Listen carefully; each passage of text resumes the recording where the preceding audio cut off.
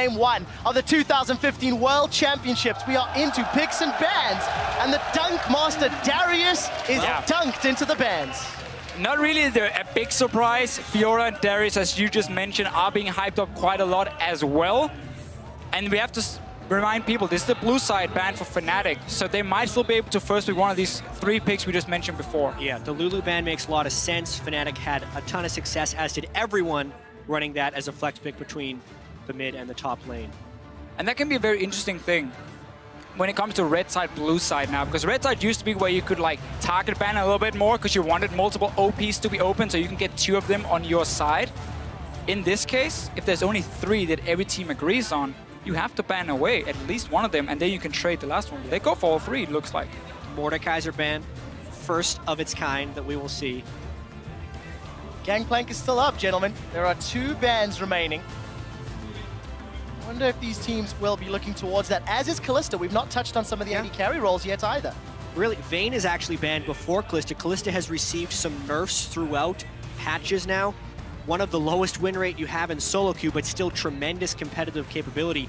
It has actually been left up with Gangplank going down. I wonder what Huni will end up playing and how much priority is on the first pick. Really not that much, it seems. But this was exactly what we just mentioned before with the red side. If there's only 3 super strong picks, you have to ban them away from IG's side, and they're just playing it safe. Not gonna take any chances here. We've seen Reckless spam a lot of Mordekaiser in solo queue. At least I'm not surprised. I think she's the best jungler, open or just available basically, because a lot of them are very even, but at least this for me stands out just a little bit. Her early game is still great, and the fact she has that cocoon. Yeah, so Nidalee, I wonder if KOO is going to play this. For a second I thought they'd actually locked in Aatrox. I was about to freak out. It's not a European team. Braum has been banned, so the poke from Nidalee would be higher, but KOO actually goes for Skarner, as he did during their final regional qualifier match against QG. So ladies and gentlemen, 3 out of the 4 Juggernauts have already appeared in Game 1 of Worlds. There's 5 seconds left for the lock-in. IG most likely going to go for the safe support pick, and it is the Thresh secured. And you get one of these compositions now where your single target CC is so insane already in the first 2 picks. Stun from Skarner, then you pull them in with your ulti, the Thresh hook coming in as well. The amount of pick potential you have on just 2 picks, and also still very safe. Skarner's gonna do fine dueling in that early game. He doesn't gank that well before level 6. I definitely want to see how Kitties performs. Out of the 67 games in summer, only 3 of them were on Thresh. For Fnatic, they now know what they're facing in the jungle. They now know what their support is, but solo lanes still left available for both teams. And with both Lulu and Gangplank being banned away, that's 2 of the most standard flex picks we're going to see. On blue side now, you might have to blind pick both your solo laners, which can be a big problem for Fnatic, and it would open up potentially for some interesting counter picks from IG. Yeah, well, what's interesting here is that Shen could technically be flexed. It's been a long time since we've seen Shen support, but it could absolutely fit in this context. Or Huni can play it as a neutralizing tank in the top lane. But as far as what we know of Huni's champion pool, he really doesn't have that much success on neutralizing tanks like Maokai. So that's a very interesting pick of Shen this early from Fnatic. But it is one of these flex picks here for Fnatic, so potentially they can hide one of their solo laners, but I'm expecting to go to Yellowstar for the exact reason you just mentioned, and also this Shen would then open up another way for Huni to duel Zitai. And with Reignover join, KOO join, we're gonna have so many fights on that top side of the map. Shen support will fit in super well there. And a lot of opportunity left for IG. I like how long these teams are taking in the pick and ban phase. There are so many different things to be prepared for that they have to switch it up. And we already get to see Riven. Zitai, hello! Rookie could also take it to the mid lane.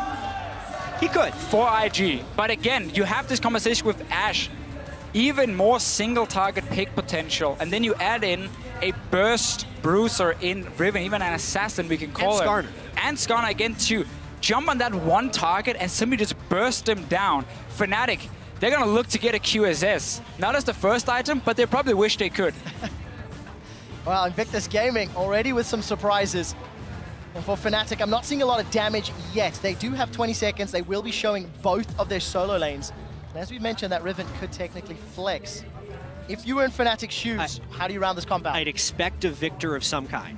in here. Azir, Victor. Just a reliable damage mage. We were wondering whether Febiven would be switching over to an assassin play style or if he'd stick with the more defensive mages. And it is Azir, not necessarily defensive mage, but a high damage control mage. Yeah, and I think Azir is a little bit safer as a blind pick compared to Victor now that his early game has been nerfed a little bit. You can get onto him and you can duel him very effective. Azir can just, from basically level 1 or level 2, to start pushing his wave. And if he's in a bad matchup, you just push out your lane and you don't look to fight the guy and you farm up to late. So I like that as the blind safe pick for Fnatic, but really being on blue side has been an issue for them because they have to show so many things. Exactly, and with the nerfs to Azir and lower movement speed, as well as the potential rise of Assassins, we were wondering how dangerous it would be to pick Azir early, even though Azir can push up the lane here. But Rookie also played Victor in his last 3 competitive games and crushed with it. So it would not be very surprising if he picks it here. Yeah, that was a funny thing about this 5-16 regionals we saw in LPL, where Victor just got nerfed, the CS just got nerfed, and yet it was Victor who became one of the most impactful champions in the tournament itself. It's still super strong. Early game, yes, is affected, but when it comes to the late game scaling, it is even better than before. Final champion locked in. There we go. Victor, once you eventually get to level 18 in outscales, I'm going to be very interested to see how Skarner and Riven will perform. Team compositions are now rounded out. Jet. Not only do we get to see Riven, we get to see Huni come back onto Hecarim again, something he hasn't touched in a really long time. Support Shen. It's really just a throwback competition for Fnatic. It's like we're on the 5-12 patch again with the champions they're playing. I'm just looking at Fnatic here saying, we know you're going to play around that top side of the map with the Riven. We have Shen support, Elise, strong early game jungler. We have an offensive summoner spell on our top laner. We are ready to take that fight. Whoever wins it might just run away with the game. Both of these teams want to do just that. 2 of the most talked about top laners in the World Championships. You can see the coaches on screen, Daylor and Mafa, getting them teams the last little bit of information as we load up onto the Rift. We are, of course, here in Le Doc Pullman in Paris, France. The audience is cheering on their teams, as are everybody watching at home. I mean, the first pick in ban phase. I love it. We weren't exactly sure what to expect. Maud, Lulu, and GP, gone. I'm actually a little bit surprised because of how dated feeling Fnatic's champions look like. No one was expecting really Hecarim to be a large pick, or Sivir, or support Shen, and they have all of them. Well, you did see the team comps on your screens. Guys, jump onto Twitter and vote for who you feel will be victorious and get that first W on the board. Hashtag FNC win or hashtag IG win. Make sure you guys keep your eyes open. Be on the lookout for any pentakills or any Baron steals, because that is going to unlock a little bit of an extra chance to get a legendary or esports inspired skin. Guys, we do have a very brief pause, and I want to mention this Hecarim point you touched on, Jat. 21 games since Huni has last played that champion. Okay. Admittedly, it's been, what, 2.5 weeks? Yeah, 3 weeks since the very beginning of the summer split. Correct. Been the last However, 24 games total. So. Hecarim was a pick when he was used a lot. They always did really well into melee matchups because you can constantly just sit and spam your Q. And again, when you don't run with the smite, as we saw for a period of time here with Cinderhulk, you have an offensive summoner, you're going to rush the Trinity Force. You are very, very strong in the mid game. And when we have these all-in comps on the top side of the map with the Riven jumping in, with the Skarner going in and trying to pull someone back, Fnatic are going to be ready to fight for it.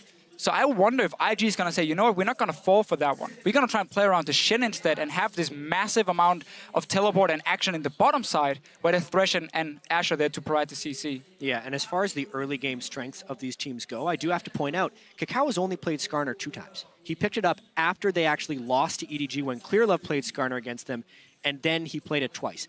In those games, he completed a Sightstone right after he upgraded the first part of his Hunter's Machete. So incredibly early on in the game, that would be really a Sightstone rush on Skarner, who already needs to farm until 6. So he's actually playing a very weak early game Skarner style that is pretty much all about defensive wards. That actually gives Fnatic a potential window to aggress on the top side, because KOO's counter ganks are not that strong to support a Riven who needs a lot of jungle attention. You're 100% going to see Reignover be more active when it comes to ganking in the early game than a pre-level 6 Skarner. Skarner, on the other hand, he often benefits a lot from having lanes that can push, so he can invade into the enemy jungle, contest, of course, a little bit in there. He's dueling pretty well. It's just running to a target pre-level 6 is not very effective. You have to land your E then to connect the stun as well, and that's very difficult for him. So we might see Reignover be very active. We've seen it before, Trevor, in Europe, how Reignover is constantly around Huni in that top lane and try and snowball him, because then eventually Huni would TP to the bottom side, and every single lane is then rolling for Fnatic. It's pretty much Fnatic style. Guys, I do have an update from production. The players are having a little bit of glare on the screens from the stage lights, so while our technicians are tweaking with those settings, we will just keep chatting a little bit more about the matchup. And for Yellowstar to play Shen, it is a champion he's also only played twice, something that Fnatic were in fact punished with when playing against the likes of Origin and H2K, because Fnatic played so much around their top lane, then all of a sudden their opponent Shen would TP up and Huni would go, oh bugger. This time around, they're now trying to channel some of that power themselves, knowing of course that KOO wants to hold Rookie or Zitai's hand. Yeah, and with Rookie playing Victor, I'm not expecting all the action to be around the middle lane. This is going to be more the farm lane. Just try and push each other out, see who can roam first. Often as Zia, when he gets the Nashus, he can really push the lane, but then Victor goes back with his E and just instant clears it. Yeah, and only in general, it's a question of what style we're going to see this game. Fnatic actually adopted a somewhat defensive or passive play style in the first 15 to 20 minutes of games over in the European LCS because they were so dominant. They didn't need to take large amounts of risks in the early game, so therefore they started playing more passive. But we'd expect in the month leading up to Worlds, playing against higher and higher caliber teams, that they would have adopted some more aggression. And we're kind of seeing that reflected in their early picks here. The Hecarim and the Elise are two champions that look for very early plays. Yeah, and once again, Fnatic, when it comes to preparation, we know how much work they put into it. So again, they've been watching all these games here from IG, looking at how they play. And I think we can safely say that over 3-4 weeks of boot camping, if Fnatic was still extremely weak in the early game and kept getting punished and losing games for it, they would have changed something. So if they stick to the style we've seen in Europe, it's because they've still been able to play well in late game team fights. The same thing I want to say for IG though, because as a team, while they are so inconsistent and we often talk so much about the early game, KOO, Zitai, and Rookie, when it comes to late game team fights, I think they are a very strong team. They are in the LPL, fantastic practice, of course, and Kid is a fairly underrated AD carry when it comes to these team fights.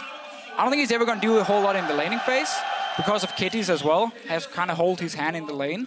But then in team fights, Kid often plays some of these carries like Vayne and can go crazy. Well, one game wasn't particularly great, but that's, okay, that's fair. so that's fair. Story. Huni on the Hecarim will be setting his target on Kid. I mean, Ashe, low mobility. If Huni comes in with those TP home guard rushes, that could be a little bit of a problem for him. Assuming Fnatic gets to a good mid-game position. For Fnatic coming up against IG, their team fighting, you've talked about it. How much will this team composition affect their ability to fight? I absolutely love Fnatic's composition in team fights. Right here, you have fantastic engage on the backline, as you mentioned with the Ashe here, low mobility coming in. At the same time, if you look at what IG is running, when you have a Riven, you're never going to look to engage this head on. You want to flank with the Riven at first. So whoever gets that vision control before objectives can be super impactful for both Hecarim and Riven getting into fights. There's also a few different ways IG can initiate. Obviously, the Ashe arrow is that's the main one. Really large part of their initiation, and that allows them to really single out one individual and will basically make it so if the Ashe arrow connects and KOO goes in, Reckless is required to use his Sivir ultimate just to match the fight, because they'll basically have to run in after whoever is getting pulled in. And I'm actually kind of happy we had the delay here because we did so much prep. We finally got a chance to talk about some of this stuff. We're back in the game. Yes, we are, Jat. Ladies and gentlemen, let's get back onto the Rift. Well, game one of the group stages in Le Dark Pullman. The Summoners Cup is etched into the mid lane to remind each and every player what they are competing for, and a defensive start across the board. Februan was the first man in the middle lane. That means he gets the trophy for himself, for now at least. IG gonna look to take it away from him already. Very defensive start. We see Kid sitting under his tower. This is in case Fnatic invades him on the top side of the map and start deep warding. to spot where they're going. They won't see him when he's hiding here unless they just check all the way over the wall. There are so many different lane swap scenarios, and in all of the LPL games we watched, it felt like the LPL games were the hardest to predict out of all of them. So here, it's Kid alone hiding behind one turret, which would be an indicator that they want to hide Kid up in that lane so that they can't scout where the AD carry is, but it also means that IG doesn't necessarily care if there's a lane swap or not. They're mainly just trying to deny knowledge. And we see right here, none of the teams really invaded in and put down multiple wards, just a ward here on the red buff of IG from Fnatic, trying to see if they can spot Kakao starting on the top side of the map or on the bottom side. And obviously, if you don't see him on this red buff within the next 30, 40 seconds, you know he started on the bottom side, and that's always good information to get. I want to see if IG wants to freeze this top lane, because they are a region, or LPL is a region, where they very often focus on the AD carry experience in these lane swaps. And you can see Kid already up in this top side here, just grouping the minions together and gonna start a freeze for himself. Let's find out how that freeze pays out. Reckless down in the bottom lane. Yellow Star is going to find something here. Just a little bit late on this invade. This was mainly an invade to check who was starting. He can now ping out Huni that he did a solo start, which actually tells the rest of the team a lot. Nice steal there by Yellow Star. But this is one of these situations where if you do not invade in at level 1 to try and take over a jungle, it's very hard for you to deny anything in the early game. So Huni got his camp, got to back down to the bottom side, and Reckless should be pushing this bottom lane if I know the Fnatic lane swap correct. And that means they're just gonna look to take over the bottom side of the map. But Fnatic at the same time, they didn't invade either. So we saw IG clear away this jungle. Rainova and Huni can only get a Grump for themselves. Everything else is cleared. You can see them holding hands in the bottom half of the jungle. Rainova and Huni, that is. Tower is going to be under threat shortly as Reckless continues to shove the wave up. And every time we look middle, Febiven's trying to poke out Rookie. Yeah, this is actually where the lane swap will be made or broken. Kid is freezing in the top lane, whereas the bottom lane for Fnatic is shoving. And Hecarim and Elise are trying to cut off the Thresh and Riven. IG can't do this. This is way too late. They're sending people down. When there's a fast push happening, IG was slow you on this know lane swap. There's going to be 4 people on the bottom side.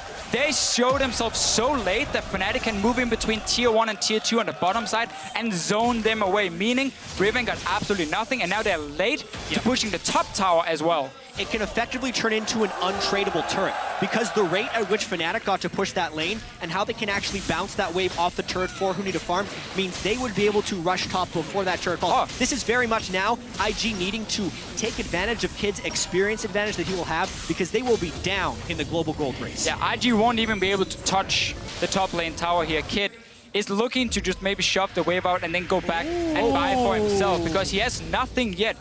Bot lane tower didn't go down. Bounce mistake properly. Fnatic recall a little bit too early, just got a little bit too eager in getting this lead here. Yeah, that was actually a pretty big mistake there. Huni, if he would have gotten a little bit more damage from one of his allies before they peeled back to the jungle, they could have bounced the previous wave, which would have preempted the Zatai teleport. Now, Fnatic will have to add an extra person to that bottom lane if they want to take the turret. That sliver of health on the turret makes a big difference in the early game. The whole strategy from Fnatic was to early take that tower and bounce the wave back so he would freeze and push away from Zatai. He would get less farm. He does have to overextend still because he's pushing down towards Huni. That's why Rainova is showing himself on the bottom side. And Kid just recalled from top lane. He didn't have enough gold for a pickaxe, so no advantage for Kid yet. Yeah, not only is Rainova showing bottom lane, he's already used a pink ward there to give some more help to Zatai. Down in the bottom lane, Zatai's going in. He's going to use those broken wings, get some damage onto Huni, and Huni's forced to rampage away. Easy victory in the trade for Riven. It's suddenly a problem right here for Fnatic. Because the turret was not killed, Zatai actually got to use some of his advantage. All that time investment that Fnatic put into hitting that turret, IG was using to garner experience for the majority of their team. Hecarim needs to be able to win the melee versus melee duel there, and Zatai could end up getting a lot of farm in this lane. Now, it's not all bad for Fnatic because they got the big wave coming down to Huni. They're even in AD carry experience, or maybe a small advantage for Kid, but not enough to make a difference. You even see Reckless hitting 5, seeing as he has the big wave coming down for Kid. Yeah. So for now, it is not all bad for Fnatic, but they just lost a chance to get a big advantage. Yeah, and what's interesting here actually is that Reckless has a superior CS score to Kid, despite Kid being left alone in that top lane during all of the early game action. Fnatic actually able to push that in with Sivir, so it is somewhat a tradable lane. And I quite like Sivir into Ashe, because you can constantly push the wave here, make it fairly difficult for IG then to coordinate a proper gank, and you have the spell shield. So what Ashe would normally do is she's gonna sit fairly passive in the start of the laning phase, hit level 6, arrow someone in the face, and a TP comes in and you have a massive fight already started. Spell shield from Reckless is gonna stop that. Taunt from Yellowstar to dodge out of the arrow makes it very difficult for Kid to set it up. And now he's just gonna get pushed down to his tower over and over. Well, take a look at the trinkets already. Febiven swapped over to that sweeping trinket for fairly early on for the mid lane, and we do see KOO hovering in this bottom lane. Huni's gonna come out slightly ahead in that trade, as he did know Reynova was right behind the backer. Well, also a very early Sightstone from KOO once again. So he's going for some pretty strong river ward control. I don't necessarily expect KOO to get in for some deep wards. And an interesting choice there. Huni had a big wave, but KOO actually Zatai allowed it to kill the turret, and he might look to freeze this. That's a somewhat dangerous lane unless he gets from support. I do like the call though from Zatai just backing away, because he knows if Reynova is on the bottom side of the map, that's a 2v2 IG is not going to win with a level 4 Sightstone Skarner. So he backs away, he plays it safe, he knows the tower is too low anyway, and now we're just gonna have to see how Fnatic push up. I like the move again from Reynova. He's staying on the bottom side, and because Huni's pushing up, he can invade in. Yeah, so this is the early mid-game power of the Elise and the Hecarim kicking in. We go all the way 5 or 6 minutes back to the beginning of this lane swap. This is what we thought was going to happen for Fnatic when IG was slow to react to the bottom lane turret push. It took a while to formulate here, but this is that early goal lead that we were expecting from Fnatic about 3 minutes early. Yeah, and Fnatic can just keep playing around the bottom side. You're gonna have Shen, who can join in very soon. He's still level 5, but about to hit level 6, and then you even have a numbers advantage. And as I highlighted earlier here, IG's bottom lane, it's very difficult for them to set up any play, so they're just gonna have to farm on the tower and wait for Skarner's level 6. Well, getting closer and closer for KOO. Kid as well as Reckless hit their respective ultimates, but with Kid having that early boots, he's 500 gold behind Reckless. So Reckless is going up for that BF sword. Is in fact starting to back Yellowstar. No Stand United completed just yet. And Fnatic got to push the bot lane wave close to the tower. So now it starts pushing back. One of the minions will die to the tower itself, and Zatai is going to build up a pretty large wave that Huni has to make sure he gets, because you cannot afford to fall behind in this matchup. Even see Huni. Early frozen heart he's aiming towards, because he knows the all-in from Riven is what he needs to respect. Yeah. That one little longsword got lost somewhere along the way, but definitely looking like he's doing a frozen heart rush with a tiny little bit of offense early. Well, not losing there, or not securing the tower early on may have changed the decision-making as far as Huni is concerned. He has once again gone to that bottom lane to Fisher, looking to catch that wave.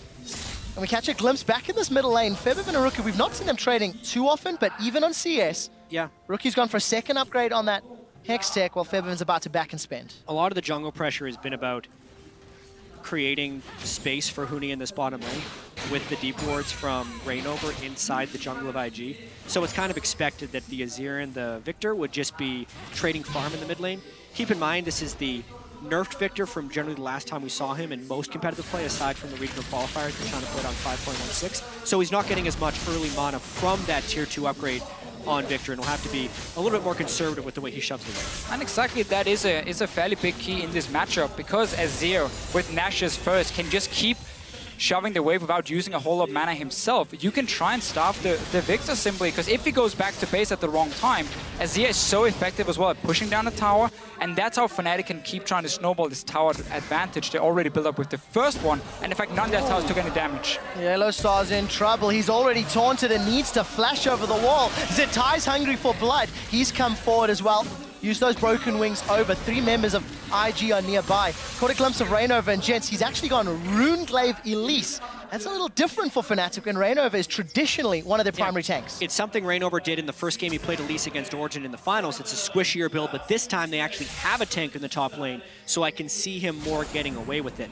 The longer Fnatic can hold these lanes, the better. That entire invade by Yellowstar, while it did burn his flash, gave Huni a large amount of free time in the bottom lane, whereas Zatai has not been able to farm. So that farm discrepancy amongst top laners is only going to grow as long as these lanes maintain their current form. And obviously Zatai here saying, I can't do anything on the bottom side of the map. The wave is going to be at his tower. I'm going to try and make a play. But Kid and Kitties are not ready to give up this top lane to him and try and swap the lanes around, because Fnatic can fast push him so effectively. So he's just going to return to the bottom side. We're going to have exactly the same situation. Skarner is level 6 though, even level 7 for KOO. So now the ganks can start happening. And oh, he's going in on Rookie! Oh, Rookie's going to flash the cocoon. Summon a spell blown at the cost of Reignover's flash. Yeah, even so, Rookie still has cleanse, even if the cocoon would have landed.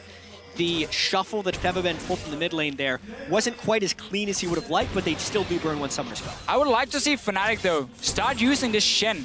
Make some plays with Huni. He's fairly strong already. He has some armor if he wants to tower dive. And whenever Riven is stuck on the tower here, you can set up a 3v1. You just need to know where Skarner is on the map.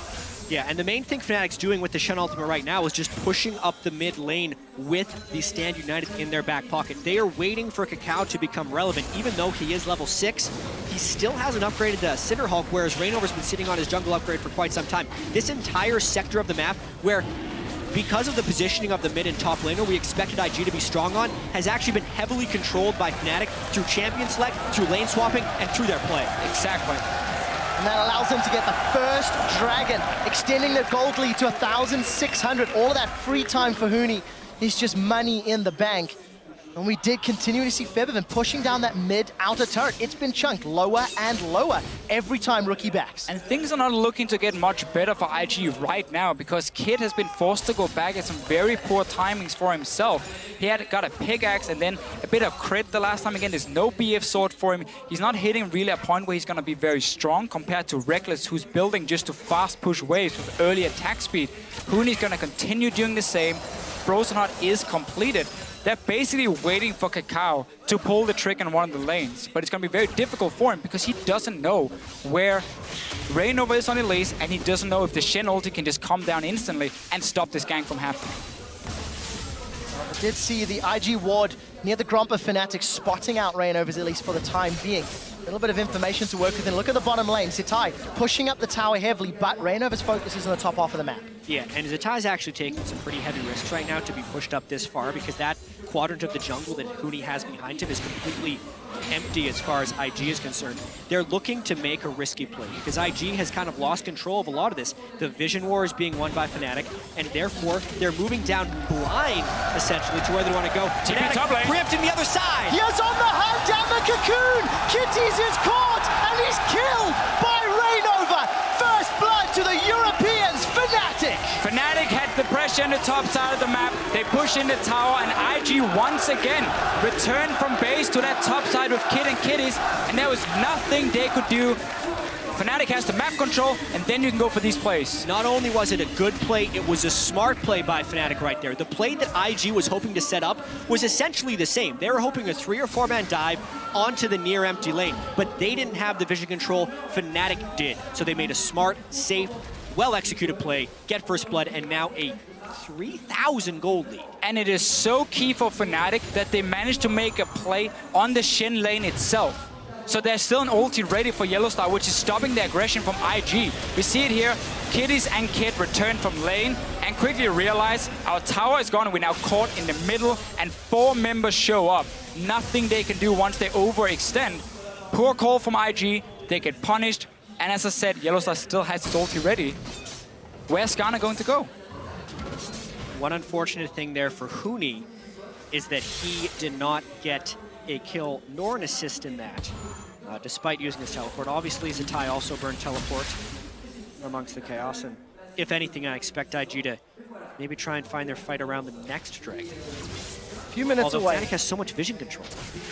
And sight ward for both Reignover and Yellowstar doing a lot of work. Deep vision thanks to their first blood earlier. And Reignover a little bit tankier, got that giant spell completed. We did see a BF sword picked up for Kid, but Fnatic, cool, calm, and collected, slowly, you know, increasing their lead and increasing their advantage.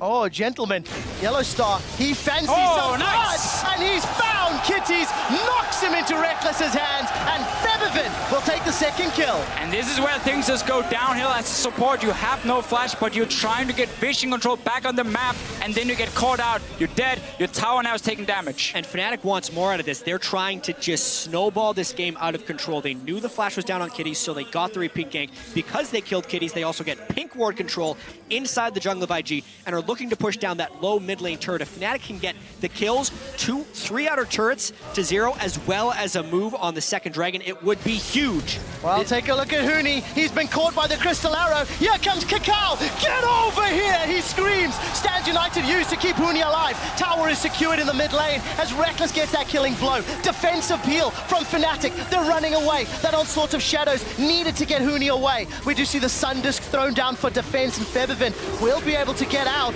That was close, but they got the tower. Yeah, they got the turret. Huni was trying to make a poke play, and because they'd saved the stand United and Huni had gone for Frozen Heart for a tankier Hecarim, he was able to escape. So much burned by IG there. The Flash and the Skarner ultimate being burned in that engagement, as well as Ash Arrow, really hurts IG's ability to fight back now. 3 charge to 0 is not something that is often recovered.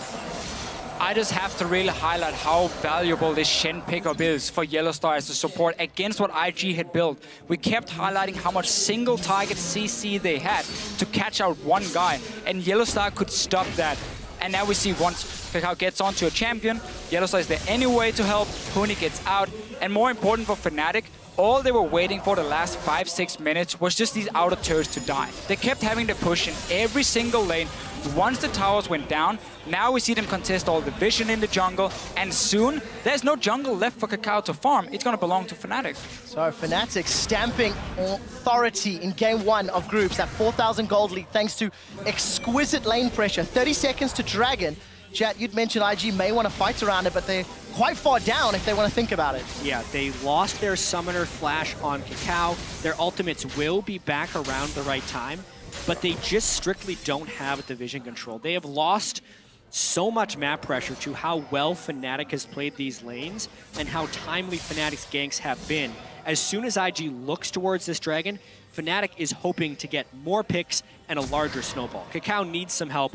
Really lucky to be getting that ward down without being punished. There's just barely any other options though for IG. Then try and go down here and try and catch out a target with Arrow and then Skarner to get that one kill, because otherwise the map is lost. It's essentially Hawkshot into Ash Arrow, but if they do Ash Arrow, the team has to be able to follow. That's a teleport, that's an arrow. The arrow does go on Feathervin, is instantly cleansed. Dragon secured. They turn their focus to KOO. There's the team fight. Onslaught of shadows throws IG's backline. Zatais forced to retreat. They've traded 1-for-1 thus far, but Reckless takes out Rookie. Now they're looking for Cocoon. He's Cocoon. Cocoon is down. Rainover gets another one. It's a 3-for-1 plus Dragon. We talked about it here for IG. They were running out of options. This was never going to be the best one, but they had to do something. We see it right here. You try and catch Feathervin. He has a cleanse. Spell shield on the Sivir. It is impossible for Kid to find the right target, and Fnatic, they take another fight. And what's most impressive about Fnatic's 6,000 gold lead here at 19 minutes is the fact that they didn't have to take large risks in order to acquire this. They have just been playing the lane swap game extremely cleanly. They are ganking with vision control, and they are forcing IG into unfavorable, low percentage plays. We were wondering if Fnatic would have to adopt a higher risk play style against these better teams at Worlds. So far, no, they're just playing amazingly.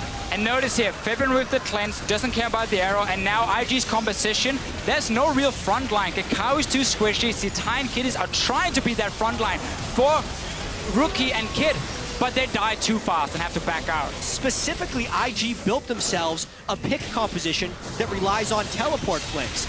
The pick didn't work because they were 5-man brawling into a fight that Fnatic has set up with a zone control mage in Azir. That was almost never going to be a one fight for IG because the setup was not even close to where it needed to be. And we're not even at the point yet where Fnatic can get a QSS. And simply say also Skarner ulti, we don't even care about that on our carries, because right now for Fnatic, they can split up in 1-3-1 setups. You normally don't want to do that against an Ashe because she can just arrow out of vision, catch one guy, and then break this split push. But because again you have the Sivir, you have the Shen ulti, you have cleanse on Feathervin, nothing really hurts them from what Ashe can do to engage. And that is the main engage from IG, other than a flash ulti from KOO. As we've crested the 20-minute mark, Fnatic are quite infamous for their 20 to 25-minute Baron secures. There's already a pink ward in the pit. And we've talked about the 1-3-1, another option for Fnatic. Play the Baron bait game. If any region knows how to dance around that objective, it's going to be Europe. Yeah. And look, they're calling IG, saying we dare you to check. And Fnatic really is far ahead. Fnatic was praised for their ability to come back in some games. The largest Fnatic was down at 20 minutes this year in which they were able to achieve victory was 4,700 gold. They have a larger lead than that over IG right now. So the chance of comeback from IG is actually very low. And either Fnatic would have to make some pretty large mistakes from here on out, or IG would just have to play otherworldly. Small window with no cleanse on February, but should be ready in just a few seconds, and then that engage option is down. KOO has flash ready. IG needs to just pick off one target when the fight starts, and you need this Riven to be able to get into the backline and take care of Reckless or February, but there's been no chance for ZTI to have an impact. Yeah, I mean, part of this goes back to champion select, and another part goes back to the way the lane swap was played out. KOO is not a jungler who can apply the early jungle pressure to get Riven and Edge. Hecarim then stacked armor, and it's been a beautiful counter pick from there. But now Fnatic, they're going for Baron. They are indeed. The arrow's coming out. It's connected onto Rainover. It is in fact Featherfin that secures Nash. Victor's going to peel away. That got close. And we did see the teleport come in as well. Really strange interaction happened right there. Featherfin actually put his Azir ultimate up against the Baron wall, and KOO tried to flash over to steal the Baron, but specifically because the way the soldiers work, unless your entire model is over top of the Azir ultimate, he will get bounced back. So KOO flashed in, immediately got pushed back, and could not smite it.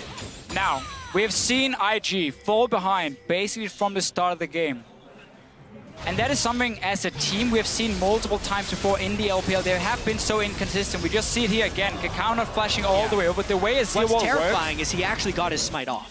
It was close. He did 700 damage. Close. Just Baron was at 1,000 when his smite did 700. But Azir wall is not like a normal wall here on the map where you can flash almost over it and you will move to the other side. If you don't flash fully over it, you will always get bounced back. But as we just mentioned before here, IG as a team has been so inconsistent in the LPL, and they've managed to bounce back then in the next game and look fantastic. For them now, they need to figure out what can they do here, but they're so far down at 22 minutes, it should be nearly impossible for this team to come back. Gentlemen, we saw Yellowstar shoving out that bottom wave. It's a third item QSS for Featherfin.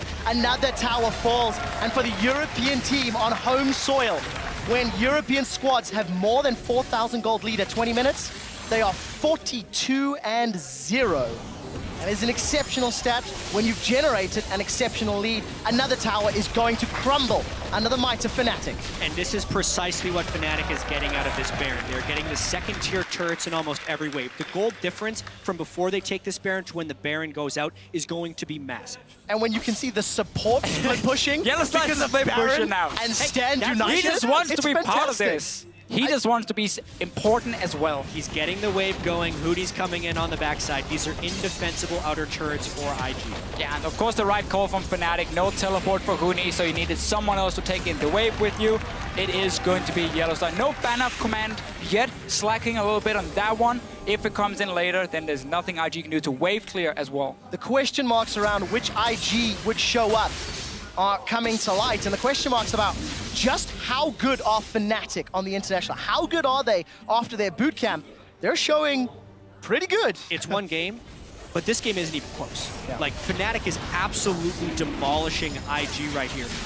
We obviously can't make any conclusions off the first game at Worlds when it's going to be a month-long tournament. Wait, Fnatic didn't win Worlds yet? Yeah, it's over. Congratulations. Even so, this early game, this mid game, the way Fnatic is playing well controlled with so much pressure in front of the home crowd is all very good. I think we really can just praise Fnatic for the pick and ban phase. It looked a little bit worrisome on the blue side here. They didn't really have anything where we felt they could see any of the soul lanes from IG, but just the fact they have this Sivir pick into the Ashe that completely nullifies what Kid can do with his arrow and just push him in early. The Hecarim, the melee matchup who can go Frozen Heart as well, and then Shin's support against the team that relies so much on what the top laner can do 1v1. It's just a very smart pick and ban phase for Fnatic, and they're getting rewarded for it. One thing we did discuss about top lane being a more influential role, and the patch in general, was that it was going to be a little bit more swingy, more snowbally, because a lot of this game is about gaining a quick advantage and then trying to win within 20 minutes. In this case, Fnatic has accumulated an 11,000 gold lead only 25 minutes in, but that's in part because some of those matchups were so swingy. And instead of having, for IG's sake, a top lane tank to fall back on and create some stronger team fights, they've fallen behind on Riven, which is one of the most devastating things to have happen. And you're falling behind on an Ashe. your damage is not anything to write home about, and if you cannot pick off targets, your value really goes down. She's a fantastic snowball pick. Don't like her that much once she starts falling behind. But really for IG, in this situation, and what we're probably going to see for the rest of Worlds is that the current meta is very snowball focused. You can very quickly get an advantage where you take over one side of the map and you can keep forcing plays on that side, and we're going to get these leads here. Think back to Season 4 Worlds with Samson White, how dominant they were when it came to vision control and simply forcing you out of your own jungle. That style has been now taken by most of the top teams, and they're trying to perfect it, and we're going to see more of that at Worlds itself. You can see that massive gold difference between the respective players. It is over 10,000 gold now. Another QSS was picked up on the side of Fnatic, and Baron has worn out. So Fnatic have successfully taken all outer turrets. 26 minutes into the game, and now they've shown strong early, strong mid. Fnatic need to demonstrate that they can have a strong closing to the game. All summoners are up, all ultimates are up. The jungle belongs to Fnatic. This is what we talked about earlier with the leader Fnatic have built up. Yep. Do they just play it safe and go for another Baron or maybe Aspect before looking to finish? I say Fnatic is definitely going to be playing this one pretty safe. That's why they've had the luxury of building 2 QSSs, because the last thing they want is to have a priority target pulled into an inhibitor or a Nexus turret and get quickly executed. With Baron coming up in about 90 seconds and Fnatic having complete control of the map, that's obviously the next thing they're going to take. Fourth Dragon would not be far behind that, but I expect Fnatic to at least try and make a play with the Baron buff, and if they get even the slightest bit dissuaded, I think they'd be going for Aspect, because the overall timer on that is still pretty early in the game, and Fnatic wants to keep their options open. Just take the Baron buff, go for your 1-3-1 setup again, where you have Huni sitting in one lane, let Reckless fast push another one, and then join Febiven. And you can either dive if you want to, you are strong enough, you're far enough ahead, or you can just wait for these Baron buff minions to do the work. The wave clear on the side of IG, it's mainly gonna be on Rookie, but AP champions, they hate the Baron buff because the minions no longer will just get one shot by your E if you are the victor, and they will buy time for Fnatic to just slowly but surely poke down the towers. If an engage happens, as you mentioned, Jad, double QSS is in here, Shen ulti is gonna be there, face of the mountain. There's so many ways for Fnatic to make sure a single target will not die. Yeah, right now Fnatic is kind of hoping in the back of their heads that IG is going to try and contest this Baron, because it would be very nice if they could pick off multiple people in IG and then just end the game instead of waiting for these Barons. But with the 12,000 gold lead, it is within Fnatic's right to just smatter this jungle with wards. Using those sweeping lenses to clear out any vision from IG. You can see Invictus have grouped up near the north quadrant as they clear out the wave in mid. But look at Fnatic's positioning. They are tightly knit. We could be set up for a fight. That's a Sand Soldier. He's been sent forward. Huni's coming from the flank. Yeah, Huni is in potential flank position. IG is actually pretty far away. Look at Yellow Star. They do not have wards on the side. Multiple flanks. They're just bailing out of here, though. Gonna make it out. KOO looking for more. He's gonna have access to that Spire just yet. Yellow Star and Rainover backs away. Gonna use the dash to dodge the death sentence. Everybody's postured very aggressively. Crystal Spire secured for KOO Skarner. Where is Huni? Mid lane. Let's see if we can find a flanking opportunity. No home guards from either top lane, so we're not going to see that insane flank coming in from Huni or Zitai, but both teams, they know this next fight will be the fight deciding the game. If IG can manage to win it, they will be able to stall the game. If Fnatic takes it, they should be able to push and open up the base completely. They're starting the Baron. No reason to risk KOO flashing in and stealing it. Febiven needs to be on point with his ulti if they want to go for somewhat this. of a dangerous Baron start, but here's the teleport from Huni. He has flank. He's found Zitai. The onslaught slows him down. Reckless has got one. Rainover flashes over the wall. He's looking for kitties. That's a defensive flash. Emperor's Divide will not pin KOO to the wall. It's a battle on 3 fronts, and it's a battle that Fnatic is winning. That's a triple kill for Reckless. There's 2 more targets in his sight. He's looking for more. Here's the tower dive. Huni is chasing Kid down. A flash away. The ricochet. It's bouncing. It's spinning. Reckless, can he get more? Boomerang's not there. Huni and Reckless are inside the base of IG. Fnatic chase so far, and the minion wave is there. That's an inhibitor down, but they're playing the long game.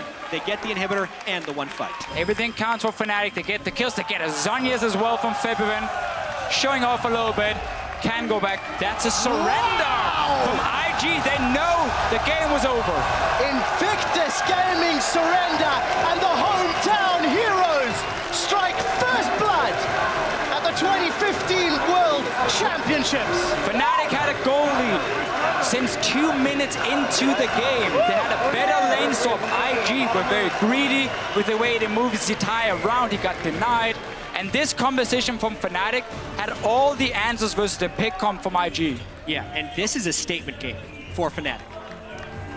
They made it to 5 games against SK Telecom and MSI. They went undefeated in the regular season, but then they dropped 2 games to Origin in their finals. And a lot of people are wondering how they would be able to stand up to these expectations.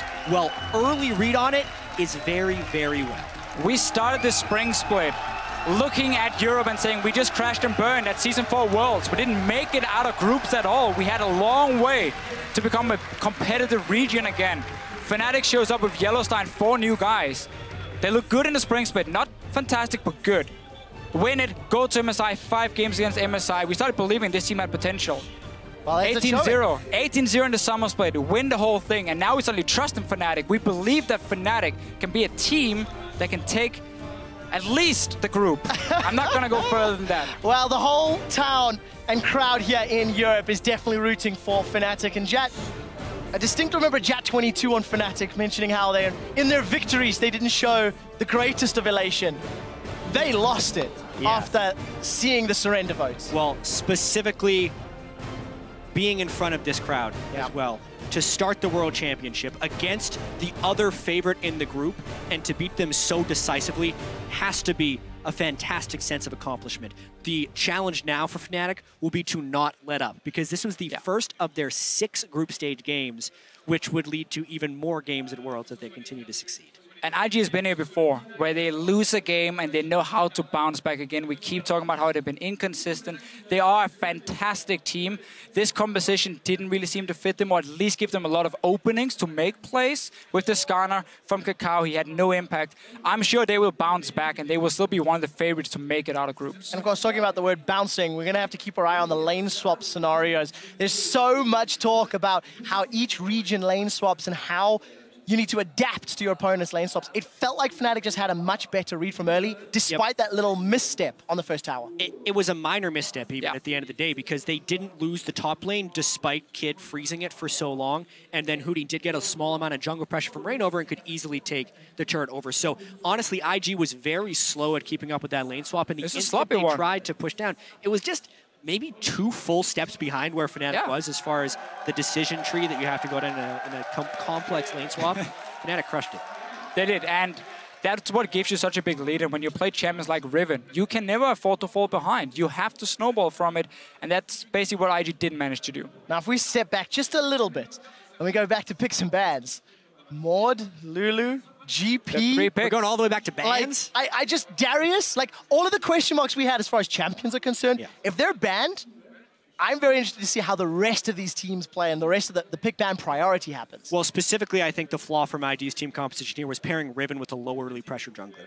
And Fnatic jumped all over top of that. They already had the Elise when the Skarner was locked in, and they're just like, okay, well, out melee versus melee, you one of the swingiest top laners in the game in Hecarim, and they had superior jungle pressure. So that was just a really good outdraft in that specific instance by Fnatic. We saw more standard picks, though, I want to say, compared to what I expected, because Fnatic and IG are teams where they have pulled out some crazy stuff in the past, at least. We've seen a lot of weird picks. We didn't get to see that right here. I mean, this is what I expect to see more of, like these kind of picks in here, especially the bans as well, with the 3-1 you mentioned, Mordekaiser, Lulu, and Gangplank, and Darius coming in from Fnatic. So we didn't get to see the big surprise yet, but there's a lot more games today. Yeah, there really is. There's a lot more games throughout the entire group stage. I want to see just exactly how the rest of them pan out. We will be getting an interview ready for you guys shortly, but I think we actually are, in fact, ready. So let's head over to Shox, where we can chat to a few members of the victorious Fnatic. Then himself in the mid lane. But yeah, Cloud9 have a lot to prove. At the same time, there are like 0 expectations for Cloud9 right here. They can go in and just play fairly freely and show what they can do. Well, 3 bans already in, gents. Mordekaiser's out. Azir once again banned by AHQ. Rek'Sai and Rise from Cloud9. So C9 targeting some very specific champions with at least another jungle ban, hitting maybe the weaker area of Cloud9's team. Yet another Azir ban. That is no surprise for AHQ. Even with the nerf to Azir, it is somewhat expected. And there are more unknowns on the side of AHQ than any other team at Worlds for pick and ban, because the last competitive patch they played on was 5.13. they ended their season so long ago and qualified as the #1 seed. It will definitely be revealing what they decide to do in this champ select. Both Gangplank and Lulu will be open. And instantly, as I say, Cloud9 locks in the one that was left. That is the 3 picks we keep highlighting. Mordekaiser, Gangplank, and Lulu. Obviously, AHQ will still have a chance. Not to get an Elise, sadly, for Mountain, but he's played a lot of Gragas back in the LMS. He likes these big bruiser here where he can stay alive a little bit and wait for his team then to move from the lanes and join him in these invades. He likes to do, like, Mountain is a jungler. He only goes one way, and that's forward. I've never seen the guy retreat from a fight. He's always first man in, and he stays in there, and he keeps fighting. Traditionally, standing at the end of it as well. AHQ have been incredibly dominant in their region, only dropping 3 games all summer long. You contrast that to Cloud9. It was only 3 series they managed to win all summer long. Maybe it's an overstatement. And in those 3 series, they dropped more games than AHQ did in their entire split. It really feels like a David and Goliath matchup, but we'll need to see what AHQ do. Kalista and Braum, 3 seconds left. It looks like those will be the picks. Yeah, like these 2 very strong picks for AHQ. Don't get one of the real big power picks, but Braum, I think for support, is definitely up there as a must pick in almost every single game. And of course, Kalista, while she's not perm ban anymore, she's still a very, very strong laner. And AHQ as a team will constantly force fights around that bottom lane. Ziv will TP down, Mountain will gank it, and Westar will roam. So having a strong lane, at least where you have early kill pressure, is very important for their early fights because they have to snowball. So Cloud9 need to think about what they're going to lock in. The Braum's also a steal. Ooh. Early lock-in, and it is a Morgana, most likely for Lemon. Couple of interesting things about these Cloud9 picks. The Morgana is what Lemon Nation ended up picking after he shied away from Karma, which he seemed really attached to. It's also an old school counter pick to Braum. I never considered it a counter pick, but it's actually very good against it because you can black shield the stun from the Braum. Additionally, Lee Sin as a champion high has put a lot of games on. It's a champion we expect to see a ton of jungle prevalence throughout Worlds here. 5 attack damage on Warrior, as well as some energy buffs and buffs to the ultimate, which allow to do more damage on targets it passes through, are all big things, and Cloud9 will look to put out some early pressure here. Yeah, much like we saw Fnatic in the last game try and counter what IG normally likes to do with camping that top side of the map. Cloud9 now knows how HQ plays the early game, and they want early aggression with at least a jungle pick. Gangplank can also fight for himself, but Darius was still left open. And Gentleman, that's a very strong pick. And Rengar. Darius and Rengar at the 2015 World Championships. So 2 of the big champions, 2 of the 3 big champions we pointed out as being extremely powerful on this patch have been picked here, Darius and Gangplank. Lulu was, of course, banned. And then out of nowhere, we get this Rengar from Mountain. We're looking at the champions he's played since the summer split. He actually wasn't their jungler until the very end of the spring split. And there are no Rengar games anywhere here. This is awesome. Yeah. And we've got so many questions, not only on the side of AHQ. Balls not played Gangplank. We've got 1 game for High on Lee Sin, and it was a loss.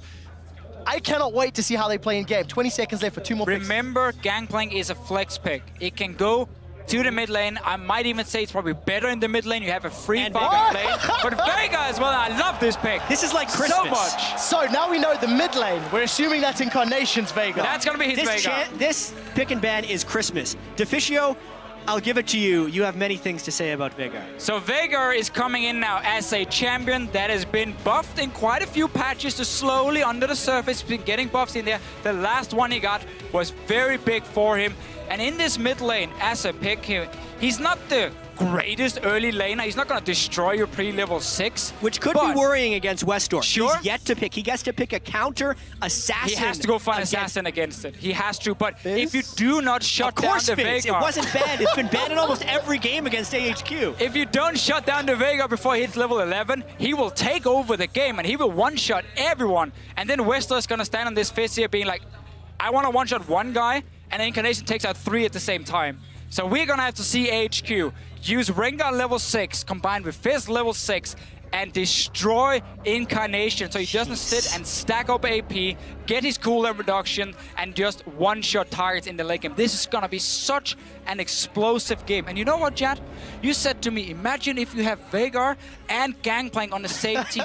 The zone control is huge. And he's stun coming down. That burst damage is ladies and gentlemen, on the bus right here, we were talking about champions we thought we'd see, and all of the champions we got excited about are already starting to trickle through. Every champion pick in the first 2 games has been unique. There have been no duplicate champions from this game to the next, as far as picks. I really like this patch. Now the question is, so far, this is still I just like it. This is still very snowbally, as I'm led to believe. If Darius gets ahead, if Rengar gets ahead, if Vigo gets ahead, etc. It's the meta. It's also the teams. Out of control. Like AHQ needs to fly ahead of the opponent to win, and they do it very often. And they've got the tools to do it again. Here's your team compositions, ladies and gentlemen. They need level 6 this time around for AHQ, and then they can go crazy. Let's find out, because we are exceptionally excited. Jump on Twitter once again, hashtag C9win. Do they have more magic in their tank, or will AHQ, the favorites coming into this game, pick up their first victory here in the group stages? It is Cloud9 taking on AHQ with Veigar in the mid lane, the tiny master of evil. And we also get Westdoor's Fizz in this game. Yes, Westdoor wasn't high in the MVP voting over in the LMS, but it's Westdoor's Fizz. He doesn't get to play this champion. And now he's playing it against Veigar. And you know what? It's Ant's Kalista. So AHQ, when they have these early fights in the bottom lane, they're looking to give Ant the kills, and of course Westdoor whatever he can pick up. But late game, you might just be one-shot by Incarnation. Westdoor's Fizz is 4-0 in their last 31 games, played with a 15K DA. Yeah, and it's been banned 26 times. Well, picked away one other. Anytime there's a game with Westdoor, Fizz shows up and picks her bans. Now, for Cloud9, we mentioned a little bit how the Lee Sin pick, they want to try and counter some of the early aggression. But for me, the Gangplank and Veigar, that is where Cloud9 wants a bit more time before their composition really kicks in. So for them, you gotta play safe in the early game. You gotta be able to predict where HQ is going. Because once you hit 11 and get rank 2 ulti and rank 3 of your E on this Veigar here with the stun, grouping is gonna be so powerful for them. And I don't think HQ will be able to respond against that. We'll find out if they get a chance to respond to Fisher. We're almost at 2 minutes. Lane swap seems to be initiated by Cloud9. And coming into this, we talked about how maybe a lane swap could have helped Cloud9 overcome some of the tower diving and team fighting strengths in the early game from AHQ. But some of their champions will struggle a little bit. I know there was a discussion regarding Lee Sin and his effectiveness or preference in lane swaps. Really late invade there by Cloud9, but it seems to have actually pushed AHQ down just a little bit. They won't be starting Krugs, and in fact, Cloud9's going to get the start the Krugs. I actually feel like that's an incredibly small win for Cloud9, being able to start on the opposing jungle. So what both teams could look to do, if you value getting that early experience for your AD carry and support, is you fast push the first 2 waves, and then you bounce it on the tower and you freeze it from there. And you try and just get a high-level AD carry who can 1v1 the enemy top laner. For now, though, both teams obviously instantly in. You see Albus on the bottom side of the map warding up the jungle of Cloud9, because now they gotta make sure that High and Balls can move down and start farming on the side. But we see Cloud9 already sending members. You have to respect this roam right away. Whenever there's an AD carry, the support goes rogue. And Albus now looking to do a bit of an invade into the bottom jungle. Slightly vertical jungle, but actually if High doesn't make it over quickly, he's going to be counter-jungling pretty hard. So because Cloud9 up in the top side of the map saw where Rengar and Darius were starting, they knew they were really far away from the bottom side, and that's why they can send Balls in here. But High, as you said, he needs to be down there as well.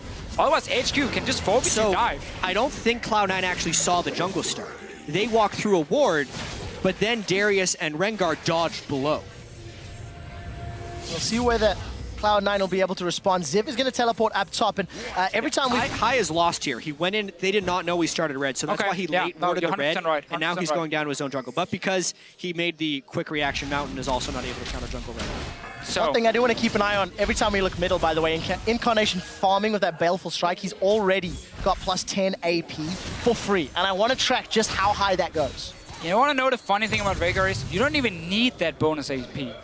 Just from standard items, you get so much damage because you have a 1-to-0 scaling on your ulti and on your W.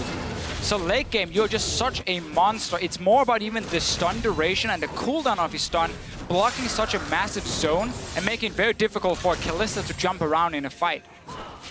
With all the early game action, Balls is the one that's suffering 7 CS In contrast to Ziv's 14, Lemonation did back earlier after doing those cracks to help babysit balls in this lane.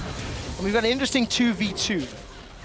It's a very different lane swap compared to what we saw in the last game, where Fnatic were fast pushing from the start and AHQ tried to freeze one wave and then send down people to defend. Backfired completely because they were so late. Here we see both teams kind of being happy, just trading experience on top and the AD carry. We see up in the top with Darius being in the one-on-one lane. Yeah. High instead looking for a player on the mid lane. We're not expecting Mountain to do anything pre-6, and Westar's going in. He's gone in aggressively, and that might be brave. Event Horizon is flashed as Westar gets past the Christmas bells.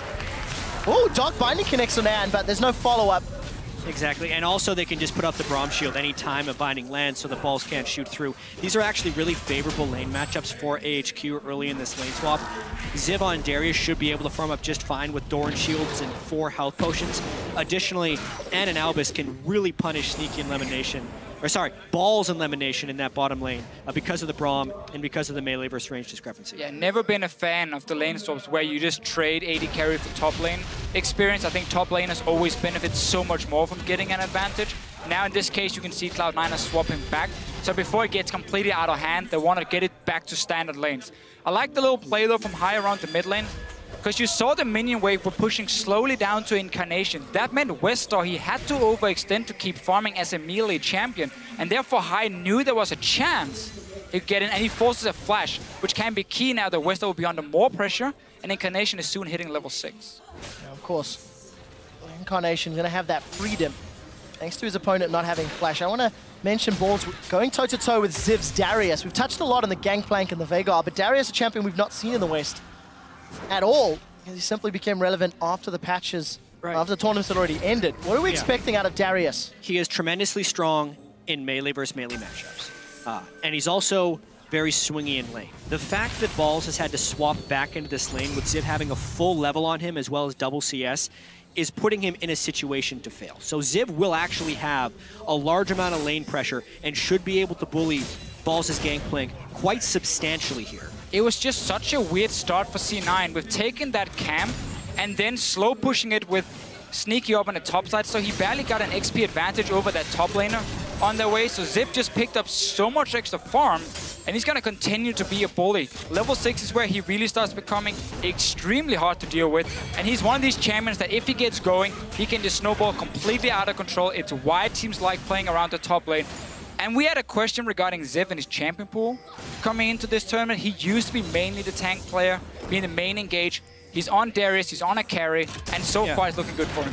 Well, in my opinion, Darius as a top laner has the most overlap between tank and carry. Maokai or Gnar or Shen, the things that Ziv played a lot of in the regular season, are full tanks, but Darius generally builds tank items, and then if he gets Noxian Might up, will gain upwards of 200 attack damage in the late game and become the carry. So the textbook juggernaut, I would say, for Darius. The standard build we see from me is Black Cleaver and then often Dead Man's Plate coming in as well. And I think that's an extremely powerful item on this patch here, giving him a bit of movement speed, and also if he stacks it up to 100, of course, that first hit where he gets the extra damage and a slow is really good for a fairly low mobility champion like Darius. Westar, taking a little bit of poke. He doesn't have flash, remember. We'll be able to just dance out of this one. Clearing that pink ward's actually pretty high value considering he didn't have immediate jungle support. So that's actually a nice mini win there for Westar, and his flash is only 2 minutes off from coming back again. You talk about jungle support. There we go. Thrill of the hunt. The stun connects. This will be first blood to Westar's Fizz. He does get stunned up high. I'm not sure you want this fight. Gets some damage down. And the assassin has got his hands on the gold. Something we hadn't talked about much this game is the importance of the level 6 Rengar gank, and also the importance of Elise Sin having impact before Rengar can hit that point. Not only did Mountain nail his first Rengar gank, 10 out of 10, getting the kill and the flash from Incarnation, High hasn't even hit 6 yet, nor has he pulled off a gank that burned any summoner spell. Surprising that the first gank C9 pulls off was very smart, timing the minion wave, pushing in, forcing a flash. There was no return from High. A no flash mid laner managed to take away a pink ward. That should never happen, especially because your jungler has not been paying attention to the side lanes either. So we need to see High go in and still use the fact that Westar had no summoner, or for a few more seconds, 1 minute maybe, he can still be punished. So far, AHQ has been getting everything in this game. Slowly pulling ahead, over 1,000 gold. Every time we look top, Ziv is shoving balls under his tower. We see Sneaky and Lemon being forced down. They're taking unfavorable trades from Albus and Ann.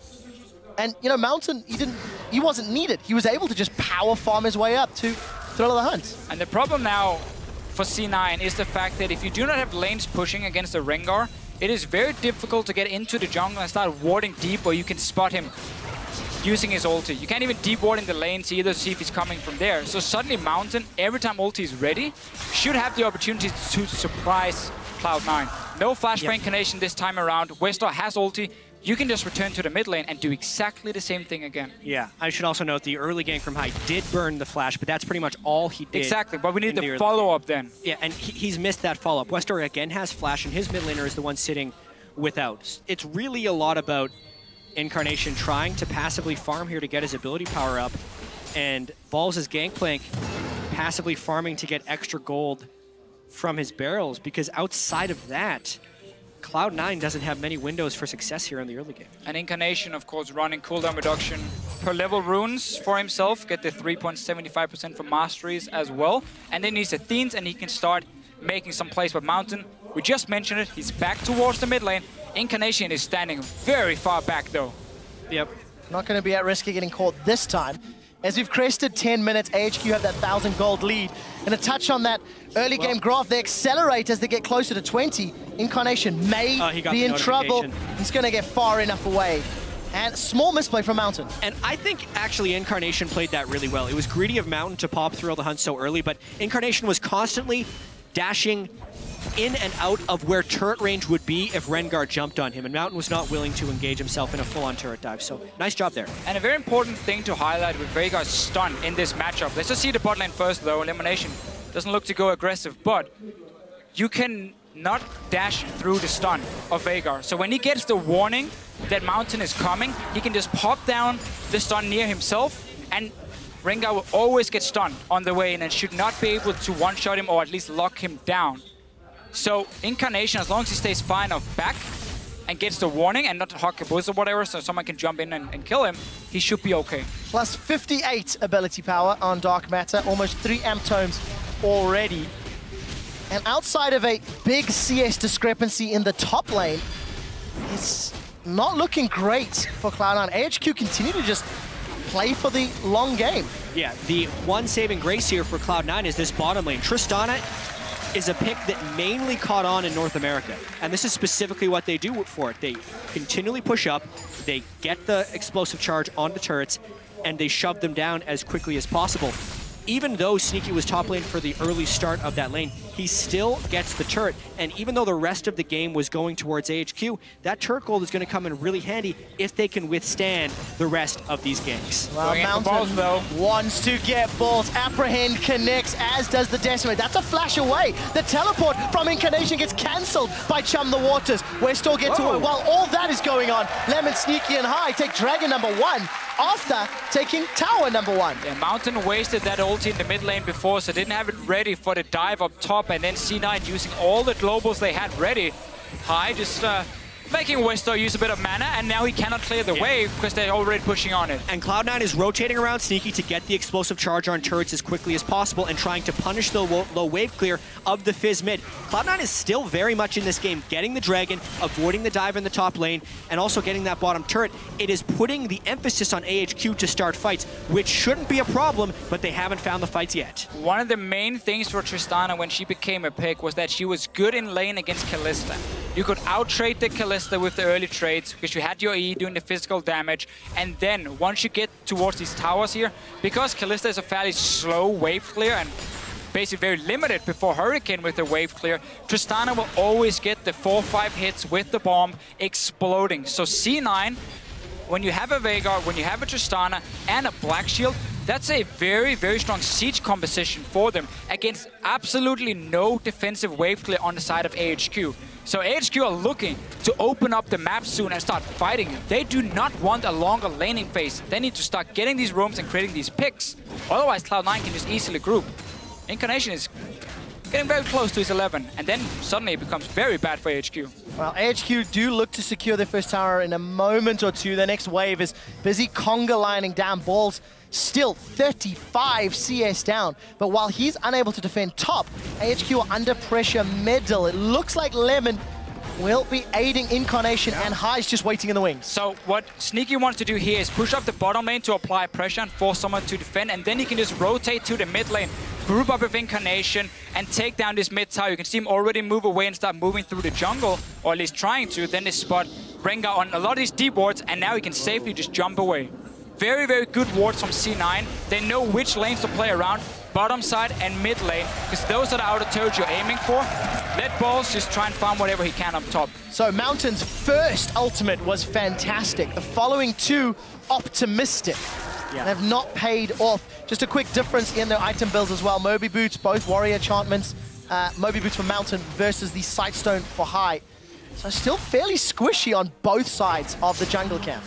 And this would normally be the time in the game where AHQ would be taking advantage, but they just strictly don't have the wave clear, and that's the stun! Oh, he's down! Sneaky gets the kill, even an assist for Balls. They're gonna turn their attention to the tower as that cannon barrage helps to clear the wave. C9 might be behind in gold, but this composition when it gets to siege on a tower is so deadly. You see the stun, the chain CC coming, and you just burst down one target. They are so far ahead in map pressure as well. Westor would have to fight, and they just keep chaining. Cloud9 is on a rampage. Oh, there we go. Wait for Eventhorizon to come back up, and Incarnation will say, I'll have another. They've decided to back away for now. Look at Westor. He was in the river. And because Ziv was called down, Balls gets free time in the top side. The pressure and the tempo is so heavily in Cloud9's favor, it is catching AHQ way off guard. AHQ in the LMS is used to playing a laning phase where they always get slightly ahead. They're then used to getting out of the laning phase and just take team fights left and right, and they win them and they get so far ahead of the other team. Now, they're suddenly against a group of guys who can simply move up to a tower as a unit and just slowly but surely they look for a pick or they just take down the tower, and AHQ needs to respond by flanking them and getting a massive team fight. And this game could very easily become a bloodbath with the way it's progressing. Both teams have multiple turrets down, and LMS, much more than North American or European LCS, fight over the Dragons, specifically if the other team is trying to chain them. It was actually really strange that Cloud9 was able to get that first Dragon, which means AHQ is putting even more priority on preventing the second one. And since Cloud9 does have turrets down already, the next course of action would be to start securing those Dragons. This fight in 90 seconds could be massive. Level 11 for Incarnation. He's got 120 bonus ability power thanks to that passive on Baleful Strike. And we did see AHQ grouping around the Dragon. So for Cloud9, where is their next move? Mountain does have Thrill the Hunt on, and he's thrown it down.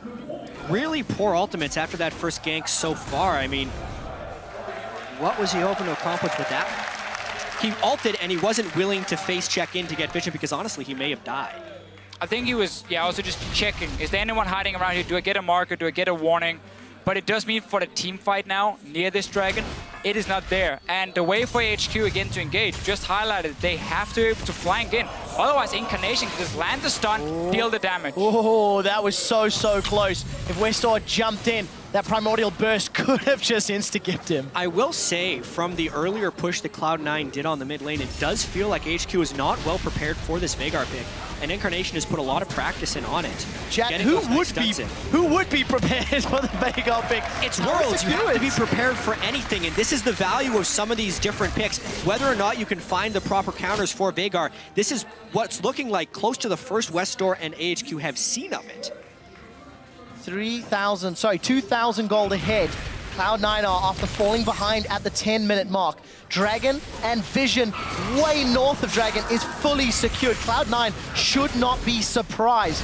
But look at Westor Mountain off to the left-hand side of your screen. And this is another beautiful thing about this Veigar pick is once you start fighting around objectives, your stun can just cover a complete entrance. How on earth is AHQ gonna walk into this Dragon if they walk straight into the stun? They might have to. They have teleport on Ziv, and they're giving up the second Dragon already. Cloud9 with a fantastic performance. let's be honest, surprising many. A lot of people anticipated AHQ to do well, and this Vigor pick has thrown the game on its head. Incarnation gets caught by another Chum the Waters, flashes defensively high, forced to safeguard out. We did see the Glacial Fissure go down, as well as the Cannon Barrage. And at the end of the day, a lot blown for nothing. TP used from Ziv as well, but it quickly cancelled, realized there was no fight to be had as C9 already jumped out. But we mentioned this in Champs, like we talked about it during the early game, how for Cloud9 it was just all about not falling behind in the early stages of the game. Wait for Incarnation and wait for Sneaky to scale up a little bit and then to start sieging away. And as you said, Jed, before, AHQ so far have been looking for a few picks with Mountain, but he's been very far from finding anything. Yeah, Mountain's Rengar has not been impressive. His first gank was good. Everything after that has completely missed the mark. The deep wards from Cloud9 are in all the right places to stop Mountain from being able to push. And despite, here's the huge thing, despite balls going into that top lane against a Darius, beginning down 20 CS and a level, he was down 40 to 20 and level 5 to 4. And even though he lost his turret early on, he's stuck right in there, and he's been able to use his global somewhat offensively. Huge credit to Balls' Gangplank, his most played champion in Korean solo queue during the boot camp. He is doing good work against Ziv, AHQ's strongest player. The key really for C9 with this early game is the fact they had that Tristana into Kalista lane on the bottom side. With the Morgana to just continue pushing the lane over and over. So while they were losing on the top side, going even on in the middle lane, with Incarnation dying once to the gank, they were winning the bottom lane. That gave them an opening to get an outer turret and get into the jungle of AHQ and start placing some of these deep wards you see on your map now, making it even harder for Mountain to pull off an ulti. We do see that wave clear being so useful. Westor, wow, he's decided to go aggressive. Balls is being caught out, Chum the Waters goes up, and Westor makes that look so easy. But Cloud9 said they want to fight in the mid lane. The dunk faster Darius is about to get dunked. It's Sneaky that gets the kill. Now we've turned into a 4v4. We do see Mountain jumping in, but he immediately has to flash away. Exhaust reducing all his damage. Event Horizon has come back off cooldown. Sneaky's trying to be focused by Westor, but it won't be enough. That's the second kill of the fight for Sneaky. He's burning. He needs to run away. Another binding. Gets caught by a dark binding, and High goes in, but it's Incarnation that secures the kill credit. 5-2 and 4,000 gold up. And Cloud9 is actually thinking of turning on to Baron after this. This is a risky call. That was a great chaotic fight win by Cloud9. They got balls coming in TP. And is the only one in the mid lane. 3 others are dead. This is Baron at 22 minutes for Cloud9. They will take full control of the game after this secure. So we see two things from AHQ as well. We saw Westor split pushing, getting a kill onto balls. That's one of the ways they can get back into the game. But then the rest of the team were caught sleeping in the mid lane. High gets the engage. Look at Elimination landing binding after binding as well, and the CC between him and Incarnation allows Sneaky to stay alive and just sit back and deal all the damage. And specifically the fact that Ziv was eliminated before that fight made it even though AHQ thought with the collapse up from Westor they would have the edge. But Westor too had burned significant cooldowns to kill balls in the bottom lane, and the binding accuracy versus the skill shot accuracy from Incarnation's Veigar in this fight were just too much for AHQ to handle. And we're just getting later and later into the build for Incarnation. Because you get 5 on every kill or assist. 168 bonus AP. Right. Currently, Incarnation has 497 ability power at 22 minutes. A Baron as well, and they are now sieging the inhibitor turret. It is down. This is exactly why Tristana is such a big pick in the North American LCS. The instant you get an edge, you get to snowball the turret. He found Mountain! And Mountain's jumped in, but he's down. It's Balls that takes him out. Ziv got stunned by the Event Horizon, and he's forced to flash away. Sneaky goes in aggressively. Red buff is ticking. Buster Shot gets eaten by Albus as Anne eats a huge crit for dinner. The inhibitor will be dropping, and there are minions pouring the bottom line. They might go for the end. That's 20-second death timers on 2. You got Tristana. Keep pushing, keep pushing. And they are pushing. Nexus turret number 1 is being focused. Another the stun! Horizon catches Westor, and he may need to take the door. The exit. Cloud9 look for the second Nexus turret. It is being focused down. The satchel charge is on. It's ticking and burning. That drop will drop shortly. The Event Horizon catches Anne, but he is able to QSS away. Second item QSS. There is no damage. Cloud9 are on the Nexus, and they will take down the #1 team from the LMS. 23 minutes and 58 seconds. One of the fastest games of the year come against AHQ, the #1 team from the LMS, and Cloud9, a team who at one point in the regular season was 9th. What an upset in this group stage. The analyst desk before this game here, every single one of them mentioned something that C9 had going for them that could win the game. We had Cloud9 and we had High on his shot calling. We had, of course, Incarnation and Sneaky as the 2 carries as well. Both of them stepping up big time in this game. But this composition for C9 when it comes to sieging is so powerful. And AHQ had 0 wave clear. Such a risky comp. And there were so many unknowns about AHQ coming into this event. And DeFisher, you and I were actually talking last night. Cloud9 had a lot of different ways in which they could win this game. We didn't get a chance to talk about it because it was over in 24 minutes. But if Incarnation could outperform Westdoor, pressure and shove the mid lane so Westdoor could not roam, if Ziv could not have a dominating performance on a new champion, and if Sneaky could win the 2v2 against Ann. All of those things happen. Really, the Sneaky versus Ann in the bottom lane for me. C9 gave up the first spot in the mid lane. It looked like, okay, you're losing top. Are you going to start losing mid lane as well? Where is the pressure going to come from? Bottom lane. Tristana pick from Sneaky, elimination on the Morgana. Get that early tower, get the deep ward, start rotating Mountain. I'm not sure what he was doing with the ultis. 24 minutes. He wasn't even close. This game was over in under 24 minutes. Obviously, Baron buff timing with the Trist makes it easier to shove down turrets, but man, did they close that fast. We got so excited in picks and bans that we forgot to overlook the lack of wave clear on the side of AHQ. There was too much information going around with new picks coming in, the teams and everything. But we just see how powerful it is. Oh, you want to start wave clearing under your tower? Here's a massive stun around you, and I'm going to one-shot you. And then your tower is dead, by the way. Incarnation's Veigar was so good. Spot on. AHQ was not ready to deal with the event horizon. Nope. It felt like that was consistently stunning AHQ. And then with the new faster drop down on Dark Matter, it was just dealing so much damage. You talk, the damage on Dark Matter is almost as much as the ultimate. Yeah, it's insane what he can do. 1.0 AP ratio on it. Still though, for AHQ, a thing we saw a lot in the LMS was Ziv was the main engage in the top lane. On Maokai and so on, could TP in. He was the guy starting fights. With him now playing Darius and so on, he can no longer be the main engage. Yeah. And we saw the focus be switched over to Mountain on this Rengar pick. And it did not work. He had too many times where he tried. Extremely risky. He didn't respect the wards that could be there, or Incarnation just putting a stun around him in the mid lane and then he couldn't jump him. That is something HQ has to fix for the future games. So many things to talk about from this game, not only from picks and bans, from execution, now the surprise of Cloud9. Let's call it upsetting AHQ. Sure. 100% kill participation for both Incarnation and Sneaky in that game. And with the first 2 games of Worlds lockdown, we actually now can take a look at the Group B standings. We've seen all 4 teams, and it is Fnatic and Cloud9 over Invictus and AHQ. We will obviously keep tracking this as we lock down more games throughout the day. But gentlemen, 518 is looking to be a very exciting match. Absolutely love it. That group is now done for the day, right? We're going to be moving on to Group C as our next matchup, but not necessarily expected results. Europe and North America atop the group at the start of the day against LMS and China. That was not expected by many people, I have to say. And even if you had predicted the result, the manner in which the results were secured is even more of a talking. Very one-sided game. I mean, you could argue that Cloud9, they went slightly behind in the first 10 minutes, but they accelerated over the next 13. That was their competition. Their competition had to fall behind a little bit. AHQ had 2 kills. Oh, it was incredible. 2 kills against Gentlemen, we'll have to talk about this off-air a little bit later. For now, we're going to head to Shox, who's standing by with Cloud9. Started later on. Well, we know that H2K love their Lee Sin as well with Lulex and how powerful he can be on this patch. High was successful in the previous game.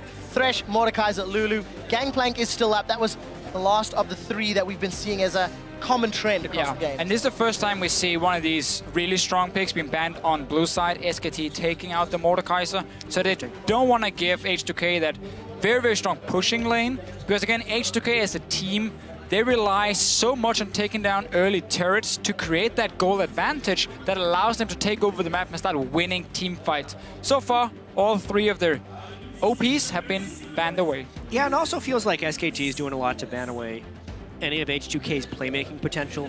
Kasing, tremendous Thresh. Lulex, best champion is Lee Sin. It's comfort picks they're hitting. I think they're just also banning to stay safe. Kasing is 10-2 on Thresh in his 12 games in summer, so it is a fantastic record. For H2K, they've gone for more of the power pick strategies. Will Darius be a follow-up? Is it even worth it, or do they prioritize something else and it will in fact be the Darius? Elise will be picked now by SKT, so this is what I tried to mention just before here. For H2K, if they want to try and secure a stronger match in the jungle, which I think they need in order to really win the early game versus SK Telecom, Elise was my pick for Lulex. But now with these bans here, by taking away the other standard first picks, Elise is an easy one for SK Telecom. Bengi was fantastic in the final against KT on it. And this puts Lulex in a situation where normally in Europe he would go for the Gragas or the Rek'Sai, but none of them really wants to challenge the Elise that much in the early game. So give Bengi some ability to move around quite well. As well, H2K banned kind of the 3 target champions that we expect to be most banned. Although Mordekaiser is the one to be banned in all 3 games.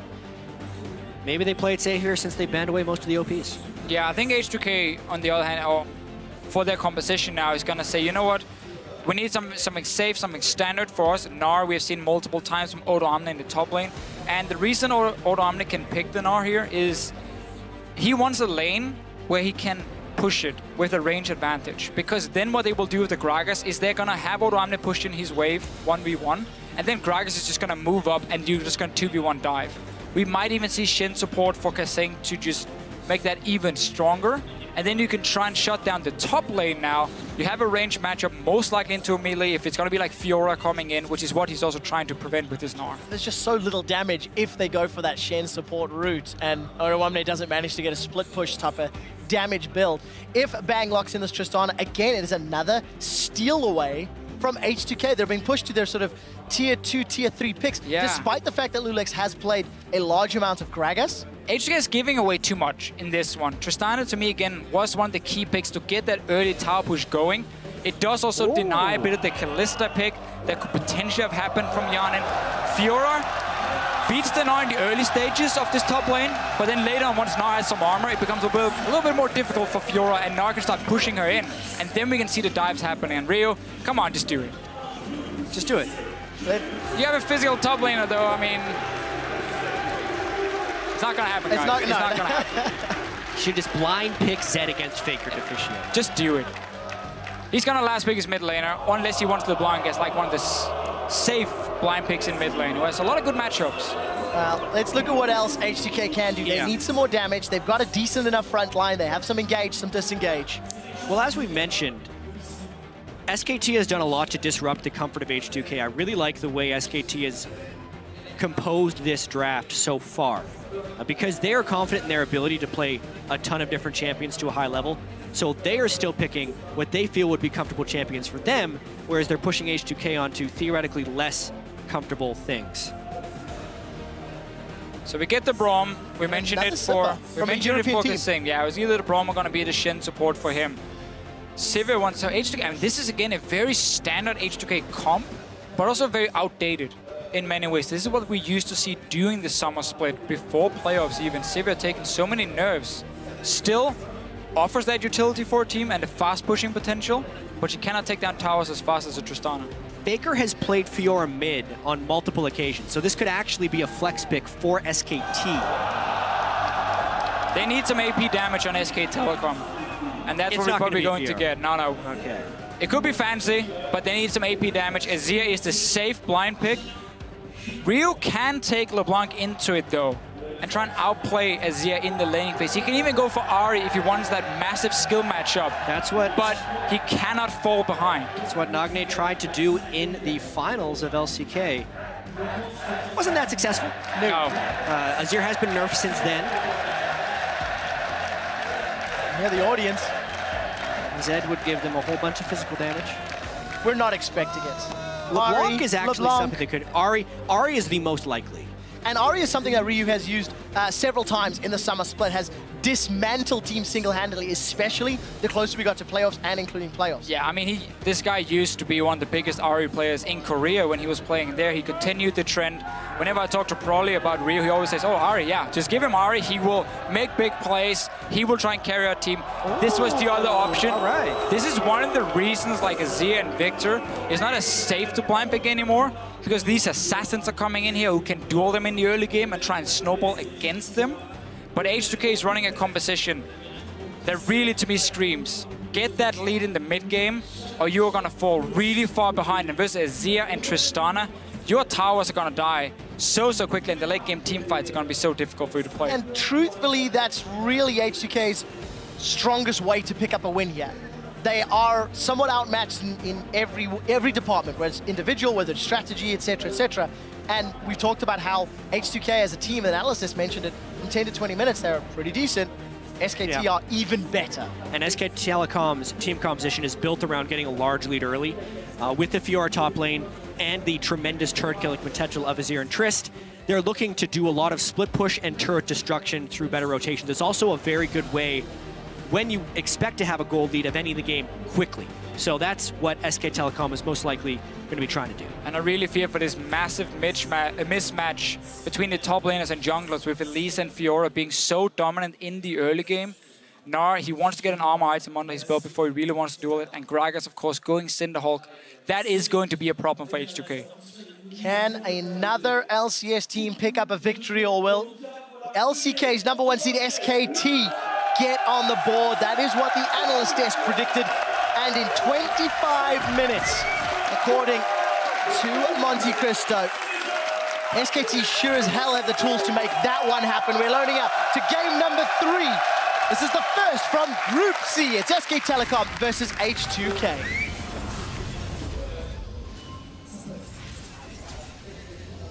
So, standard lanes or lane swap. We've mentioned how Fiora can beat Gnar early. H2K have done a lot of lane swaps in Europe and usually favor tower diving when looking to push the tower. Right, and specifically lane swaps in the LCK often result in the top laner getting the majority of the farm. As far as teleport usage and experience gained on top laners, LCK is ahead of everyone else here, so it actually fits quite well for Marin to be on a carried top laner of Fiora. He's played mainly tanks during the regular season, but now on a carry, his large amount of gold share that he gets from the team maybe put to some better use. The top lane swap focus, though, from SKT is often what's fairly weak against their fast push we see a lot in Europe and in NA, because it simply means that his team won't have time to move up and defend him once he TPs into that tower, because H2K will already be on that side of the map with 4 members and ready to dive him. Just forcing him out of the jungle, taking over this side. You see the 3 wards to spot every single entrance. SKT has just responded, getting very good wards into spot where H2K will be starting. And H2K pretty smartly walks out away from that blue buff. They would have potentially been outmanned by SKT, but also because SKT put the deep ward in the red buff, this makes a very well-informed start for SK Telecom. They're going to get pretty much whatever they want now. Yeah, you're going to see Lulix and Oda on the top side. So right now for SKT, either they expect the bottom lane for H2K to have recalled, but they will return very late to the bottom side, so they're expecting them to be up here as well. And now you get the 2v2 lane for them. So Fiora gets her 1v1 in. That's the key thing. It's not about the bottom lane winning. That's going to be basically like a sustain lane against each other. Bottom side of the map, though, Fiora and Elise together is looking to be the ones dominating. And of course, Lulix is the player that was substituted out during the course of the end of the summer split. Bitong Yoka was brought in. And we need to see how much synergy he's been able to build up with H2K. Faker on the receiving end of some bursts from Ryu, but it's Ryu that walks away, having taken more damage. Now, Ryu is starting Flask and 3 potions for himself, so he wants to take early trades, seeing as he can out-sustain Faker, but it also makes him weaker when he takes the trade, and he cannot take return damage if he starts running out of sustain. Then he's just so much weaker than Faker with the Dorn's Ring. You have to at least trade, not just get hit by Azir again. But Azir is pretty annoying because he has these soldiers standing so far ahead, and you're trying to last hit and just be a nice guy, and then smack, smack, smack. Very true. Marin jumps in, lunges forward, and hits one of Odoamne's critical spots. And this is specifically the result of the early game play by H2K. SKT had great knowledge of where they're being, and Bengi, being the smart jungler that he is, goes right in and denies Lulex. Such a smart play there. This goes all the way back to level 1, where Marin kept walking towards the bush, and H2K was still standing there with the dual lane. Kasing kept hitting him with his Q, so he knew he was on the top side of the map. And it was very easy for SKT to read where the dual lane were going and simply just mirror it, get the 1v1. Bengi's already playing aggressive. We talked about the Gragas with the Cinderhulk. So far, SKT is off to a good start. Yeah, and this is an example of a jungler who is in tune with his team's plan and a jungler who is not.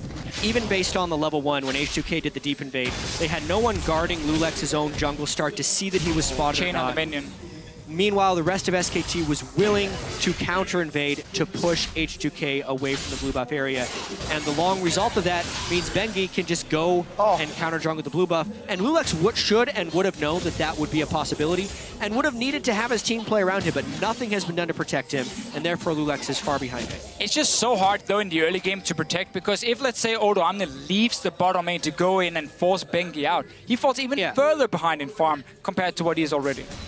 Yeah, well, Bengi is one step ahead again. Ryu may be in trouble. The chains connect onto Faker. There is the Mimic. Ryu's going to be chomped down by Bengi. Takes a turret shot, in fact. Ryu not going to be able to reply, and Lulex too late to the party to make anything happen. Still some charges left on the flask and one potion for Ryu or Biscuit. We'll grab it so far, with all these early trades, he has managed to force Faker back and use the sustain in his advantage. Top lane, a bit as expected. Not a whole lot happening, some early trades, but keeping fairly even in farm. Yeah, but truthfully, despite Ryu trying to put pressure on Faker, it has not resulted in a lead. They are even on CS. Faker's got that second Doran's and Amp Tome as he's returning to lane. Ryu now backing. And it's even CS across the board. Look at the bottom half of the map. Bengi is about to come jump in on Odoamne. Those vitals are exposed. Marin's gonna lunge forward, pop the vital, flash away. One more attack is all that's needed. Yeah. Marin goes in and flashes out for first blood. First time Odoamne gets a chance to push their wave back because he was so close to his tower.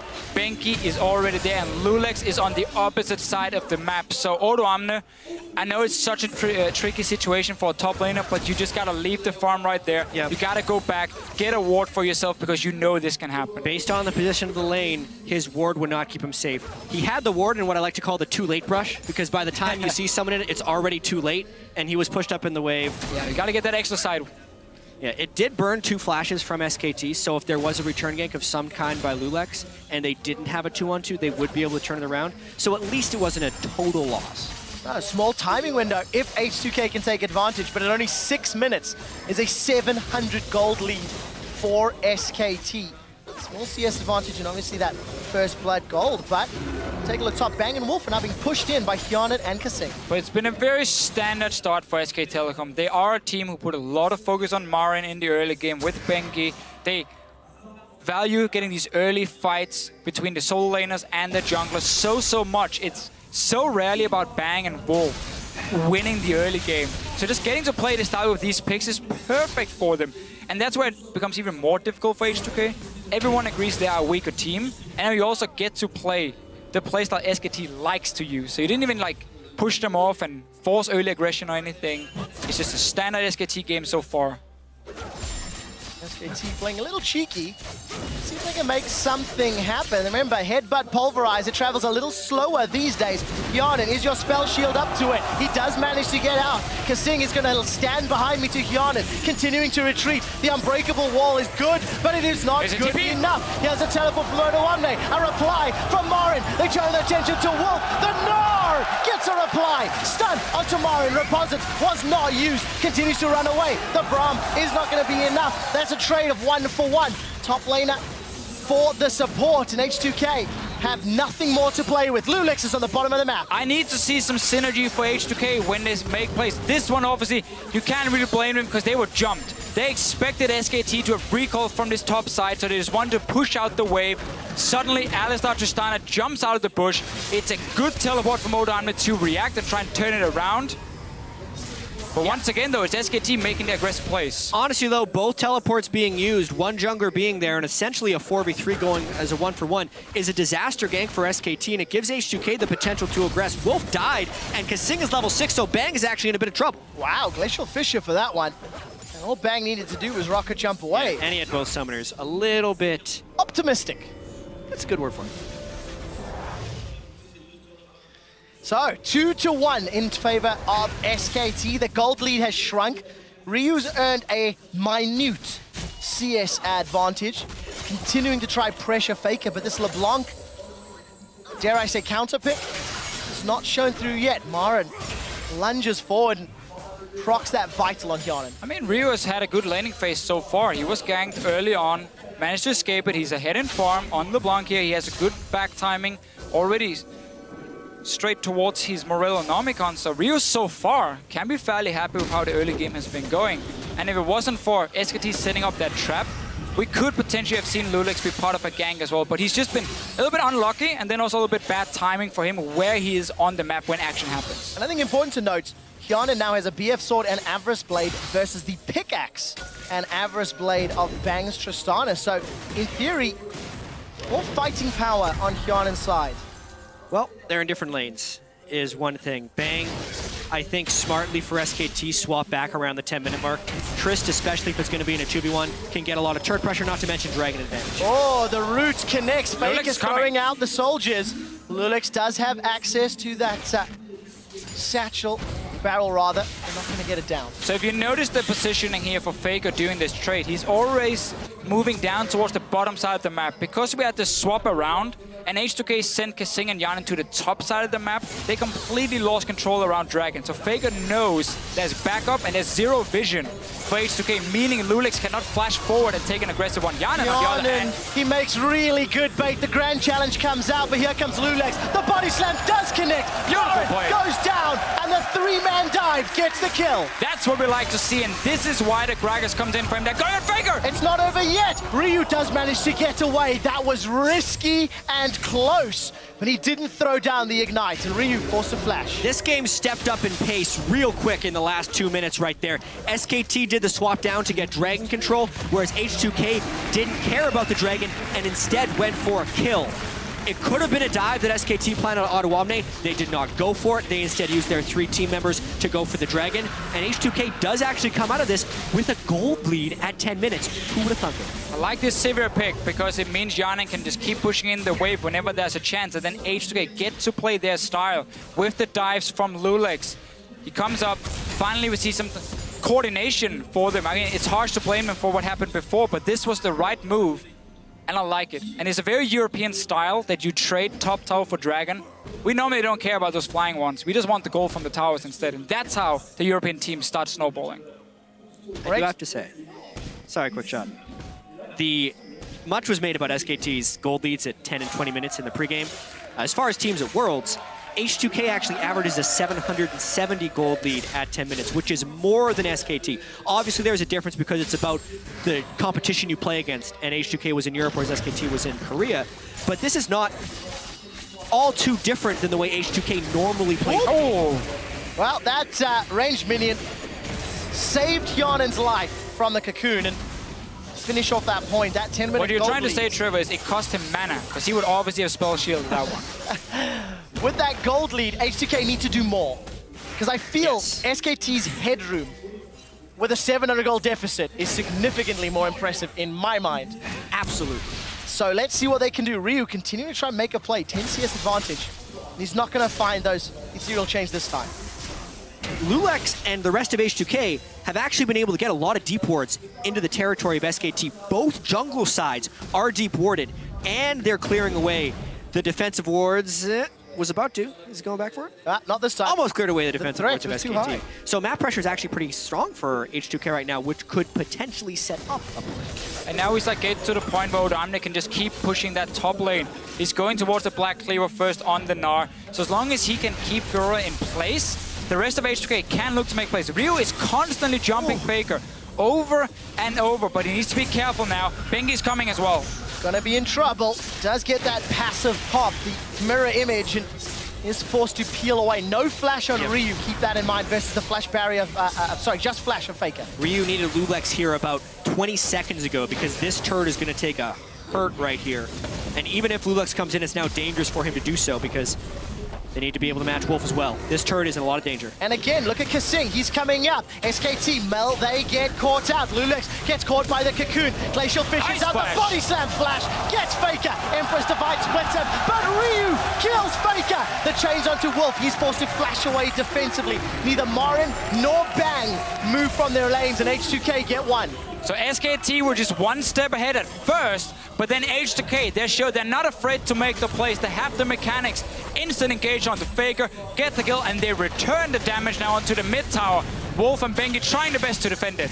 Well, Wolf gets a multi-man knockup, but H2K are unbothered by that tower stance. Actually, a really great cocoon there by Bengi to stop Yarn from auto-attacking that turret. That gives enough time for Marin to come and defend that turret right here and could end up saving SKT from a turret deficit. Yeah, but now H2K are in trouble. Marin has a grand challenge and he's going to throw it down. It goes down onto, I believe, Kasing. Now he's forced to back away. The Winter's Bite comes out and a little bit of sloppy play here from both sides. This Braum pick here can be super important for H2K because whenever SKT try and move forward, let's look at what can engage a team fight if you're SK Telecom. Bengi landing his snare or Wolf jumping in, knocking up targets. It's very easy for Kasing to position himself in the front, block the cocoon coming in from Bengi, or at least tag whoever's moving forward. If Marin comes in, tag him once, proc that stun very quickly. The way you beat Fiora in team fights is by having CC. She's gonna be a fairly squishy target, especially now we come to the mid game. H2K with some good focus fire can take her down very effectively, and a lot of it starts with Kasing. You can only riposte one spell. There is a Glacial Fissure, an Explosive Cast, there are Ethereal Chains. There's a lot of tools for H2K to get rid of Fiora in that fight. My question is, if SKT starts split pushing with her, who does H2K send to deal with that? Because at the moment, I don't see anybody. It's incredibly important that Ottawamne get his farm up. He needs to be able to complete Ninja Tabi, get his Black Cleaver down, and be a dueling threat to Fiora. It's unlikely that he gets to the point where he can actually beat Fiora, but if he can neutralize the Fiora, that's really all that's necessary. I think more so in this game, while SKT will do a lot of split pushing as they always do, it's all about split pushing to unlock objective and most specifically dragon control. This game is all about the dragons for SKT. It's their one lone advantage at this point, the fact that they have the first dragon, and I expect them to group heavily for the second one coming up in a minute. Spotting Bengi on the bottom side. Both teams already moving in. Just a little bit of damage being traded. No TP for Ottawamne at the moment. Not even sure. They might just be ready in time for when the dragon spawns. And that's going to be so key. The difference in team fight between the big tank Gnar later on and if you're trying to assassinate a target. Ryu, again though, taking so much damage and he has to back away from the tower. Faker keeps chunking him down, and thanks to Faker's work, tower number 2 falls in favor of SKT. They now regain gold lead, 700 in their favor, and Lulix forced out of his own jungle. Dragon's up in 20 seconds. SKT are getting all of the deep jungle vision they need to make this a safe and secure objective. Yeah, and Ryu has chosen to chug his flask instead of going back to base before this dragon, so he's going to be just above half health if they decide to contest it. Not to mention they don't have the wave positioning, and the slow, methodical pushing of SKT, waiting for a little bit of scaling, which is near Nashor's Tooth on Azir and Ravenous Hydra on Fiora, and they're starting to win almost all of their lanes, which is applying the appropriate amount of pressure to unlock these free dragons. Such a key thing right here was simply just the lack of teleport from Ottawamne. It meant that H2K could never engage in a fight because then Fiora joins in and it's a 5 versus 4 for SKT. So suddenly, all the pressure on the map, it's gone. SKT can invade in with Bengi and the rest of the guys, deboard it, force H2K back, take tower, take dragon. Teleport is such an important summoner spell in these a little bit slower games between two teams who kind of think the same. Call this a slower game that's been in action enough. But basically, if you mistime your teleport even once, you might end up losing multiple objectives just from that one summoner spell being down. So, H2K, they did lose that dragon. They are able to secure themselves a blue buff minion wave, pushing towards that heavily damaged outer turret, but there's no Hyanin, so no real threat for that to go down yet, especially now Faker's returned with that Nashor's Tooth and Blasting Wand in his inventory. 300 gold is all that separates these teams. And they seem content to just keep farming all 3 lanes with the respective carries. Yeah, and with that farming, the scaling of the Azir is favored, so I think SKT is generally okay with this, as well as the Dragons continually ticking up. They have zone control with the Azir. Obviously, they would like to be able to end this game soon, but with some of the missteps that they had early game, this minimal gold lead requires a slower pace for SKT. They don't want to take risks, and they're going to try and play off their one advantage. Step 1 for SKT is always going to be push up the mid lane first, because then you open up 2 ways to walk into the enemy jungle on both sides of the map. And that means you can so quickly move from the mid lane with Faker, with Wolf, who's sitting with him as the backup, to the side lanes. If someone is there defending a tower, you dive them. Otherwise, you just slowly push down the tower. The Baron is doing on the top side. The problem here for H2K, again, they're just not necessarily on the same page. No one yet to defend this top tower. Odoamne is left in the bottom lane. He's now fighting Bang. Bang's going to jump in, get stunned up by the Gnar. We'll have the support of Wolf in a moment or two, so H2K lose that tower. Well, the problem right here for H2K is that they always have someone who's in a disadvantage. In this case here, it's because Faker can constantly push the mid lane, and then because Marin, of course, is going Hydra on Fiora, so he can clear the waves and sustain so quickly that he can just always keep pushing it. Odoamne needs more time shoving the wave back.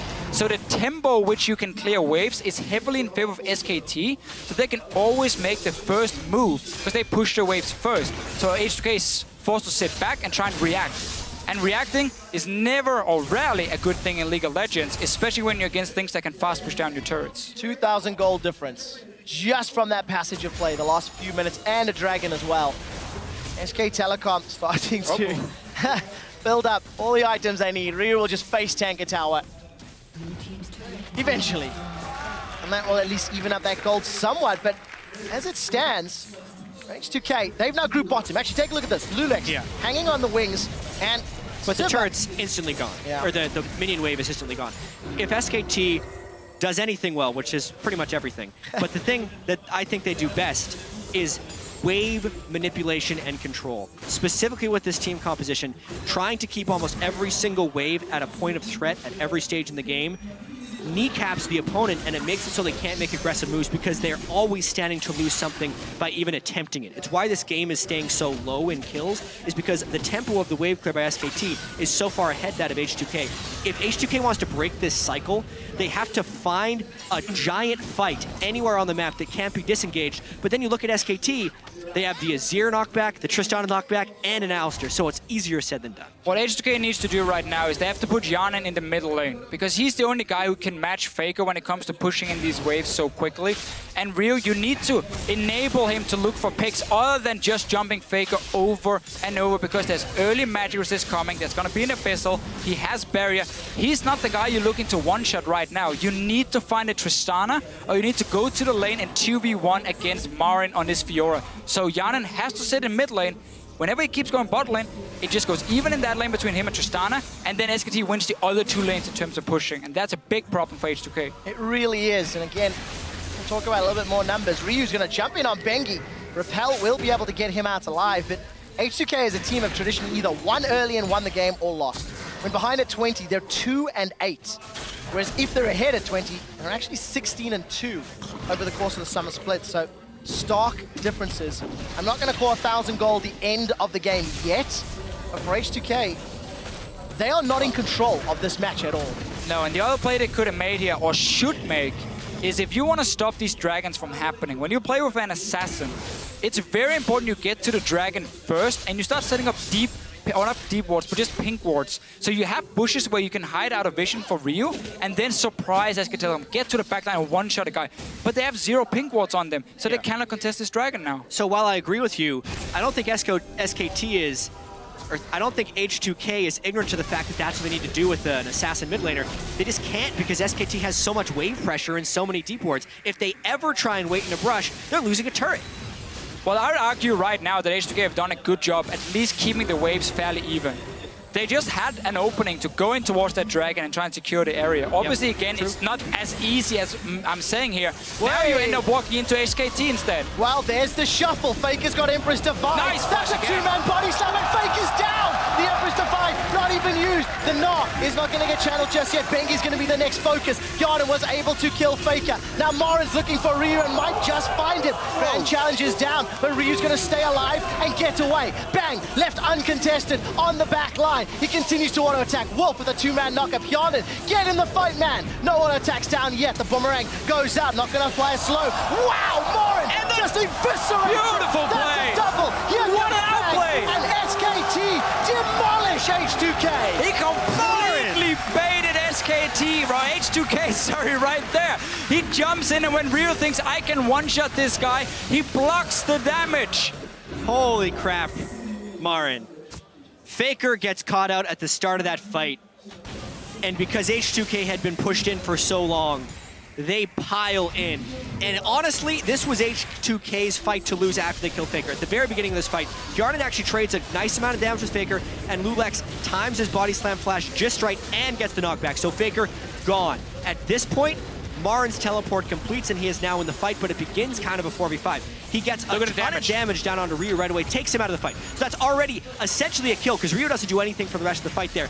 But this is where the fight gets impressive. H2K could back away, take the 2-for-1, and then reset a dragon, but they get greedy. They want more. Marin dashes in for a kill, and then look at that. While he's channeling, you cannot deal damage to him. With that fight, they go straight for Baron. This game is not over yet. Wow, 3,000 HP on Baron. H2K drips and drabs. There's no teleport for Odoamne. He's far away. SKT managed to get Baron secured. It may be at Wolf's life cost, though. No, Kasing forced to jump backwards. Unbreakable. Here comes Odoamne. He's in Mega Knot already.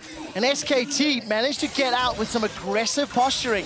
Baron secured, and that dragon as well. And we really get to see why Fiora is such a powerful pick on this patch right here. The damage you can deal whenever Marin jumped in a matter of just 2 seconds, he would chunk H2K down to nothing. Didn't get to proc his ulti, which normally is the almost guaranteed win in a fight if he does. Now, another fight mid lane, though. Well, take a look at this. Bang, looking for those critical hits. The QSS has been used, and Ryu's forced away. Look at the mid lane. SKT, they're pressuring the tower. When SKT has an inch, they take a mile. They win the team fight. They go straight for Baron because Odoamne went down bottom, and now they're trying to use these Baron minions to demolish the turrets. Azir and Trist live for these types of sieges, and they want to push. H2K did enough damage to SKT that they may repel them for now.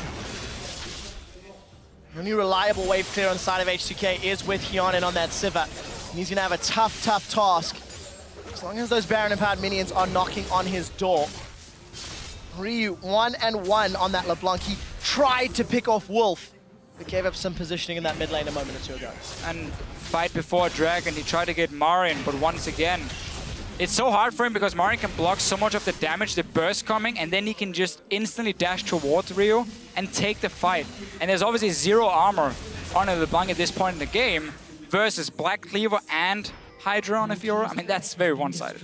I will say that this game is much less one-sided than many were expecting. We're 26 minutes in. The gold lead is only 4,000. The game did not end at 25 minutes, as Monte Cristo made the bold prediction on the analyst desk. But this one, H2K, if that dragon fight, if they don't overcommit onto Marin, they could actually still be winning this game. Well, Kasing's in trouble. On the hunt's been used by Hyonin, and the Glacial Fissure was thrown down.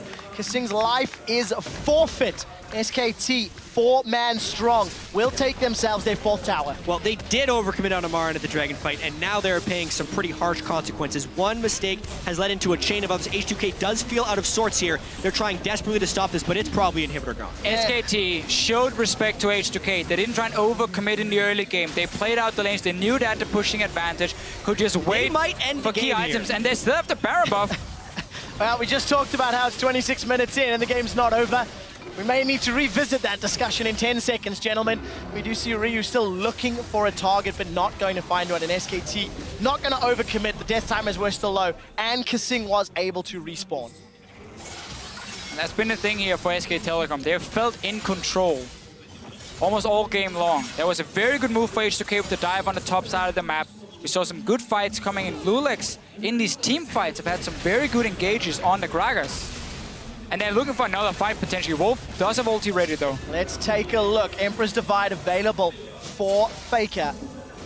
And the threat means H2K will back away. Teleport's available for Mara, and he continues to pressure the bottom lane. And Supers will be knocking on the steps of H2K's base shortly. H2K starting to come apart at the seams, looking maybe for a desperate play to get themselves back into it. Yeah, and the trickiest thing about this is even a desperate play that works might still grant SKT an advantage. Marin is such a monster in the split push here. Maybe Ottawamne can't even stop him from continuing the push, and that just makes a 4-on-4 with all the disengage on the side of SKT's 4. H2K is in a lot of trouble here. A lot of this goes back to the pick and ban phase as well, where Elise was the first pick for SK Telecom after H2K ban out a lot of these OP picks. They keep trying to look for something. Ryu jumps in, doesn't really pull the trigger with his ulti just yet. But getting that Fiora and Elise combo meant that H2K couldn't fight against Mara in the early game. They gave up first blood as well with the double flash used from SK Telecom, which kind of starts the whole snowball. It went fairly slow, but it was in control of SK Telecom. And now we got to see what Marin can do in a team fight on a very farmed Fiora. Farmed and fed. Over 10 CS a minute at this point in time, involved in 7 of his team's 8 kills. Secured 5 of them himself. Marin is a monster. And is able to just pick apart whoever he chooses. Yeah, 4,400 gold difference there. And you can see SKT gained 2,400 gold from the moment right before they had Baron till the expiration of the buff. So adding significantly to their advantage. Yeah, more importantly, open up the base, get inhibitor down. You have 3 dragons to 0, so you have multiple ways you can now play it out if you're SK Telecom. There's barely anything wrong you can do other than start splitting up and allowing Ryu to get maybe a one-shot if Faker randomly walks into him. But as a team, SK Telecom should never make that mistake. H2K looking to see maybe we can sneak a tower in the mid lane. Too late, not this though. time. H2K are just being outplayed across the map here. SKT continually finding advantages, and while the 4-man SKT pushes down the bottom, again, Marin is on a side lane. He's looking to secure that top lane inner turret. Ottawamne is going to go mega, and SKT pay it the proper respect, backing away. His will be quick enough. Glacial Fissure not there. Look at Ryu on the left-hand side of the screen. It's just not going to be enough. And that Sivir ultimate down. Still no response from Marin on the other side of the wave. SKT's going to get some big advantage out of this. Another tower's going to fall shortly. Marin is going to chunk that one away. He's got GA available. We're actually going to cut over. Ultimate thrown onto Ottawamne. But Marin's going to back out, and it's just, there's too many balls for H2K to juggle, and they cannot. Wow! By Ryu, he's down, bang, sends him packing. Tries to find Yana, not going to be able to. This Satchel, Cask rather, knocks Lulex backwards, and he's going to go down as well. It's done. SKT are destroying H2K's base. Top lane inhibitor is under fire. Bang, and Marin are taking it down. The tower fell in the bottom lane. There'll be another inhibitor falling if they even want it. Nexus turret number 1 will be dropping at the 31st minute. Number 2 will follow shortly thereafter. And SKT are on the board, 1-0 in the group stages. And quick shot, it was so systematic. 31 minutes is a fast game, but it felt slow. H2K looked to be having a gold advantage, because they did have a gold advantage for a lot of the game, but they never really had control of the match. Every time they went for a play, SKT would have an answer or pressure somewhere, and it's an adequate start for SKT here. The small openings that were for H2K, they didn't take advantage of it. We didn't get to see the pink wards trying to set up Ryu to create some picks. He was stuck in the mid lane against Faker all game long, so that full control of where the assassin was on the side of H2K.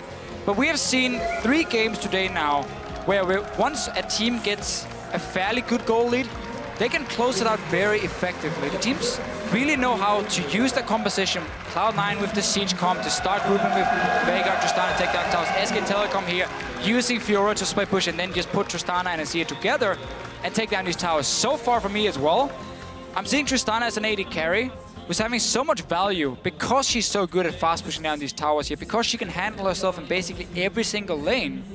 And it just becomes a very safe pick in otherwise a meta where there's so many crazy picks. Yeah. North America was on the Tristana pick long before other regions. They were using it for heavy turret pushing. Good job, guys.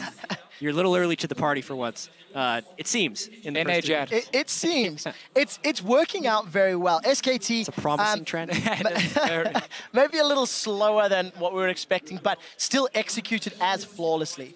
There are very few things you can look at in that game and go, well, that was a mistake from SKT. For H2K, I think there's more worrying trends. Lulex, again, not where he needed to be multiple times throughout at least the first 15 to 20 minutes. Yeah, I think it was a very difficult early game for him to play. One of the big fights we did have was, again, the surprise jump from SK Telecom. So obviously you can't really fault him for not being in position. Yeah. But we never got to see the coordination between him and the rest of the team other than that one dive in top lane. Well, we will get to see a little bit more from H2K and SKT as the group stage rolls on. For now, though, we're going to send it over to the analyst desk to break down SKT's first win.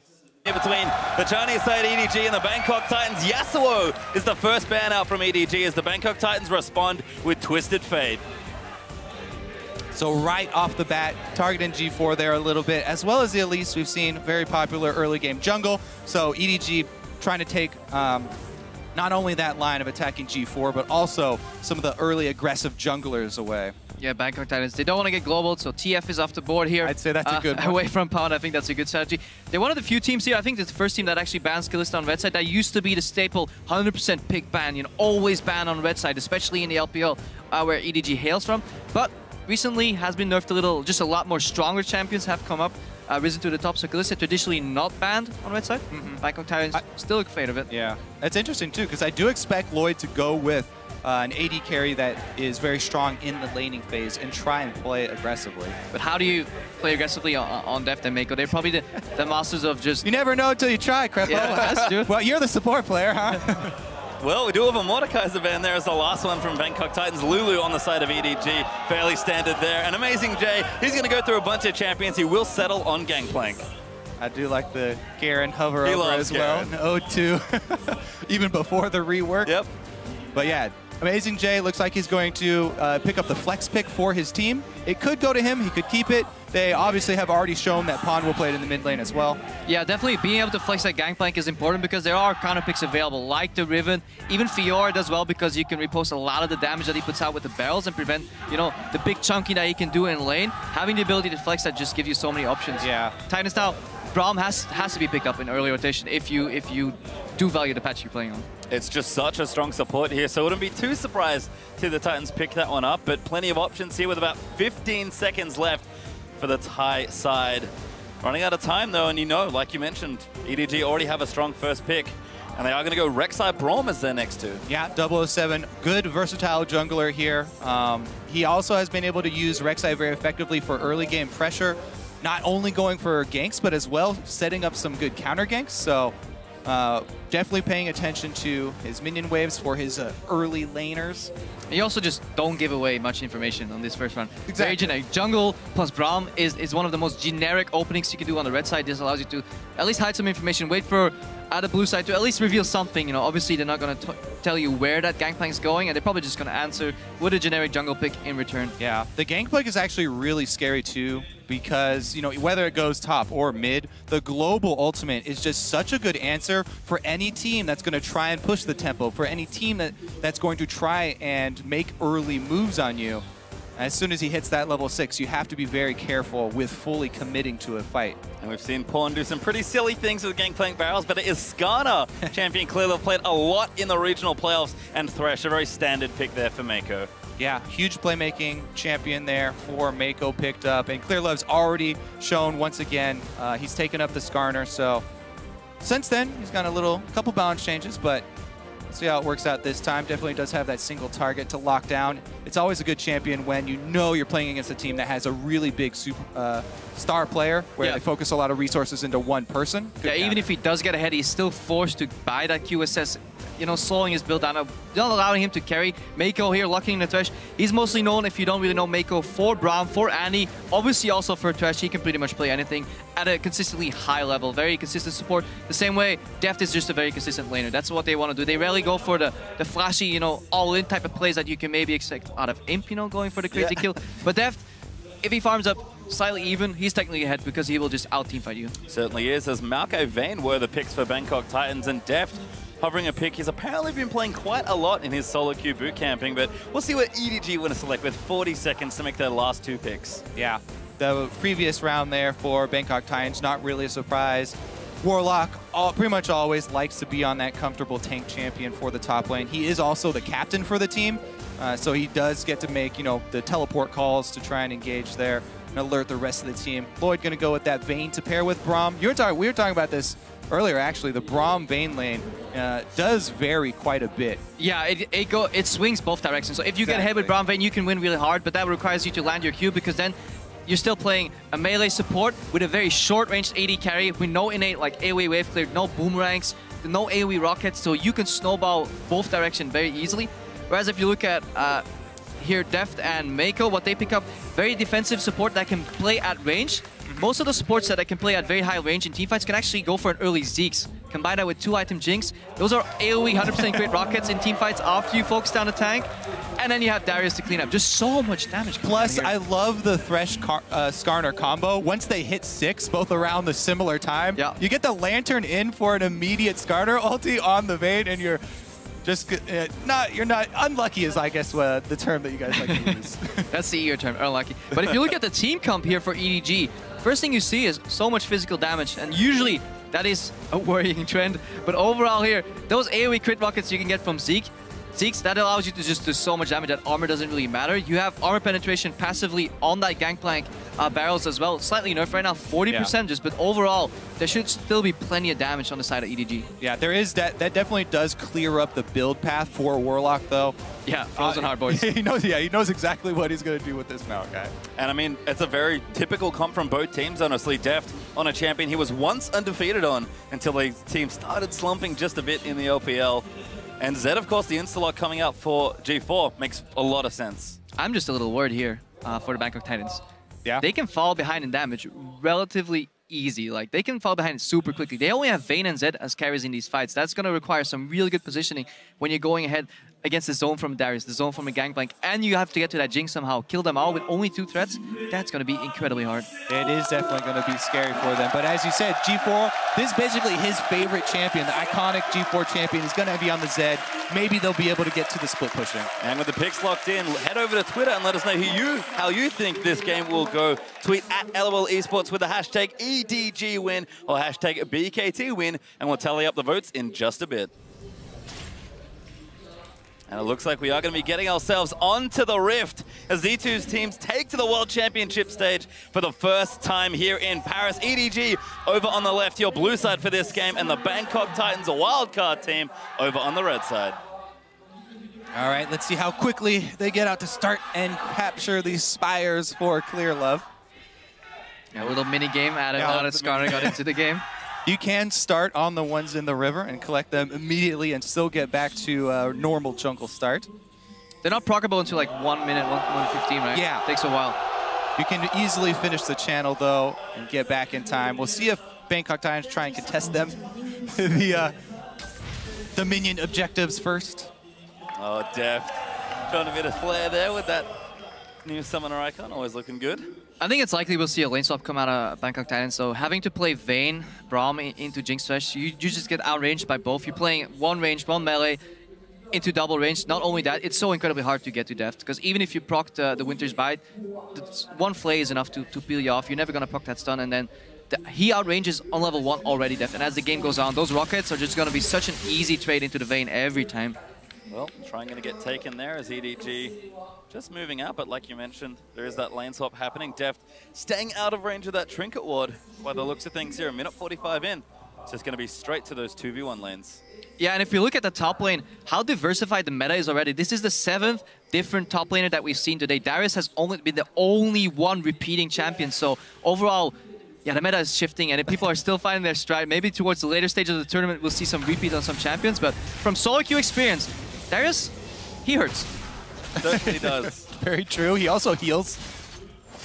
All right, so Mako and Def going to actually take the blue buff themselves here. Started out, so a double blue buff start. Bangkok Titans, it looks like they are 100% going to get 3 buffed here. Yeah, they lane stopped, but what they did is they only secured 1 quadrant of their jungle. I know you love talking about those quadrants, Kobe. Aggressive invade, just to spot if they're jungling on the right side of the map. EDG starts double jungle on the left side of the map. They're going to get such a big experience lead. And Bangkok Titans, yeah, this is what we see. 4 back in the middle lane. Oh, no, he flashes! Warlock! Can't lock it down! the flash twisted advance. He gets a minion instead there. 25 gold? Well, I don't think he killed the minion either, but Pawn, they did get the flash out of Pawn, but again, this is what we're talking about. They like to pour all their resources into the mid lane, finish off one jungle quadrant, and immediately try and go burn. Not everybody can be double though. Just, that honor is just laid away for a specific amount of people. Just Double doesn't really work. Is a god.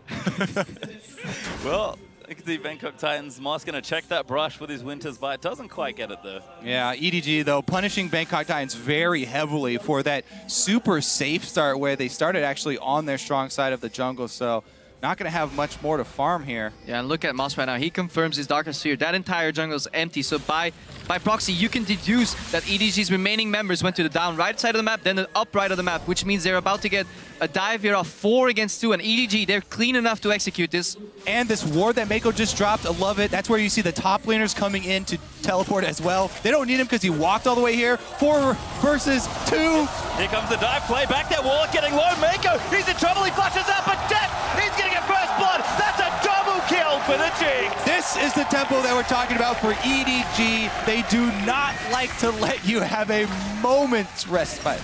Yeah, an incredibly clean execution. Mako starts tanking, he gets out before he dies. By that time, Deft has 1 kill, 2 kills. Now his double buff tower's dying. Warlock comes back, he wants some more. Oh my god! They're going to get locked up. Clearly looking for the stun. Deft wants a 3rd kill. The auto's good. Rocket follows Deft. Gets himself 3 kills in 4 minutes.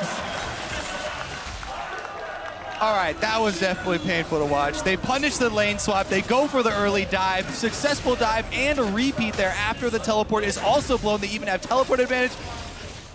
Okay, the one thing for Bangkok Titans is Lloyd has been free farming. Yeah, Lloyd is actually on even CS with Deft, and that is an accomplishment. But Deft, it is 4 minutes, 45 seconds in the game. He has now acquired 2,000 gold sitting in the bank, ready to be spent. So he can basically get a BF sword when Lloyd is still struggling. He is 3-0 already. This is going to get real ugly real quick. Yeah. We did expect it to be bloody early, so. We did, and that's the EDG power, really. We've seen them dive teams of all different calibers over and over again. SK Telecom sure know the feeling of getting dived by EDG. Yeah, Boots here picked up. In addition to that BF sword, Def says, okay, I'm done in the bot lane. I'm just going to go top lane, you know, fight Lloyd, because he hasn't really seen too many EDG members overall. Amazing J ahead of Warlock in, yeah, not in farm, but 2 levels up, I think, in XP overall. So EDG, yeah, completely in control already. And teams should take note. Yes, this is, you know, a massive lead for EDG, and they've got huge favorites to win this. However, EDG being able to finish out when they get leads this big is something that you need to pay attention to. Immediate pickup on pink wards here, immediately looking for deep vision. They're trying to cut off any sort of resources from Bangkok Titans. Def can now aggressively trade with that red buff and those rockets, and immediately, as you said, you know, how do you snowball an advantage? You pair your jungler with your support. You aggressively move and you find the enemy jungler. Once he's out, you can't even gank anymore because you know exactly where he is. And Pawn, even though he got ganked early, he had to blow his flash, he's now completely controlling the pace in the mid lane against G4. So Bangkok Titans, they're crumbling left, right, and center already. He's just hit 6 there as well, so ultimate going to be available for the next bit of EDG aggression. Mako is going to move his way towards the mid, but does go for the recalls. Amazing J, happily 1v1 in the bottom side as Deft is mowing through this turret. It's going to be very scary here. Deft can easily get resets in these team fights, even on the front line. No matter how much money Warlock pours into armor, Deft is just so far ahead. It's a really unfortunate feeling as a tank when you're you know you have a clear path, and yet you just can't get enough money off of the map to even take a couple rockets from Jinx. Also, if that lane ever matches up 1v1, Vayne against Jinx gets incredibly hard. The worst part of that matchup is BF plus pickaxe against Cutlass. If you ever find yourself in that situation, you rarely do because the way the game plays out traditionally.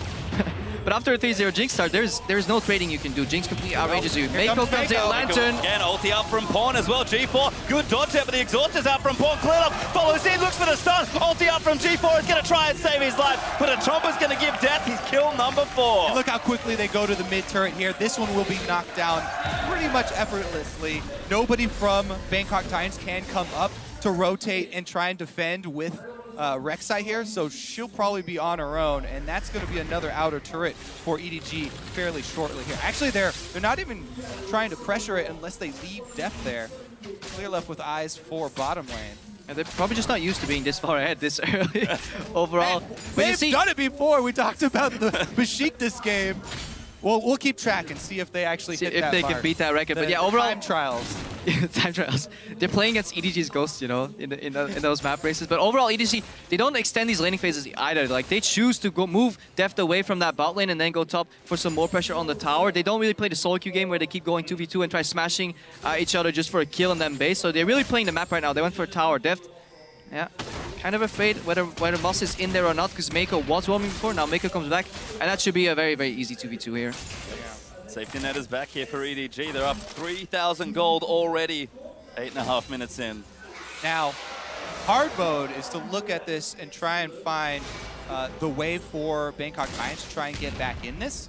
And they do have at least the Brutalizer completed here for G4. He is stuck in mid lane right now. They also, it's going to be very hard for them because they don't have a lot of vision to work with. That was well executed. But, yeah. Moss getting poked out here. He actually needs to save that shield somehow. That is going to go in. Looks like Slow is going to miss. No ulti out there from Deft. They'll give it up this time, but pressure really on in the bottom lane. The only way he's going to win that trade is if he can save the first hit on his shield for the Jinx ultimate to negate that damage, because otherwise they're never going to win 2v2. But yeah, he gets zoned out immediately. Yeah. G4 putting some pressure on Pawn here, but eats an orange. Yeah, I was going to start talking about G4 roams, but again, Pawn is on Gangplank. He has the ultimate ready, so he can even answer that roam. And just sending the ultimate is actually enough to turn the tides since EDG are so far ahead. So, and since their bot lane, top lane jungle combination from the Bangkok Titans, here 007X and Warlock are just so low damage, if they fall behind, it actually gets quite scary to gank Darius. He can take you out 2v1, especially with the reset mechanic on that ulti. So, power ulti coming in. Yep, going back G4, looking to try and get out of it. Clear of ulti, no Meiko follows in with a hook. The damage is down. Ulti's used, but Pawn's going to get the kill.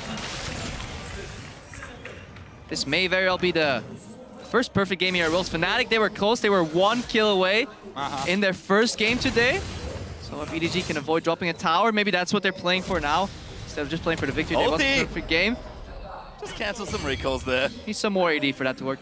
And you see Dev. Cancelled recalls are very important at this stage, though. Even a couple seconds here.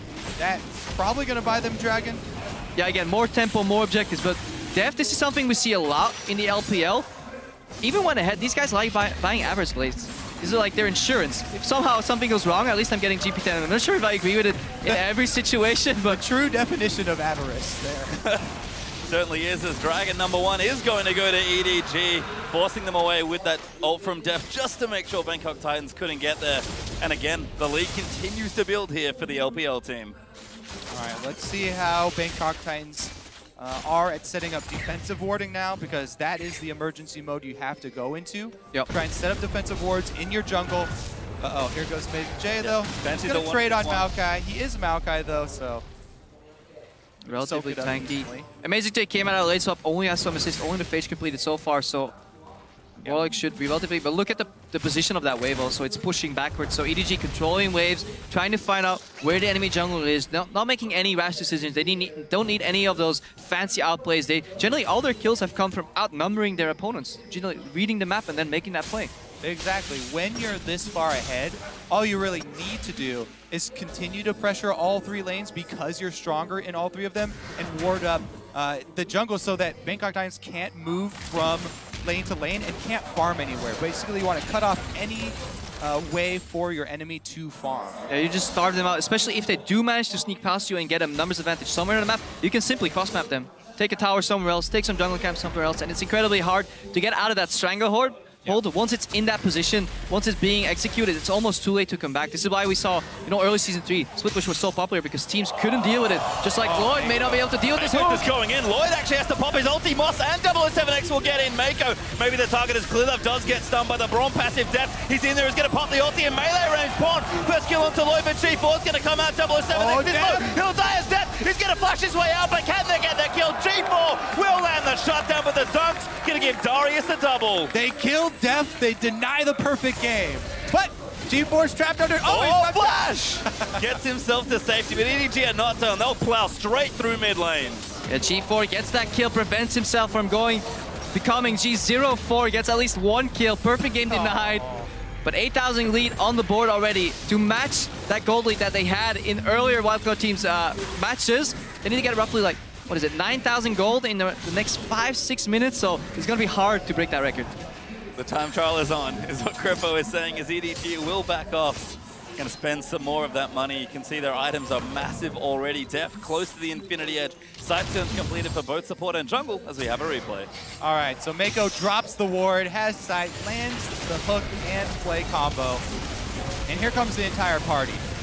What a good Gangplank ultimate as well, cutting off the retreat there. Yeah, look at Def though, right into the middle of the fight. Because it forces Lloyd forward. Def knows if he gets a reset and some damage, they're going to win this fight regardless. He doesn't have to survive this fight for it to be a big win for EDG. And look at the damage that are still alive. Even if Def falls, we still have a Darius, you know, with the ulti. We have Pawn on the Gangplank that can even win 1v2s later on with those barrels. So there's so much depth coming out. Yeah, at that point, they're just looking for more people to commit to the fight. Yeah. And Black Cleaver done for Darius. Trinity Force done there, so that damage certainly online now for Edward Gaming. And that's the way you really play that Darius. Early armor penetration from the Black Cleaver, and then you just go tanky. You get Dead Man's Blade, and you basically become unkillable in addition to having very high base damage on your abilities, and armor shred on top of that. It becomes, yeah, such a hard task to deal with. You just have to kite him. That's all you can do. All you can try. And the armor shred is even just like icing on the cake for Darius. Like, Black Cleaver is the one-stop shop to best item that you can rush for him. The movement speed for all the bleed damage that keeps ticking, and it has health, it has cooldown reduction.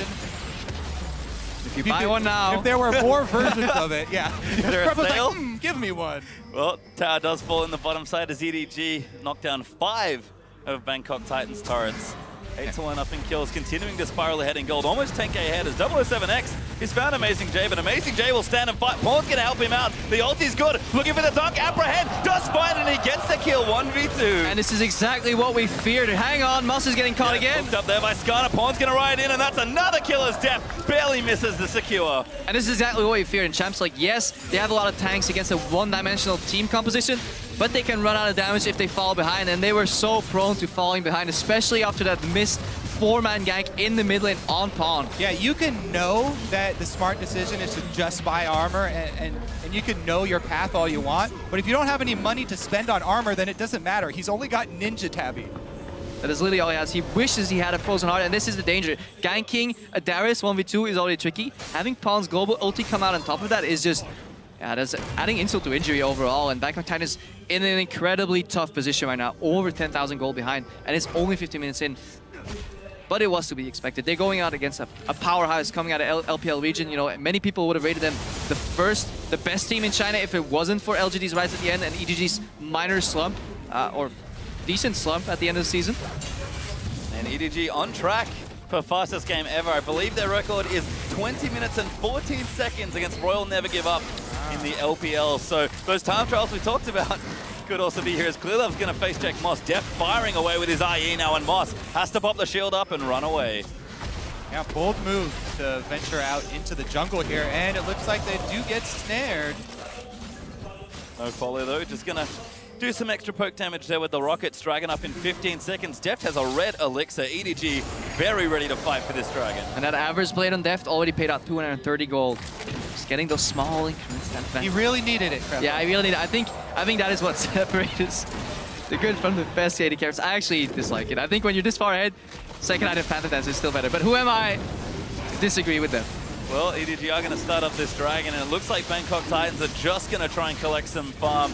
Difficult to challenge here, maybe even impossible, as they will pick it up, and this game is only getting further and further out of reach. All right, let's see how EDG try and close the loose here. Again, they've just constantly been keeping up the deep vision. Now they're going to try and keep... Uh-oh. Nice little Pod combo. does get caught, though. Yeah, G4 coming in. The exhaust is down. He's going to ride the Lantern out to safety. Ulti will proc, but it's not enough damage. And that GP ult almost kills Moss. Def going to snipe him off with the rocket. Lloyd pumps a heal the run, but Clearlove, he wants blood. And he's going to now look for 007X. Clearlove will ult anyone that he can take. He doesn't care if it's the front line. If he grabs you... Oh, Mako! Moves them back into the box as Clearlove collects it. And this would be the perfect time to test out those new emotes. Overall, especially when Pawn escaped there on the Lantern riding away. I really do love the team spamming emotes. I'm actually waiting for one of the really trolly players to take the emote of the opposing team. That's the next level emote strategy. You can even use them when you're dead, I believe. So that's, even from the grave, you can contribute to a pleasant viewing experience. Well, that's great for you, Krepo. That's how I found out. You know, I do die a lot. 18 minutes, first inhibitor goes down, EDG. Yeah, 13,000 gold now. I hate to break it to you, but I have been informed that the refs are not allowing them to take the other team's emote. So we'll keep it clean. You can only use your pride in your own team. Well, they've shown a lot here, have EDG. As the mid-inhib does go down, Bangkok Titans going to struggle to keep Edward Gaming out of their base at this point. Just so many items. Giant's Belt for Amazing J. More tanky items out for Clear Level. Brutalizer for Pawn. The static shift completed for Deft. And it's just a couple Blade of the Ruined Kings on the other side. Yeah, and we touched about how one-dimensional the damage coming out of EDG was, but if you look over, Vayne and Zed, the only two carries, the only two threats on Bangkok Titans are also just, you know, either 80 damage and a hit of 2 damage. That is if Vayne actually gets 3 attacks off, which is getting increasingly more difficult as these fights progress. So right now, even those bruisers stacking armor, they become so difficult to kill. Yeah, and you already touched on the armor shred from Darius. Gangplank has his own built-in armor shred as well, so. Jinx doesn't care because she has like a full item up on anybody else in the game. Just a play, he'll land the hook though. Clearlove gonna follow in. Pawn's ulti sets it up as Deft snipes it with a zap. High accuracy this game from Mako on the death sentences so far. And even the flash ones. Yeah, and if you, Mako fantastic Thresh overall, really in his element right here. But if you look at EDG, the amount of assists that most of these members have, that indicates that they've been playing a very team-oriented game where initially they just want to outnumber people. They haven't been beating anybody 2v2, 1v1 straight up because they don't have to. Crowd is a big Mako fan here, chanting his name, always fun to be. Well deserved. A high kill participation on most members here. Finally, Clear finds G4. Trouble now as Deft just kills him before the ulti can even pop. EDG now going to funnel into that base, look for more kills, but they'll be more than happy to take another inhibitor. All right, inhibitor number 2 down. They're going to go for Nexus turrets next. And Deft is just looking to end the game. We talked about it, 20 minutes 14, I believe, so they might be on the clock here to try and race it. Don't know if they can do it, but the Bangkok Titans are going to try and keep it in. The ulti's out. Good block there from Moss. And you can see the pings on Baron. EDG, they do love themselves an early Baron. Yeah, look at those pink wards. 5 pink wards, 1 in each corner. It's like a pentagram. Yeah, complete vision control. And yes, okay, EDG is super far ahead, so, you know, so those pink wards aren't as impressive, but if you're gonna follow EDG throughout the entire tournament, hang on, surrender. Yeah, and that's the surrender for Bangkok Titans. The Baron could not be completed as EDG in style take their first game here in Paris. Yep, well deserved. Mako with some big plays from the very beginning of the game, actually, outplaying a lot of the lane swap and continuing into the jungle, keeping up the pressure that we were looking for. Yeah, I just love the level 1 strategy here. It almost had no downfall, even if they found, you know, if Mako and Def found the opposing top lane jungle duo jungling, then it could still be an even game from then onwards. But if it works out the way they did, Bangkok Titans, they wanted the lane swap so badly that they forgot to think about jungle quadrants at all. They just started on one side of the map. They got completely 3-buffed, 3-quadrant jungled almost. So that was so hard to come back from. And the Bangkok Titans, they knew what they were up against. That's why they kind of went for this super risky, everybody go mid, we're going to try and flash Twisted Advance to make something happen. And it he hit him stumbled. Yeah. Well, the 4-man gank in mid lane's a very common occurrence in the LPL as well. Pawn more than prepared as he dodges that, and EDG vault ahead to a very quick win here in Paris. You can see the crowd applauding, cheering for the team as they'll take one of their first bells here of the tournament. And just a smart, calculated approach to the game. Outnumber your opponents, clean dives. That dive, that was textbook. Mako taking the aggro, everybody getting a kill, nobody dying in the process. The first death was only Deft after Lloyd was zoned into the fight, and at that point, if he dies, if he gets 2 kills, that fight is 100% guaranteed to EDG. The game is guaranteed. It doesn't matter that you give up your life there. So overall, just clean textbook play, very high kill participation across the board, so working as a team. And if there's one way to describe EDG, I think it has to be efficient. Very clean dives, very strong strategy, just always know where to go and what to do. And to touch on that pink ward point that we were talking about earlier, how the vision spread out, they're actually masters of using Fog of War to their advantage to bait. Sadly enough, it wasn't needed this game. They really need to bait because they had their pick of the litter. Mako could choose any target, hook it in, clear off. It's going to be a long group stage. There'll be more. Yeah, I really hope to see that. If you ever see EDG fall behind, pink ward in the brush, Skarner, flash over ulti, that's something they did against IG. So that is hopefully a play we'll see again from EDG. And I think, again, really just showing same form that they did from regionals. Very similar picks. Clearlove back in the Skarner. Amazing J, the new player, if you will, but of course, just on the Darius. Yep. All right. So good lane, good tower dive by them, and they were able to clean it up. Very clean there. But let's check out how Group C stands after one game here for each team. We'll have a check-in with the standings. It is the favorites, as expected, 1-0 up apiece. SK Telecom and EDG hold 1 win here in Group C. And that's what we expected. I mean, everybody coming into the day expected H2K to lose to SKT, and obviously the Vanguard Titans to drop a game here against EDG. Interesting game. H2K against SKT, though, overall a little slightly closer than people expected, but still a very large disparity overall between the two teams. Yeah, there have been some exciting games so far, especially the champion select. We're going to continue to monitor the day 1 champion select. Like, how many new top laners can they find? They've only had 1 replica. Only Darius has been picked twice. For the rest of the games, every game a single new top laner. So eventually, they got to run out. And he's already found himself on the ban list as well. Yeah. So Darius is definitely extremely high priority. I don't know how much Amazing J you guys have watched, but I can promise you there's probably a couple more top laners if you guys want to get excited. I'm actually still waiting for the Olaf, to make his rotation, actually, because he's definitely something that Amazing J has played before as well, and something that people kind of forget about when there's so many new toys on the block for the top lane. They're like, oh, all these juggernauts. Olaf was like the original juggernaut of the top lane. He still has good matchups. Yeah, he played it in the matchup against IG actually to get that final victory, or one of the final victories to get here as a second seed to World. So he definitely can play that champions. Overall for the tournament, I think we've seen almost all top laners against the Olaf. We've even seen Gnar, which I don't think is that high on the priority list anymore. But I just want to see more Fiora. We saw it once only, and I think the champion is incredibly strong, especially when you have really, really good riposte mechanics. You can dodge so much damage. You can dodge a lot here, but we do have Shock standing by with EDG's jungler Clearlove to get an insider's perspective on that game. Champ Select. We are into Champ Select indeed. Crepo as Counterlogic Gaming take to the draft against Flash Wolves. Blue versus red here as bans are going by quickly. Malphite Thresh for CLG as the Flash Wolves take away Mordekaiser.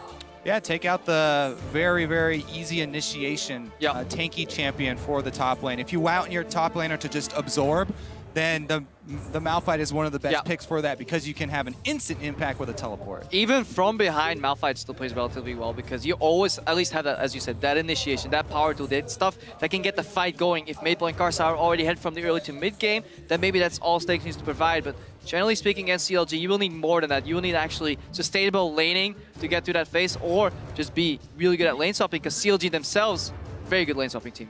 And the standard bans do continue as Gangplank banned away from Flash Wolves. Callista, that blue side ban now, as Flash Wolves' final ban is Veigar for the first time in the tournament.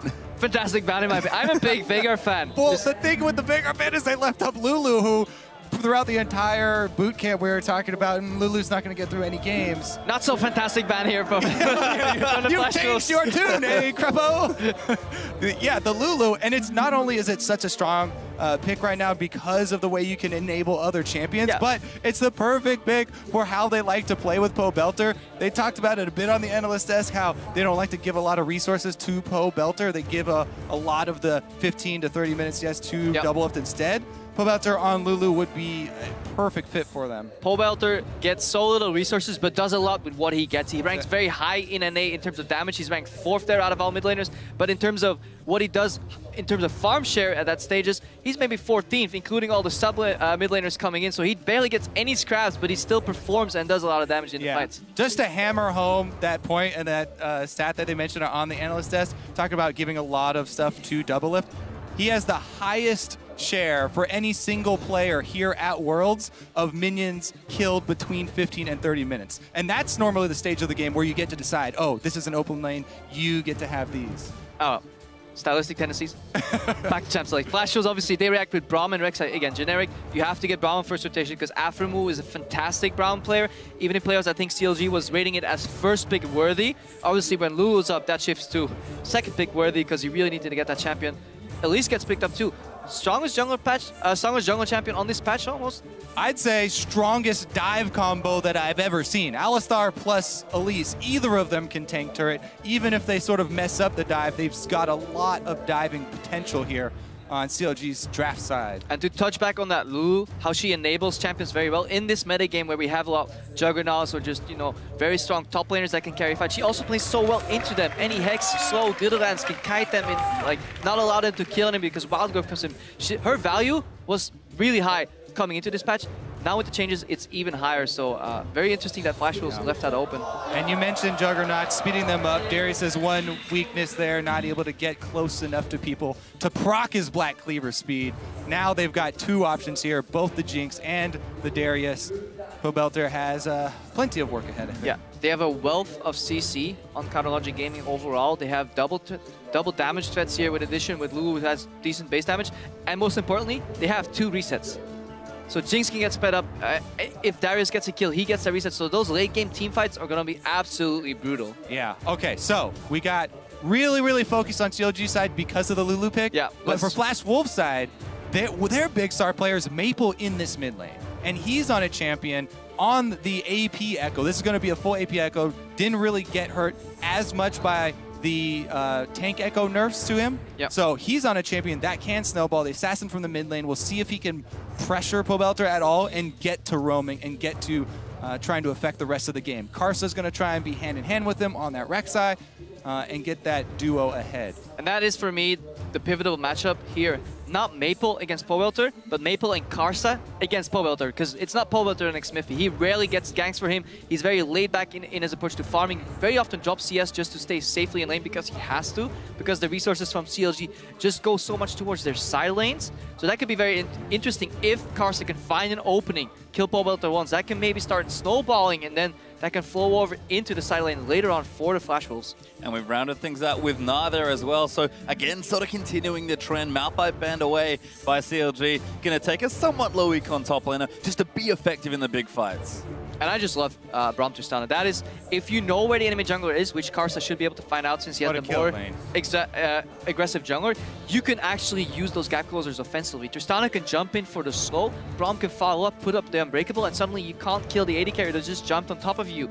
It's incredibly hard to deal with that with a low mobility AD carry like Jinx unless you get that kill for the reset. So, double lift and after... The old leapfrog technique there in the bottom lane.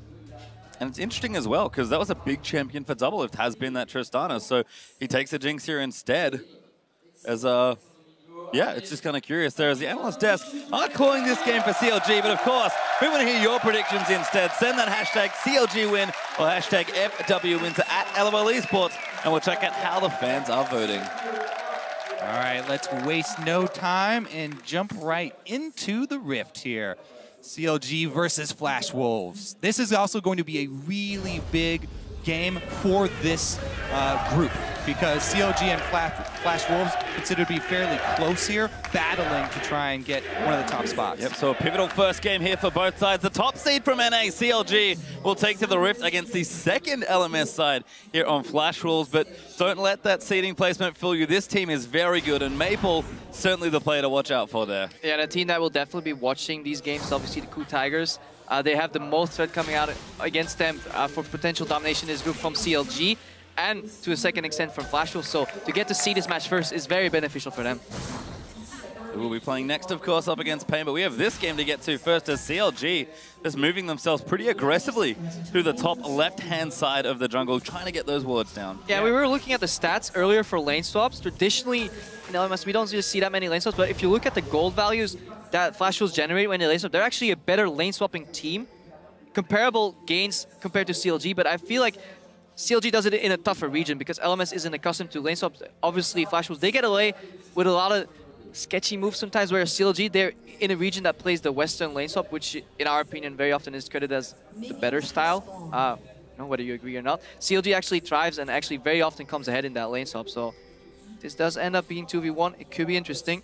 Yeah, and here you see CLG waiting in the fog of war, not trying to give away any information until absolutely necessary. There it is, and they're going to see the bottom lane down bottom. So coming in here to try and check those Krugs. Flash Wolves are going to end up 2v2. And now I can see Well, they're starting them very late here. Yep, are going to team up. They're staking Casa actually, of course, double jungling, but we can see Sword Art and Kramer moved in, try to block them away. A little bit of experience there for CLG, but did not complete the camp. Yeah, we just did a head count we talked about champion diversity in top lane first. This is 9 different mid lane picks in 10 different games, with the only repeat actually being the Azir. So again, so many different champions coming out today. Yeah, definitely unique champion's a big deal. But another big deal here is CLG. Yeah, they got the deep wards down and they got off the aggressive jungle start. Smithy with Zion Spartan were able to take away the red from Flash Wolves in the opening to this game for the lane swap. So CLG already off to a good start. Talked about the experience they have with lane swaps. They got so many advantages through the normal season, through lane swaps, getting not only double left ahead, but also Zion Spartan CS advantage for the early game. And that's actually really smart what they did. They moved it on the left side of the map where you traditionally see the map divided in half. Okay, we take the left side because we have this triple deep ward combo and we use that vision to secure at least 2 quadrants of the map. Then we do whatever we want. Standard Western lane swaps plays out. But CLG, they based. They faked that lane swap. Then they went back to say, okay, double lift and Aftermoon, you have to move into the dark, but you're smart enough, you're good enough to handle that. In addition to that, you have then that aggressive jungle start that you just pointed out. And suddenly, CLG find themselves ahead in terms of map pressure already before the game's even started. Yeah, it's especially Double Lift and Aphromoo, who are the bottom lane, who are never afraid to go into any 2 versus 2 matchup, regardless of champion advantage or not, catching the Flash Wolves by surprise. Now, we talk about all these stylistic differences that we spent so long researching from these teams and collecting a lot of data on them. One of the biggest differences across regions was actually between these specific teams, Counterlogic Gaming and Flash Wolves, looking at where early game kills occurred within the first 15 minutes. CLG actually had the least of any team as far as kills around the bottom jungle, which is generally just around the dragon area. And signifies a lot of fights around that dragon area. Only 9.6% of their kills on that bottom side, whereas Flash Wolves were 24.5% of their kills down there, where CLG much more top lane focused in their lane swaps, where Double Lift and Aphromoo and Smithy were getting kills up there. And obviously, Flash Wolves have done their research, as does CLG, so both know that these trends exist, both know that each other knows that the trend exists, so we may see some good old mind games here. Double Lift finally reaching level 2, and then Aphromoo may just skill heal here for some sustain or get ready for a combo. We haven't seen him use the heal yet. Just gonna check what he got. No? Yeah, he's got plenty of sustain here, with the relic as well as the option to level up heal. But no summoner or no spells necessary for him to level up yet. So he hasn't skilled anything, so he can still go for WQ combo or he can skill a heal if he needs to. That's actually very adaptive. Yeah, what he's waiting for right now is for Double Lift to take a bad trade. If Double Lift got hit there, then level up the heal so he can get the most out of his AoE heal both of them. Casa. He's behind, and Smithy going top here. Yep, Smithy looking for that gank onto Stake here. Cocoon not quite there as the hop will get Nah out to safety. Yeah, but look at the amount of range minions there. That wave is pushing away from Stake. That's going to be hard. He has the range advantage on Spartan, but obviously, CLG is comfortably pushed in their bottom lane tower here. We see a repeat gank from Smithy. Gonna go back in. Flash is good from Stake as he barely misses getting apprehended. I was actually very surprised that Smithy didn't come again from the tri-brush, because he should have taken the information he got from the first gank, seeing the reaction time of Stake, and inferred that there was no ward in there already. Yet he came around from the jungle, didn't get any range on it this time. And yes, it is just a flash trade, but Smithy stayed up there quite a while. Well, this looks really good for CLG. It does nullify some of the advantage that CLG had. They had more jungle camps available to them due to the level 1 start, but Flash was kind of neutralized that by sending their jungle into the enemy jungle. That is what Stake does, right? He absorbs. He absorbs. We often joke around it, but he is literally left alone on an island, and then the remaining part of the map has to be won by the Flash Wolves 4 against 4. Yeah, again though, so much focus from Smithy. He's going back a 3rd time to pressure top, and they are really trying to earn Zion a lead. He's not on the ward, because you just go up the send here by the river. They know he doesn't have flash. Smithy should get close for this one first. Stake certainly hasn't seen him. Cocoon will land. Apprehend. He's going to follow through. Stake just enough to hop away. Bounce. And no summoners left to follow. That's 3 ganks in under 5 minutes. Minions spawn and meet at 2 minutes, so that's 1 gank per minute coming at Stake. Smithy, dismiss your spiders. They want the wave to be frozen there in front of Zion Spartan, so dismissing those spiders and getting them over to attack quicker. See a roam from Maple coming out. This is Flash was like doing, but Double Lift and Afro are getting caught here. Yeah, good game sense, actually. Yeah. Maybe a call from Pobelter. You never know what's going on in the comms. Could have been a call, could have been game sense, but any time they back up like that, Maple actually has to go right back to mid lane so he doesn't lose out on too many minions. Karsa did have a pretty good recovery, by the way. You mentioned going for that counter jungle, seeing Smithy up top.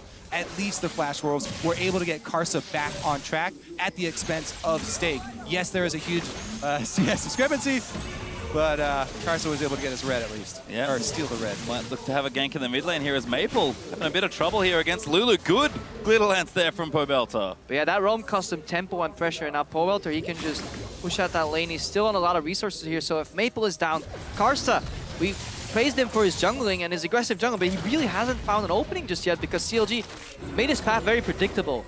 Because Zion was spending so much time in the top lane where he started, it kind of forced Maple to take that path from top right to bottom right, and then base, and then try and help Stake somehow. So he's trying to stay afloat, but he's not really finding any openings right now. Yeah, one of the best parts of CLG's early game and of their lane swaps is how they disseminate as little information as possible in the early game. And it keeps Flash Wolves guessing for the early stages and makes you have to react very quickly as a jungler, make very quick decisions. Now, after so much pressure top, looks like Karsa's going to even the odds. I mean, Zion Spartan did use his flash earlier, so this, it kind of has to work almost, because look at that CS discrepancy right there. 26 to 47. Zion Spartan doubling Stake's farm already. And Karsa is looking for something here, but he hasn't quite picked the angles. Zion Spartan is a little far forward in the lane. Ulti's ready for Stake. He's going to go in for it. Karsa finds a knock-up. Good wall up there as well. Can they combo it all the way? There's the ulti out from Nah. And a wonderful CC chain is maybe just going to get first blood. Yes, it is. Karsa takes it. Poor Stake. He gets skanked 3 times on a no-flash target. Doesn't even get the kill. He's going as well. I'm going to flash, take that gold, and bring it to bot lane, guys. Hey, Karsa earned that money. He came back after Stake had blown so much, and CLG had spent everything trying to keep him down. Flash Wolves get the first blood. They're ahead in gold now. That almost has to be an error in communication, though. Like a flashless target stuck in the brush, zoned by 2 guys. You don't want to use your flash aggressively there if you're Karsa, especially when you can get Stake rolling and give him a kill. So hopefully he can stop bleeding out CS in the top lane. But let's see what Karsa does with this. Perhaps he just has a really aggressive Rek'Sai build plan to start becoming a split pusher later. I never sympathize with top laners, I'm sorry. I'm glad you're here to tell their story. Tell who the jungler of the group is, as Karsa does take his red buff. No, head back home to spend that juicy first blood money. Pobelter hanging out in mid lane, got his chalice already going. His bottom side now double lift. BF sword up, but Tristana does have the same as Pobelter. Gonna get himself the blue buff. Oh, we saw some aggression in the top lane. Look at the deep vision Flash Wolves have acquired in CLG's red jungle. Those are triple ward, very deep here. Afro getting zoned out, pink ward getting cleared. Both AD carries have a BF sword, so things can get explosive very quickly, especially with the deep vision they have acquired. That's Smithy now going to clear out the Scuttlecross. Oh, he did! Karsa wants to fight him for it. So, yeah, Karsa was underground, didn't see the low health crab there, or else he would have shot the Prey Seeker and stolen it. The one small disadvantage there of Rek'Sai. Yes, you get your tremor sense, but can't see the crab scuttling away, and free gold goes down the drain. With a lot of gold as well. AlphaDraft Scuttler as ex-Smithy will clear this Raptor camp out for himself. He's level 6, actually, going for that Rune Glaive, the item we've seen so many times out of Elise, ever since sort of the changes moved through, as Maple gonna get his blue buff now as well. A very generous donation from Karsa. So Stake's happy to see this because he knows exactly where Smithy is. He got an assist. He's playing as Darius, so he can use his range advantage, and he's closing the gap in CS, or at least keeping the absolute number even. So as time goes on, relatively becomes a lot easier to deal with.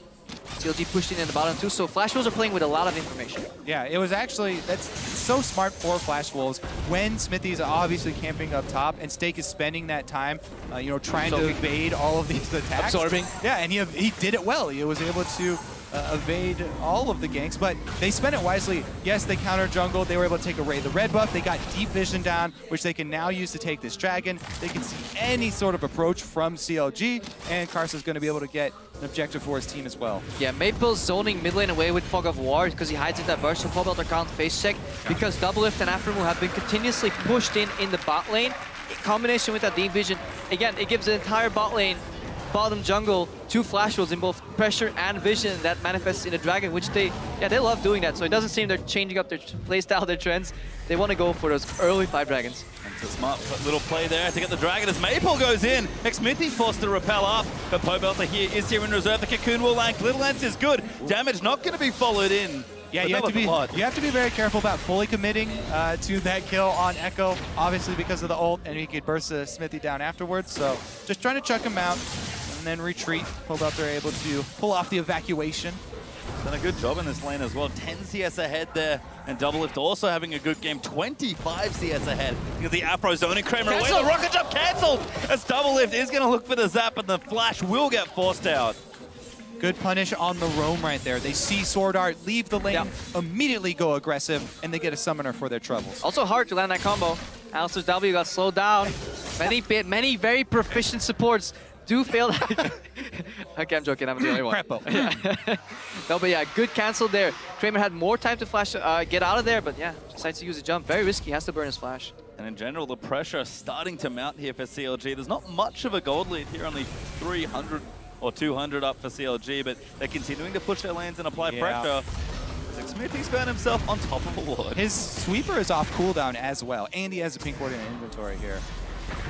Carson will be able to dodge it as a result. Zion Spartan, though, so I'm proxying earlier on, going to try and take the big Krug here as well. So much topside pressure. Yeah, but look at Pobelter. He's moving in as well. He's just adding more aggression to that 2v2. I think they're already stronger here. Zion Spartan and Smithy against Steak and Karsa, but then with the potential roam from Pobelter, just so much pressure, so much zoning, and again, Steak's forced to max range CS, so no pressure at all coming out of him. Honestly, though, all props to Steak, because obviously it's a combination of Steak being able to avoid the ganks, but also he's gotten really good at that. And also Smithy, not optimally pulling them off, but he's done very well for himself up here, only being down 15 or so. And here comes Karsa once again.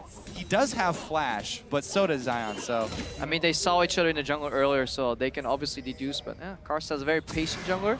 Let's see if he runs into Smithy. Flash wolves do cover their grounds. They don't go for any plays that have the risk of getting backfired, of getting roamed upon here. Karsa going for, again, deep vision. They really value that deep vision this game. Yeah, the big difference here between Karsa getting that first blood and Smithy spending so much time trying to gank top is that Karsa got the Sight Stone to work with really early, so he's getting the deep vision, and he's looking for the tower dive. Yeah, they're going in for it as well. Zion Spartan flashes out of the Unburrow, though. Gets out with style. That probably was the reason we saw Karsa flash there. Get that early Sight Stone, get the vision, say, well, I'll find a jungler for you. At the other side of the map, Steak, you hang on there. We always joke around about how Steak always gets ganked, but he did a fantastic job surviving. We have to watch the repercussions after this as well. I mean, Zion's got no flash. They didn't burn flashes to get that out of him either, so very dangerous. Zion intelligently backing off here, and he's going to leave that turret, even though there's a wave up there, and that's not what he would like to do. Yeah, Sorter has roamed a little bit too much, so that bottom lane tower, you can't leave Jinx alone with a tower without any threat there for too long, because she'll get it. And once CLG opens up one tower, they are incredibly proficient at playing the map and start moving these resources around. So Flash will definitely want to avoid that tower from falling, for as long as they can get one return gank on Zion Spartan. Kill him once, then you're okay trading towers, because then you can start speeding up the game, and Steak's fine in the game again. Yeah, I do like this pink ward that they've placed at the their own tri-bush here, because it will stay alive the entire time. Oh! Afromu goes in for the flash combo. All rocket jump was already off, though. And Kramer does escape. Yeah, just got the mini stun there, but it wasn't quite enough to get a kill. CLG, though, will get a tower in bottom lane, so starting to chug ahead a little bit more in gold now, about 1,400 up in this game. CLG take a tower here, and 1 minute, 50 seconds to drag. Let's see how Flash Rules are going to approach this next minute. Are they actually going to contest that? They're going to do their signature playstyle where they really want to fight for these dragons, get these kills. They have some good skirmishing available, and obviously they have a really good team fighting support in that Braum. Yeah, plus, Steak has actually been able to complete his Black Cleaver already on the Gnar, so he's ready to join the team fight if he can build up his Rage Bar. Yeah, but it is tricky though. Black Cleaver is a very split push oriented build here on that Gnar. Obviously, he can't soak much damage. He can melt immediately. He can get kited incredibly easy in this team fight, so we'll need to see a really, really good teleport from him. Other than that, Flash Wolves are probably better off split pushing with him. See, he is doing just that right now. Steak looking to apply some pressure as Zion does walk his way back to the top lane with that Phage. Steak will now go back. It seems like Flash Rules with a minute left are going to start setting up for Dragon number 2 for them. But CLG trying to play aggressive in the bottom side and protect the area as Sword Art. Going to get the Winter's Bite down, fighting over pink wards. They'll all go down. Yeah, Maple showing himself, though, means you can't commit to that fight, and you'll let him get away with it.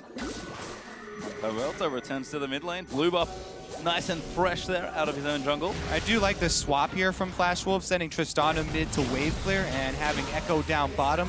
letting Maple get some extra CS there with the turret down. Gonna have to be very careful about it though. Yeah, we haven't seen that too much in the summer split because it was mostly control mages and they thrive obviously in the mid lane, controlling the mid lane. But if you go back to earlier when assassins were very, very meta, that's what they did. You know, you start laning the first 15 minutes, but then you put that assassin in the side lane, he becomes another split push fed, and you can really start, you know, pulling CLG's members apart. Don't let them team fight. Force them into the 1v1s, 2v2s, 1v1 on top lane, spread them out. And then if you have a good aggressive jungler, you can really exploit that, especially with the way Flash was out been warding. You can see some pressure now for CLG. Trying to open up the map a bit. Dragon is back, but Poe Belter and Xmithy as Cocoon will land. Damage is good there with the AP out of the Runeglaive, but CLG can't quite knock the turret down yet. And now that the laning phase has kind of ended and people are moving around the map a lot more, this is where Flash moves has failed in the past when they started Kramer because there were communication issues. Stake for a 1v1 here on Zion Spartan. Yep, Zion does get slowed though. Stake gonna now follow it in. Have to be careful, like you mentioned already. Darius is very easy to kite. As CLG are gonna look around, try and get aggressive. They do really want to open up the map so they can secure that dragon, but the vision battle is the big one here. Yep, this time it's Sword Out who goes in deep, and he's placed an extra ward behind to see anyone coming, gets inside of the queue. Oh, ulti out though from Stake. Zion's gonna get stunned up. Glacial Fissure out as well. And it's so much CC as Sword Out collects it. More revenge for Stake here. He's got a team as well. He paid his dues. He soaked all the early ganks, and now everyone's coming up to help gank Zion. We started talking about these stylistic differences. One team very oriented on top lane, getting those kills there, and one team very oriented around that vision control and dragon. But this game completely swapped around for that second dragon there. CLG's lineup is incredibly strong if they get vision control because it's so hard to face check into them, especially when you play like these assassins and skirmishers. So Flash was with a good read on the game to send their support top lane again for the CC combo dive. Yeah, the front line doing well is actually really important too because both of these teams have reset AD carries. So the team fights are going to be very snowball-y when one member of the front line does go down. Well, you can see Flash Wolves did get the kill, but did lose the dragon as CLG were able to collect their first. Infinity Edge, though, now completed for Doublelift. Had the Everest Blade ticking away, but it is a big burst in power for the CLG AD carry. Now Flash Wolves going to keep themselves moving down. They're going to group up and try and knock down a turret. It's one apiece so far, but they might be able to take the early turret This lead. is where I really like Braum as well for sieging because you can see there, he blocks so much of the wave clear. Now they're going to go aggressive on Afro and they actually get his ultimate out. Yeah, they popped it, but they can't follow in. Doublelift does get a slow. Will CLG look for the re-engage? Zion holds onto his port. They'll save it for now. Yeah, that was an incredibly good unbreakable there from Sword Art, just stopping that wave clear here. Stake, don't fail to hop. Oh. He's got to pick the right spot. Does find it as Zion's roaming down, but he's spotted by a ward. Now CLG's turn to group in mid and try and knock down a turret, but the W out there from Maple going to get a bit aggressive onto Xmithy. They'll follow it in. Afro, he's dived straight through there as the repel has been used. Xmithy forced to flash out. The chompers are good. This is a bad fight for CLG. Stake goes in. Scoops them. Zion Spartan, though, not enough as Afro. No, ulti has to back away from the fight as well, and it's just Chaos. The ulti blocked by Casa.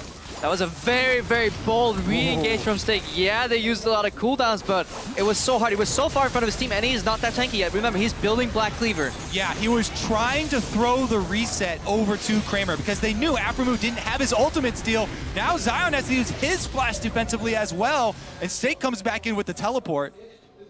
I'm really liking Suarez's Braum play here overall, just the way he's positioning in these fights. Earlier, when his teammates got caught, he soaked up a lot of damage there. If he wasn't in place with that Unbreakable, that could have been multiple resets and the tower for CLG, so keep your eyes on Sword Art in these fights. Yeah, the number one thing I look for with good Braum play is offensive use of the Unbreakable, trying to get it up very early to get your team in front and get good positioning, because then it'll come off cooldown later.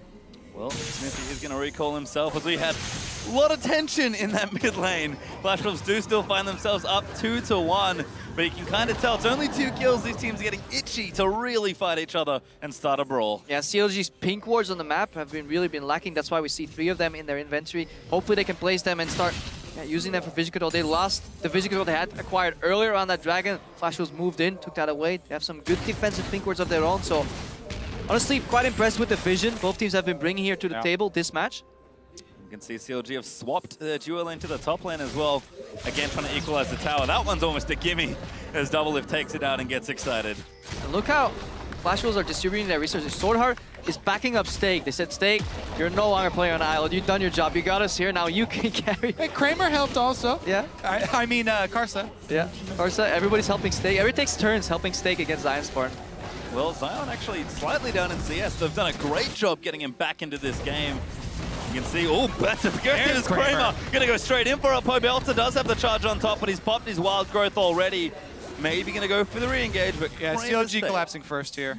That's a mind game by Kramer. Nobody would dare jumping in there alone without backup there for Pobelter respects him. I think if Pobelter fought him and the Jinx could come in, Kramer was probably just dead, but obviously you have to respect the potential backup there unless you have perfect vision. Hey, he was able to get the Lulu ultimate out of Pobelter for this fight if there is an engage here. And this long siege causing problems, it seems, for CLG. They're trying to equalize these turrets, but the Flash Wolves are there against Steak. Threatening now with the rage building up. The slow does land off the boomerang. Good repel gets him out.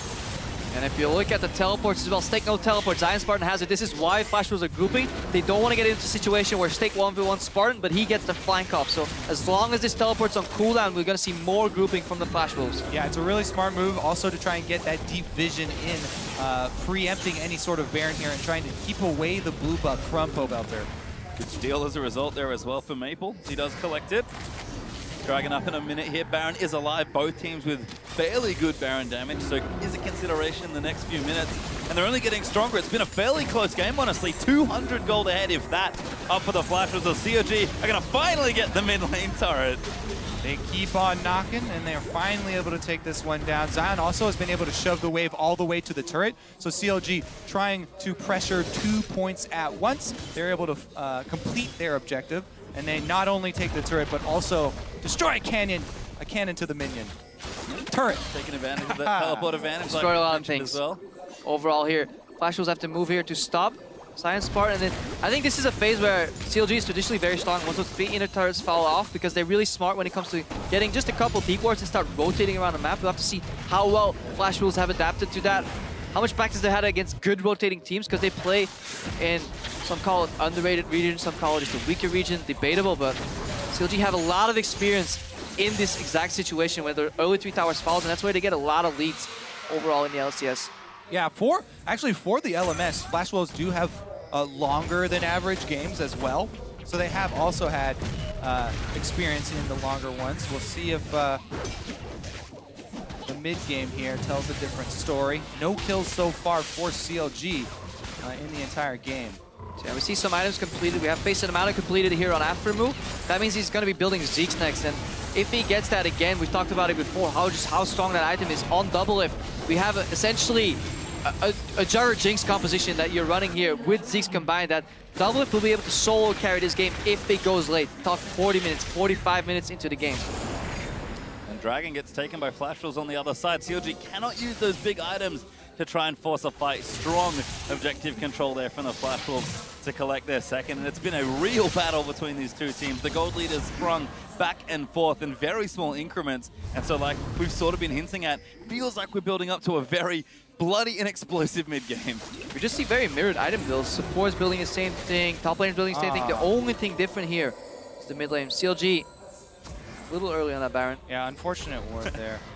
The nooks and crannies of the Baron pit. Right. Gotta sweep that. Gotta place that pink ward slightly more forward. That is very close, but sadly not seen. Double Ifs and Afra are going to go back. Double If sees some farm, does want to collect it, as he wants to do. Kramer again goes aggressive. Good cocoon, though. Going to keep himself safe. But this Tristana, very itchy trigger fingers on that rocket jump. This time you can see the rest of the team, though. Yeah. Not as good a bluff then perhaps as Flash Wolves aren't done. They're going to shove down mid here. Yeah, speaking of bluffs though, CLG, they're actually continuing to shove up top with Double Lift and Afro, but keeping pressure while just using wave clear of the Lulu in the mid lane. Meanwhile, Zion's looking for his 1v1 now. Obviously, Flash was they're afraid to really commit to that tier 1 tower. Yeah, they could potentially use Unbreakable to block Pobelter's wave clear, but they have no idea of how many people can be in that river because that's completely pink warded. That one ward sees the Baron pit, but that's all it sees, a Baron. So no vision in the river at all for Flash Wolves. And CLG, they will soon deduce that there is a ward in the pit because you could see it immediately once Flash was reacted. CLG stopped that Baron. They're going at it again though. Ward spots it. Well, it has started, but they haven't seen the ward just yet. They are going to maybe just try and zerg it down. You can see a pause, actually. Mildly awkward time, but Well, it gives us more time to talk about the game. Certainly does. And a good Baron call, honestly, from CLG, but that ward may come to bite them. No, under the assumption that there is no ward in pitch, which is incredibly likely for CLG. That is a very unfortunate angle here on that ward. It is a fantastic call because Flash Wolves have to react immediately. And they... Yeah, or else you get it. Yeah, and in their minds, if that area is dark, they're so scared to face check too because CLG could very well just be baiting you into that composition you really don't want to run into. So, good call by CLG.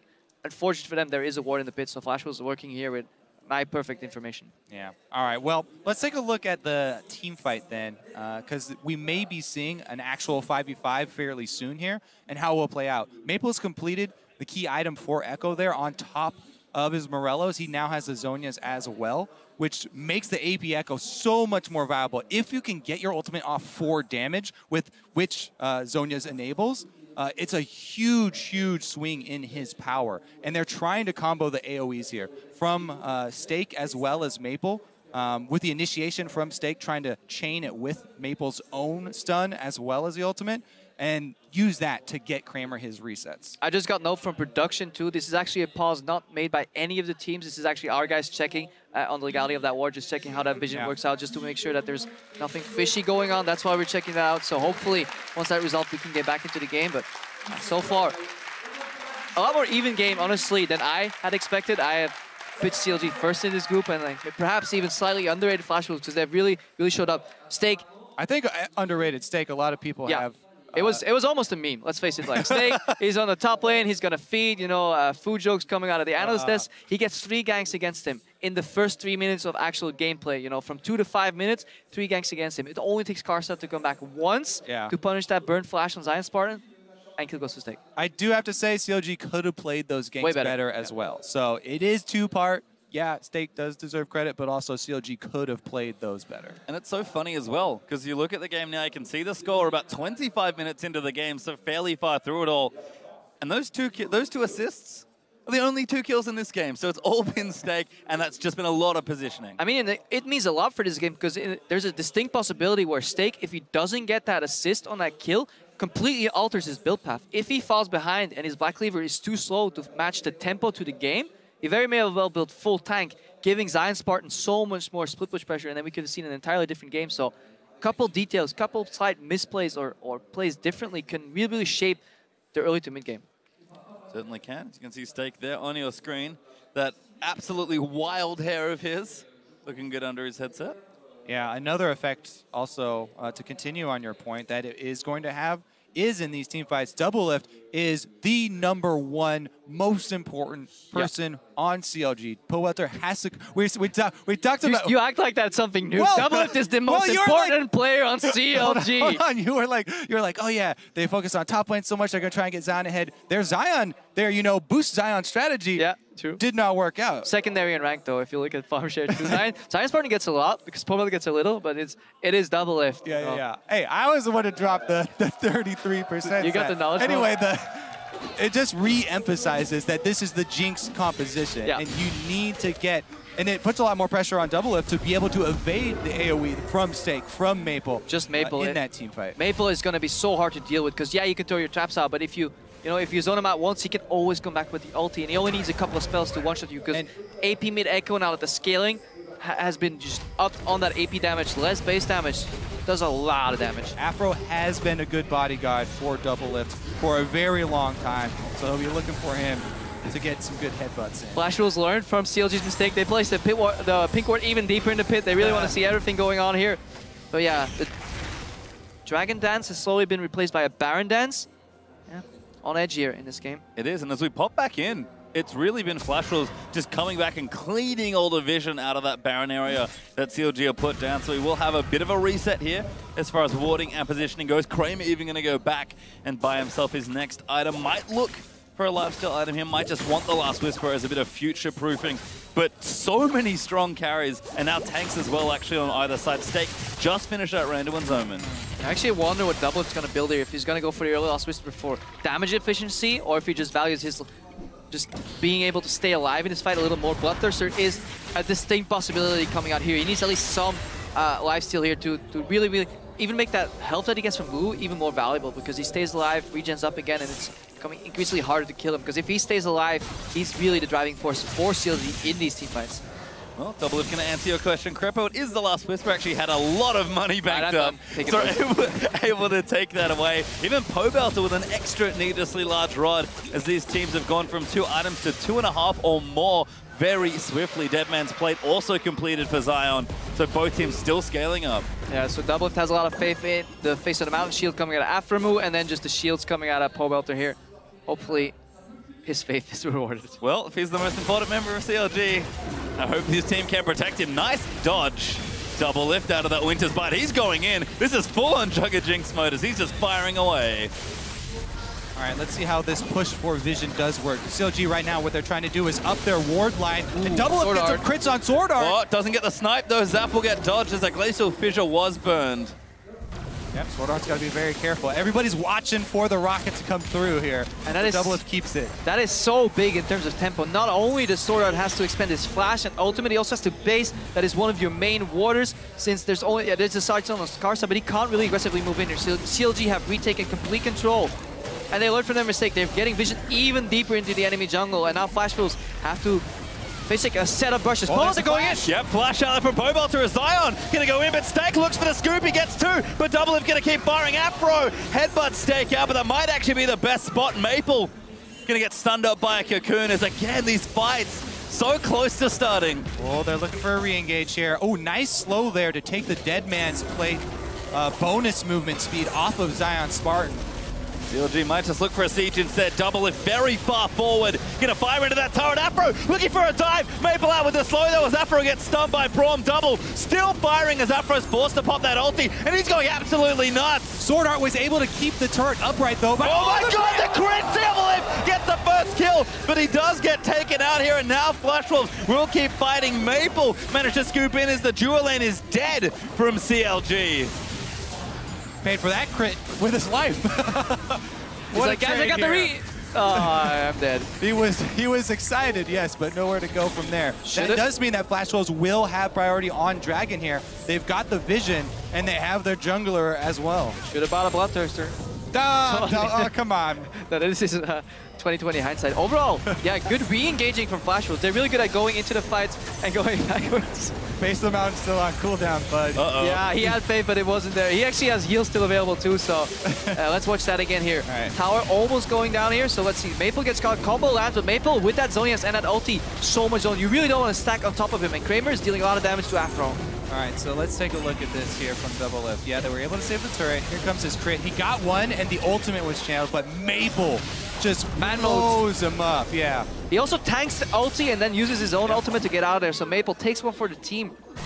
2-for-1 trade there from for Flash Wolves. There's a reason that Maple's so talked about. Oh, here we go. Karsa's going to have to get out. Yeah, he went for the second item, Titanic Hydra here, which is...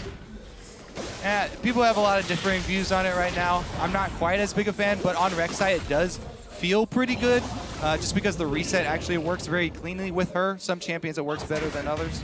But yeah, this is turning Karsa into, he starts off as a tank, but he's becoming more of a damage threat. And suddenly, if you look at Flash Wolves, whereas initially we looked at, Stake and Karsa are going to get very, very tanky, both of them are becoming damage threats. So we see 4 carries emerge in front of Flash Wolves. It's going to be hard to play against for CLG. That is true. He does sacrifice a lot of tankiness. Yeah. He hasn't built any armor with this build. No Aegis yet. And Double If can just rip through that health. This is very easy, even though you have a lot of health.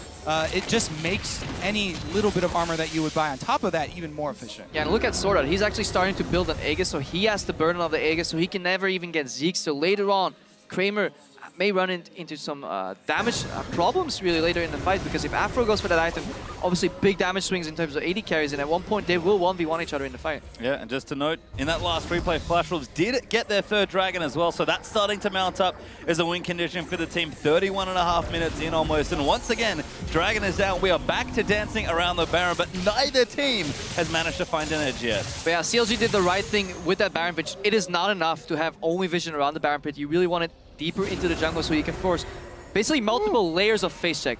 People have to be afraid to face check 4 brushes in a row, because if they take the hesitant path and face check them slowly one by one, that's the time it takes for you to take Baron.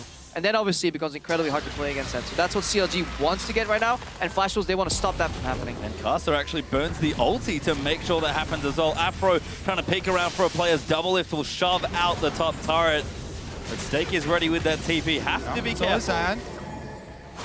Both top laners are ready. Whoa, Casas swoops in there into X-Smithy. Brom Stun will land there. The damage is out, but the Chompers will zone them away. Maple looking to dive in, goes aggro with the double. It finds himself the stun. Zion off the other side does go down to Casa, and now they're going to swoop in onto Afro. No ulti left for the Alistar as he will die as well. Yeah, because Double Lift was stunned there by Maple, that bot flash was the time to tear through the front line, get 2 kills, and I was going to get incredibly hard for CLG to stop this Baron. That was a huge pick right there. Karsa going in onto Smithy and chunking him low. It meant that they could collapse on the teleport from Zion, and it looks like they're going to grab Baron here. Double Lift maybe look for a steal here with the ultimate, but that's about all he can. Doesn't land it. Kramer able to secure it, and the Flash Wolves finally get the first big lead in this game. Yeah, Maple doing exactly what is expected of an assassin. Come in at the flank, keep them busy. Either you kill somebody 1-for-1, or you keep multiple members busy and you back out. This is what Echo is so fantastically good at in the mid lane. He goes in, has Zhonya's, pops ulti back out, and in that time frame, Zion Spartan melted, and after move, yeah, he was caught with a break. With his ultimate, he's still gonna go down. The coordination there on Flash Wolves definitely superior here. So there goes Karsa, able to get Smithy, and they burn him down so much. There's really no threat here, and they can easily collapse. As you said, Maple locks up the entire back line and then just ults out. Yep. Yep, this is peace.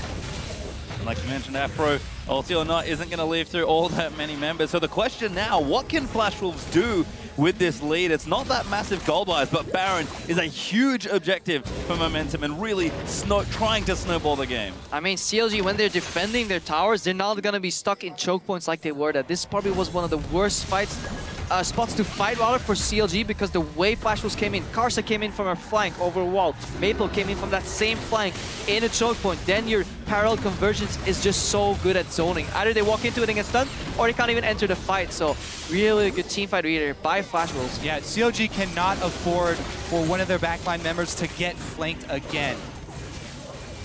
See Flash Wolves starting to again press their advantage a bit more. They've got Dragons coming up. We have number 4 for the team back in a minute 20. The Flash Wolves, though, going to just shove down mid lane any way they can. And Stake ended his Hunger Strike.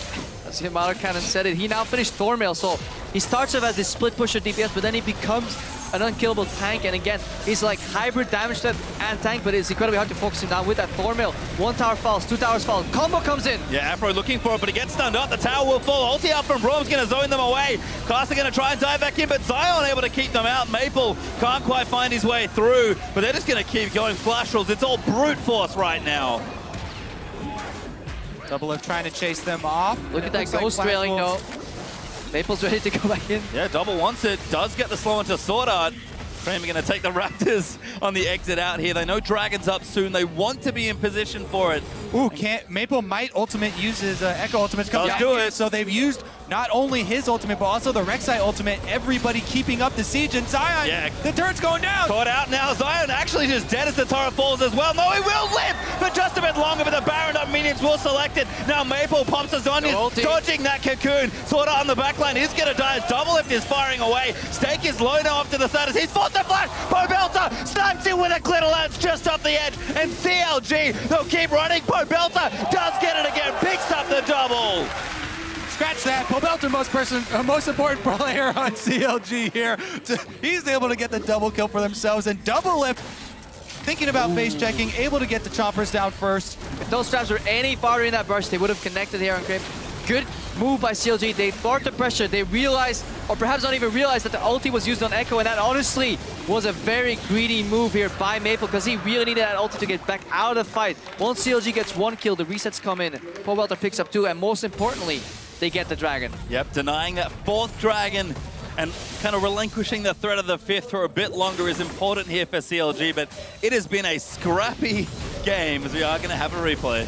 All right, so here goes the tower dive. It actually had only 2 hits left on it for Kramer there. He's able to take it out. So much used on Zion, though. Maple went all in. There's the exhaust. Exhaust comes out. Maple, he's now stuck, so he has to get out of there. He can't even go aggressively anymore. Stake has to disengage. And in this position, Flash Wolves have a very hard time winning the fight. If Maple had ulti, yeah, he could zone, but Double Lift So much damage. Pull out the flashes aggressively. Right. Target the Krugs on your way out, and good move. We see Karsa here. Yeah. Who's fighting who? I don't know. Ulti is not going to connect. Sorta blocks it. Karsa flashes. Does not want to get caught. CLG almost find themselves a pick. Double Lift starting to get crazy strong. Yeah, Afromu actually gave him a little bump over closer to safety there. Unfortunate. It's really hard nowadays, Alistar. Yeah, even after move. Dead again. Okay, there you go, Crampo. You've been having your troubles, I know. I actually had to play on North America from over here in Europe, and I could pull it off, okay? So I don't want to hear your excuses. I saw that game. You were 0-3 at 10 minutes, dude. True enough. All right, here, though. Afromu going to look to turn his 0-3 around.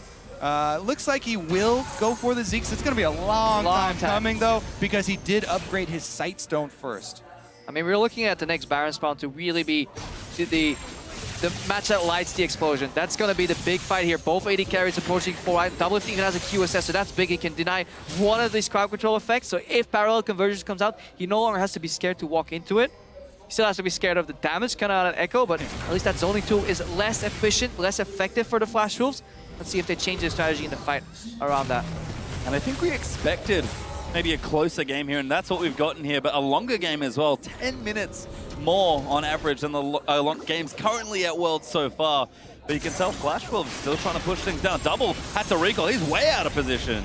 Again, Sword Out, able to protect the minion wave, blocks the wave clear. They even have the banner of command here, but CLG reinforcements come down, and they're able to clear it out. Big wave top as well that they were able to pressure. Yeah, banner not used for split push. Very inefficient if you just use it straight in the lane. Very easy to kill. Obviously, if you have Baron buff, then Baron becomes really good, but before that, you need to use it in the side lane. Instead, now it's CLG that are going to try and tear down the mid lane. Both teams, again, have really looked for a big 5v5, but no openings really except for that Baron from the Flash Wolves. Yeah, I mean, after that one really good pick there from Flash Wolves on the top side, they got a huge chunk, pretty much all this gold lead, but there's so much standing gold. Oh my god, he's completely dead! Nice combo from CLG, and they'll keep running down. Sword Art getting crit. CLG find the opening they needed. Yeah, we may call them the no Flash Wolves. They're flash on cooldown on 4 of the members. AD carry drop. This mid lane tower is under siege. Baron spawning in mid. This could be the game-winning opening for CLG. Huge play there from Zion. I don't even know how Kramer got in that position, but CLG are going to take it, and they're going to run with it straight up the gut. And it costs you so much when you make mistakes this late into a game, but CLG will finally crack an inhibitor as the mid lane one does fall down. Ooh, that is an expensive mistake here. CLG, they could straight up run for Baron too if they want to. They don't really seem to want to go for 50-50. Oh, good play there. Gets the combo of Maple. Comes his way back in. He wants double. He pops Azonia's stack. He's deep into the back lines there, but he can't get the ulti. Big scoop there. Finds on the 4, but CLG, they are still fighting. Stake's going to get done by Zion Spartan, and he will live through it as well. Flash Wolves held them to 1 kill after that reinitiation, though, and CLG have lost control of the map now because Zion has to go back and heal. He does have teleport, though, so actually they're going to set down ward coverage around Baron first. Zion going back to heal right now and teleport back in. He could go for a flank. There is no stake. And he still has ultimate because he's above level 16 at that point, using that ultimate gets reset.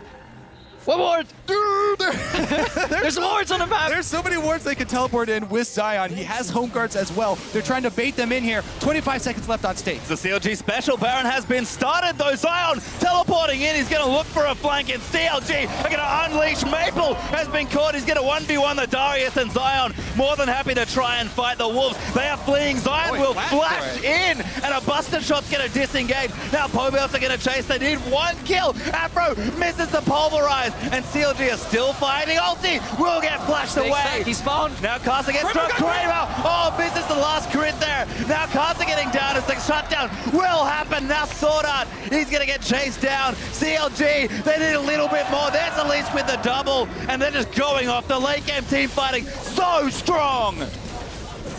What a comeback for CLG there. They're able to bait it, and that's going to turn into at least 2 inhibitors. 40 seconds left on 2 members. They can even pressure for more. Yeah, they're 5 against 3 right here. Stake has to really make some fancy move. Kramer's busy wave clear. CLG looking at Nexus towers. Yeah, they're going to try for it. Maple gets grabbed up. Combo lands it. Stake looks for it. Huge scoop back. Double gets stunned. Kramer gets the first kill onto Afro, and Zion has to run out. He's so tanky with the help, but Kramer gets cocooned. He'll get shut down, but Elise has gone down. It's just so crazy. Double Lift is still up, though. They can go straight for Nexus turrets. They have minions. Stake can't get back in time. No, we can't now. They are going to try and knock it down. One turret falls. CLG getting in a crazy game. They're going to try and knock it down. They are behind in gold as they take out the Nexus, but CLG will win the game.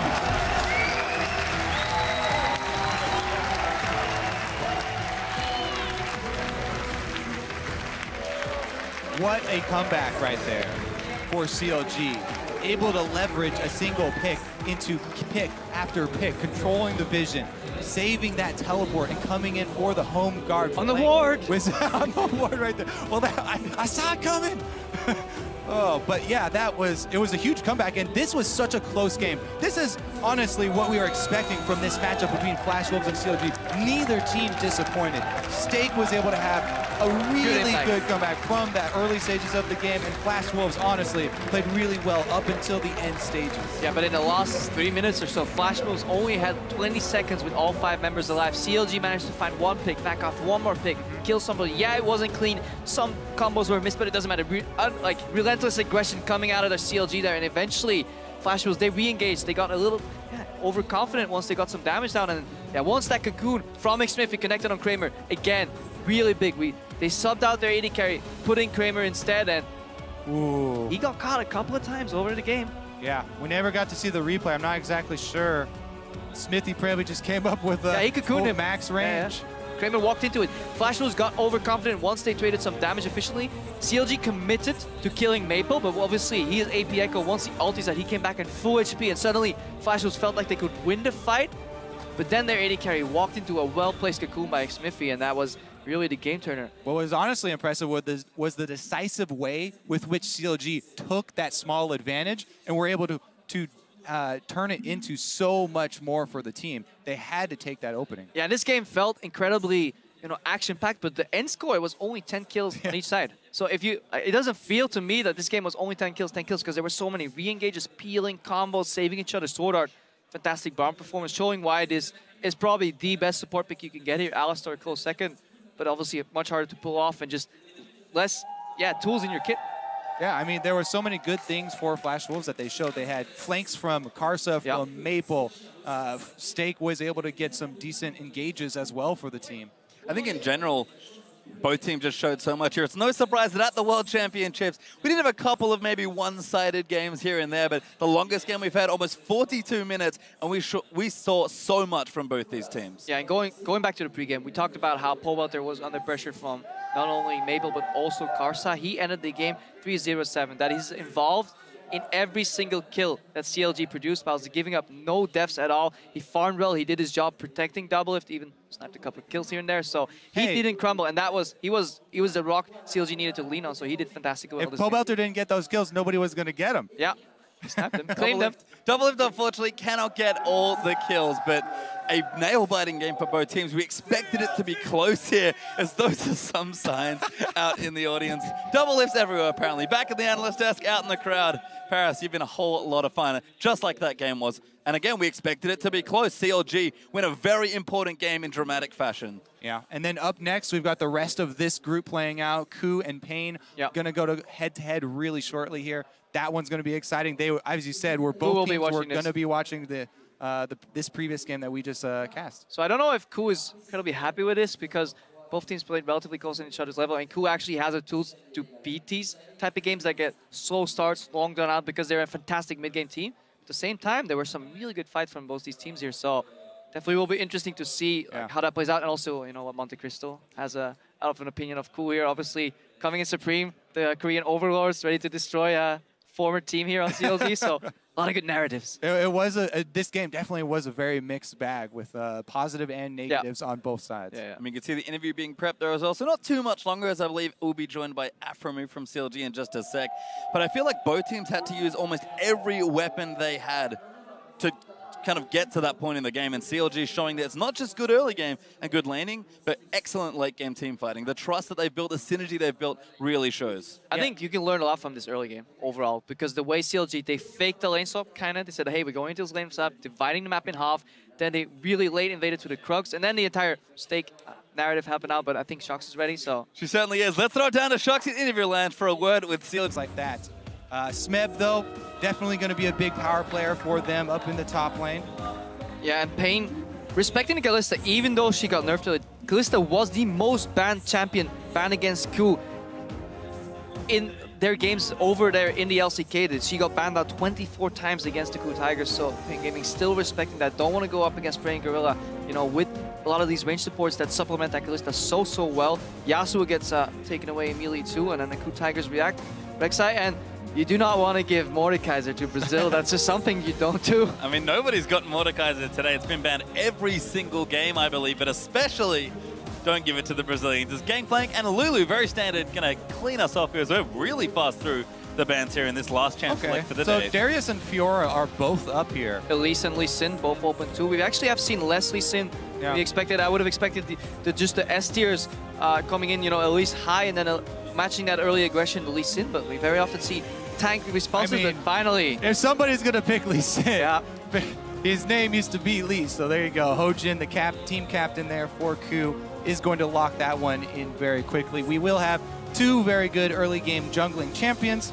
We'll see if they actually use those early game champions to effect in the early game. As it was mentioned, both these teams, very long average game times. I love what you can do as well with the Thresh Lee Sin combo. You can lantern in for lane ganks, you can come around with Lee Sin with flanks, you can even roam together and make such crazy picks. I mean, there's plays from, you know, kick flash to hook. There's so many possibilities for a team that, you know, is pretty controlled and has, in my opinion, good vision control. KOO Tigers can really use that to their advantage. Also, Lee Sin doesn't get punished for buying a Sidestone. I mean, it's fundamental to a lot of these ward hops, so double Sidestone vision control coming out from KOO. Really good against these slow teams like Pain Gaming, just to slowly dismantle them and take it away from them. They do pick up Darius, one of the stronger top laners. Yeah, a bit more aggressive actually. Maybe not so slow here as Alistar is the second pick there for Pain. But like we've seen pretty much all tournament long today, jungle support, very common first two picks over on the red. So where do KOO want to go with the rest of their team comp? Looks like when they want to keep Darius at arm's length there, just as Stake tried to do there in the Gnar-Darius matchup, and keep him slowed enough to try and kite. Yeah, may have been underrating that Gnar pick. I thought amongst the wealth of top lane champions, Gnar kind of felt old, but he does bring a lot of kiting to the table, keep your disting, and then with the Black Cleaver, you can whittle them down, re-engage. But it is tricky to play in team fights because you obviously come in with a lot less health because you can't build full tanks, so you really have to be careful. But if there's any top laner that can pull that off, you know, both the split push part and the teleport in, it will definitely be Smeb, one of the stronger top laners at this tournament. Plus, I like how, you know, they combo with the initiation from the bottom lane here. Ash Arrow is going to stun somebody, so he'll be there in time for the Gnar transformation. This was probably the quickest draft we've had all game. We're still talking about like this Gnar that was early picked up, and we're done. Ari's locked in already, so very different team comes here coming out. KOO Tigers with a lot of engage, a lot of pick potential. Yeah. Pain Gaming actually really heavy on that team fighting there, going with the Sivir to speed up their Juggernaut for Darius there, as well as Alistar going to toe the front line alongside him. And Azifa Kami should be a nice pick there up against Kuro. We've talked about it here. We look at Pain Gaming. Kami, what a force as far as Brazilian players go. One of the best Brazilian mid laners. In fact, scratch that. Probably just one of the best Brazilian players. Probably just the best Brazilian player here. Yeah. Not here at World, obviously. Probably the best Brazilian player. Really popular there too. And I would have loved to see his TF. I really like seeing it. He has this style of just early upgraded boots into home guards and he starts roaming, because I think that's where maybe the opening was against Kuro, who is traditionally coming into this match. I would expect a laid back passive top laner, but then he locks in Ari instantly going for the aggression. So KOO Tigers with a very heavy pick composition coming out of here. Yeah, we'll see if Kami can keep up the pressure on his ear, try and put pressure that turret and avoid the Elise ganks. You know, they do have both early game junglers there, or avoid the Elise ganks. Azir should be able to push in that lane early, at least, but then he has to just dodge the ganks. That is the hard part. Charm and Cocoon, incredibly potent crowd control combination. It's a drawback anytime you are the one trying to pressure the turret. Well, we'll have to see when we get into the rift. But before we do, be sure to head over to Twitter and cast your votes for this game. Tweet the hashtag PNG win or hashtag KOO win to @Elemental Esports, and we'll update the fan poll once we're on the rift. And again, it's hard to think what to really expect from this game. I mean, Pain Gaming certainly coming in as more of an underdog here, and KOO, a team that we're looking at good things, but maybe not great things. But both these teams have a chance to challenge that now on the rift for the last time today in Paris as we kick things off. Pain versus KOO Tigers. And Pain Gaming, probably the strongest wildcard team we've ever had at Worlds, but still going up against KOO Tigers, that is still a very big mismatch, especially since Pain Gaming's biggest weakness, their game length, we talked about it so much, it is 6 minutes and 30 seconds longer than KOO's average game length, and KOO Tigers are just, they ramp up towards that mid to late game. Maybe not with this composition, because it is relatively early to mid oriented with those picks. Yeah, and delving a little bit more into the reasons why they have had these really long games. They've sort of struggled with initiation, both picking the champions and as well executing. Right now, though, we may have some early action as they look to collide. Yeah, everything might be off here as we are going to get spotted by a ward. AHQ. Gorilla going to lead the charge. There's no vision though. Going to get aggressed on. Boomerang played out. He's forced to flash out. Mylon goes straight in though. Hojin and Smeb get knocked up by Alstar. Smeb's ignited. He is dead for first blood. Mylon going to get flashed on. Play. Oh, he does get it. But the boomerang blades out. 2 for 1 there. No respect for the Bros coming in there, face checking completely. Dude actually held the spell virus incredibly long. He could have cast that a lot earlier. Yeah, I was actually very worried for Pain, even though Pain had the extra ward, so they had the vision advantage. Because they weren't all grouped together in that brush with the Alistar, face checking the Alistar is a #1 no-no for the level 1s, and yet he was out on the outside and used his flash to try and get in the middle and separate the KOO Tigers on the invade. Cutting them off is one of the biggest things. To deny auto-attack DPS is the most important thing in level 1s. We have a lane swap here, stealing away the Krugs. Smeb has no clue. He's going into lane. This could be very big if they can force him off immediately, because Smeb expected everybody to base. Being down, no double jungling from the start of the game. This could put Pain behind or ahead in momentum, because Kami, as expected, is pushing in that mid lane. Well, hard to set up for a lane swap when level 1 was as crazy as it was. You can see Pain are sticking together. Mylon and Surti there. The 2v1 has been initiated, and Smeb, even with a bit of range. Yeah, Mylon's double jungling with Surti right now, and Smeb, he's at the range. It's very hard to deny a Gnar because he can just bully out the support, especially if it's not a range support. But again, they're moving up immediately. This is Western-style lane swap. Very, very high tempo, and if you stay around level 1, you're just getting dove. Yeah, see, he's backing off already. Smeb knows that it is too dangerous for him, so he's going to leave. However, you talked about the double jungling. Smeb not going to be getting any experience income. Yeah, now they can go for an early tower push and also bounce away. Once Mylon and Surti are done clearing this jungle, then obviously they'll send Mylon to the top lane, bounce the wave if they follow the traditional Western-style lane swap, and suddenly Mylon will be spiraling ahead of Smeb on that Darius. Incredibly important matchup for the pace of this game. And they're going to nick the red buff as well, though it should be a trade here with both teams jungling vertically. Kami, though, look how far forward he is standing to the strong side of his map. It's because the map is obviously divided into 2 halves. This is what we expect CLG to do, but then they mind game, by doing that fancy shenanigans level 1. And this is Kami respecting it. Lean to the side where you are strong, avoid the side where you are weak. It sounds very simple, but people have failed that in the past. Yeah, I've seen it many times. All right, so while KOO are going to be able to catch up, there are the camps available to them. Yeah. They're still behind in the time, so they are going to be much later to taking down the turret. We'll see if this translates at all into any sort of dragon pressure here.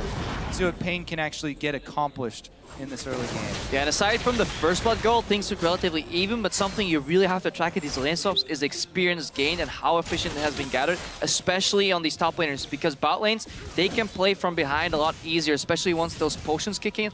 Look at Mylon, he's not going to do what Huni failed to do, he's actually going to try and take that tower, make the wave bounce back, and then obviously BRTT and the Ute, they're going to move back into bot lane with extra potions. They don't really care, as long as they'll never run into a prey with a BS sword, they don't really care that they're the first ones basing. Again, the tempo is now on Pain Gaming side. Delicious solo gold for both top laners, I believe, as Smeb does take out the bottom side as well. We are going to move Pain Gaming's duo back to the bottom lane, though. Yeah, especially since they're running Sivir here for BRTT. He might be able to get that wave up to the turret and make it crash and get it bounced the other way, even though KOO were able to get it pushing towards them as they left it. Smeb at the base, so he was very low on resources, wanted to pick up some items, wanted to pick up some sustain to avoid being dove, and he's still not getting any XP, so he only had some experience being grouped with his team. He's level 3 right now. Just gonna head over to my screen, strike that Mylon. All right, even with Sivir, not gonna be able to push it quick enough here. They're actually surprisingly even. Mylon is exactly on the same amount of experience as Smeb, so to see how well BRTT can deny Smeb in the bot lane, and vice versa, how well Prey can deny Mylon in that top lane. Yeah. Calculation there from Hojin on the Counterstrike, but dude does come down.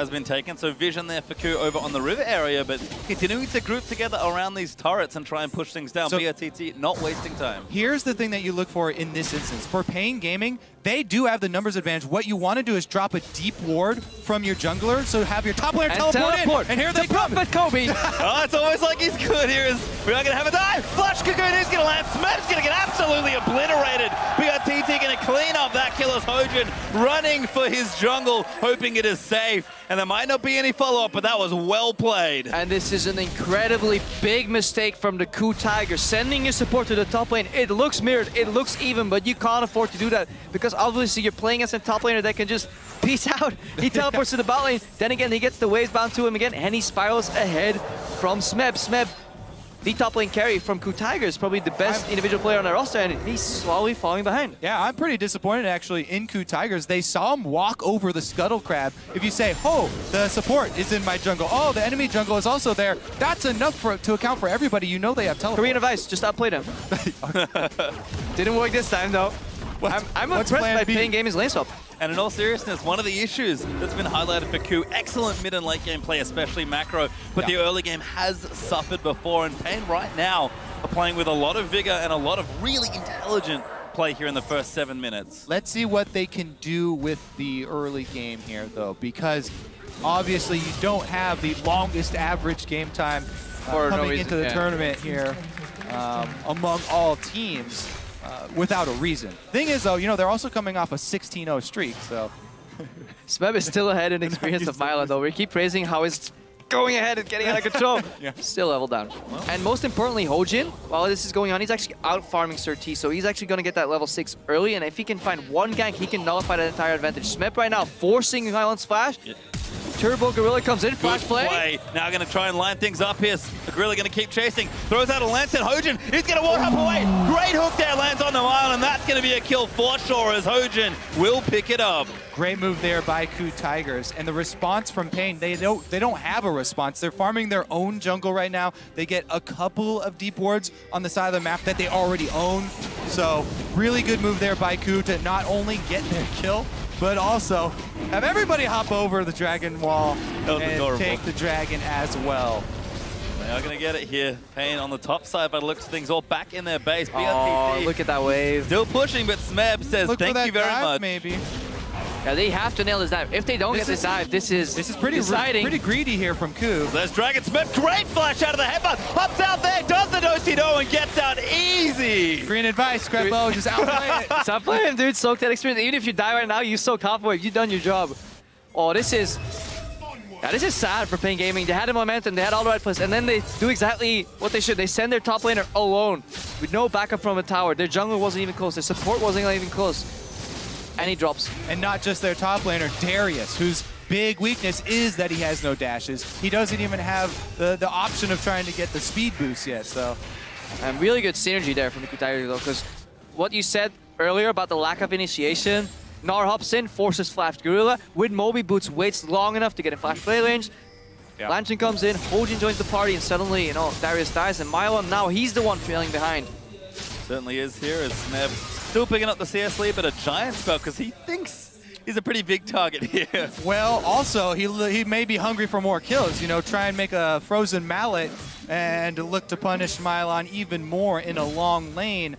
Gnar with Black Cleaver is one thing, but with the frozen mallet, then you're really looking for kills. I mean, they said that Juggernauts are strong, but all you gotta do is just kite him, and if there's any item that allows you to do that, it is the mallet. Go straight for the kneecaps with that hammer. Just take him out as Kami still pushing, doing well in this mid lane actually with a CS lead up against KOO, using that early Azir power with that stinger to really shove in Ahri.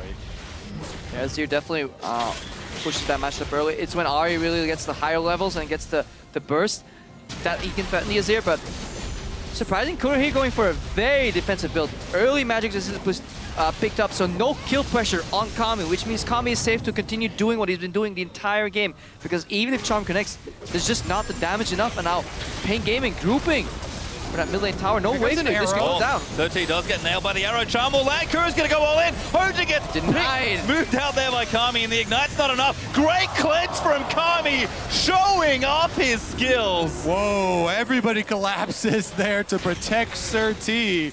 That was pretty well played. Did someone tell me Kami was good? Did I get that message? I mean, he could have technically repelled the arrow before he came in, but everything after that was perfectly played. Denies the Lee Sin mid-air, repels the AHQ, then Dude steps in to block the Lee Sin Q. Pain Gaming are playing very organized. Come on, Carlo, that is a very hard repel. That thing is coming from, I don't think anybody's side. Okay, there is a ward in river. And he pressed E, but I mean, pressed by his team, okay? If they saw it come through the river, yeah. But the thing there, they kind of abandoned him under the turret while he was stunned. Here comes Mylon. No, he's all alone. Trouble He for does not have Darius. flash this time. Hook will land, plays there as well. And it's just another easy kill. Who's going to get it? Oh, the heal's good. Might be enough to keep him alive, but probably not as Hojin gets it again. Yeah, you'd think Mylon would learn. Turbo Gorilla comes in again. You know, those Moe boots really paying off. He doesn't go for the early side zone, does something supports in Korea started doing a lot in Season 4. Moe boots with 2 green wards early and then just move around the map. Get really, really high efficient wards and then use that mobility to make picks, especially against a low mobility top laner like Darius with no flash. Yeah, so it's interesting how Pain actually played, you know, the early stages of the lane swap, but only up for a couple minutes there. Once all the outer turrets are down, next phase of that is to get up all these defensive wards and vision, because you have no more turrets on the outskirts, and KOO have just been running through Pain territory, taking advantage of it. I mean, Pain Gaming did not go to Korea to scrim. They went to Europe and scrimmed European Challenger teams. So yeah, their playbook from European lane swap only went to play 3, and then it was like, we've got 4 minutes in. Book's empty, boys. What do we do next? And they start crumbling down a little bit, and Mylon is really feeling the pressure from a very organized KOO here. Another arrow coming in. Oh, Kami is going to juke out of the way. No cleanse, so he will stay safe under his tower. But a nice little, very cute move there from Praise Ash. All right, all that being said, gold is even right now, and we're even at map control and 2-2 turrets, both mid lane standing. So now they're starting to get a lot better defensive vision after the second kill there. 3 pink wards now down in the blue side jungle for Pain. A lot of respect though from Kuro with that build. Early Abyssal on Ahri. I feel it's like a mix. You're playing a Pix champion, you're playing an assassin kind of, but you're building it as, you know, control. Make sure you don't die and then provide those charms for CC. So Pain looking to pressure mid again, and every time they step up to the turret, KOO immediately start to collapse, looking for those Ash arrows. That's all.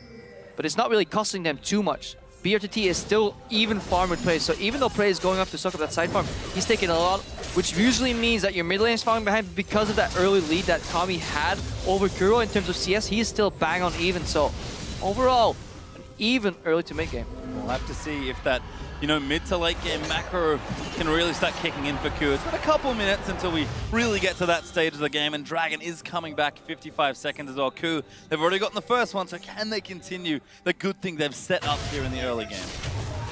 I do expect them to stack it, and ooh, Kami not hit by that charm. Blue minion taking the hit for him. Still has cleanse available, and he was really quick on that cleanse earlier. When I hooked him in, there was almost no delay there.